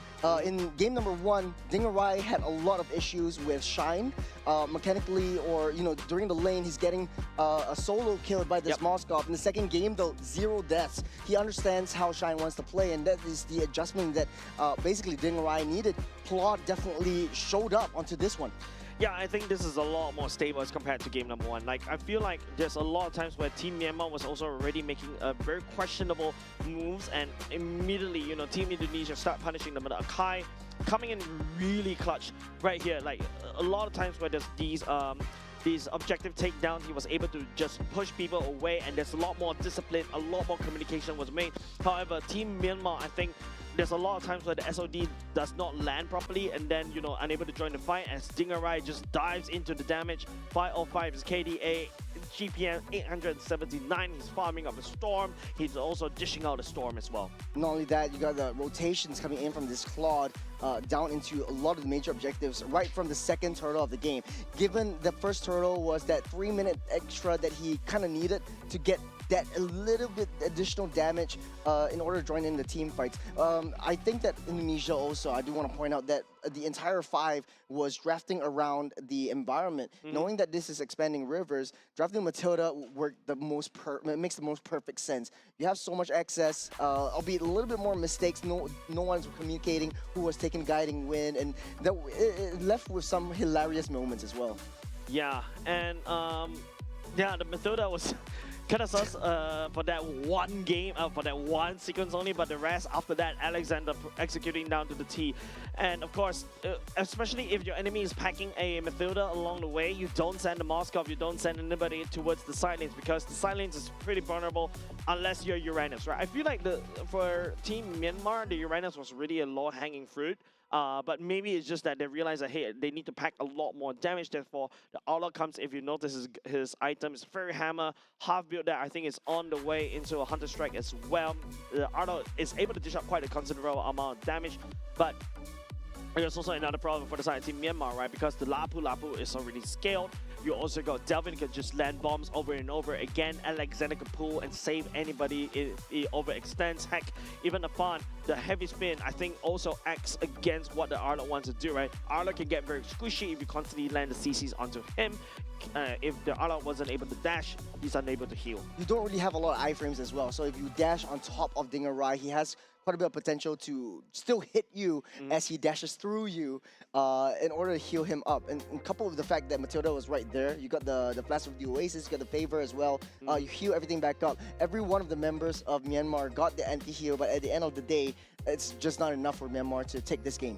Yeah, I think it's also it's the same as game number 1, right? Game number 1, I feel like the first parts of the game where as long as the Moscow Shine was able to join the fights, they are able to win the games. But after that, you know, if the team members from the side of Team Indonesia identified their weakness of this kind of roster, if Moscow isn't able to join the game, there's not a lot of damage coming out. Jusin, yes, does damage, but after a while, once the mana runs out, you don't really have a lot of damage anymore. And now you gotta have to rely on a lot onto this Arlott, but there's also a high tall order, right? Because there's so many CCs, so many knocks up to really stun up this Arlott and not able to do any form of damage. Yeah, and speaking of which, you know, Matilda was doing a very good job. You know that Shine was always up in the side lanes. Matilda was bringing at least one member up. It might be Dalvin, it might be Dingarai, but that was a beautiful execution coming in from the Matilda. Even if you can't really kill the Moskov, and the Moskov already has the main core trinity, you can still back off with the Guiding Wind. So it's sort of like a no-lose kind of situation. Damn if you do, well, heck it if you don't. I think it's even though if you don't kill off the Moskov, you half HP it means that the Moskov has to back away. Then after that, you just rotate back into the Lord fight, right? Because when Matilda appears right there, you only have like what 20 seconds, 10 seconds to react to that. If the communication between the team is not there, then the whole team communication kind of crumbles, and the whole team fights around the Lord Dance just crumbles. Well, in the battle of the mid-range in Group A, Indonesia makes it up on top, putting Myanmar down one slot below. But Group A is not over yet. It's going to be Philippines versus Singapore. Yeah, with that said, ladies and gents, don't go away, because another exciting match coming up right next after a short break, and that will be between Team Philippines and Team Singapore.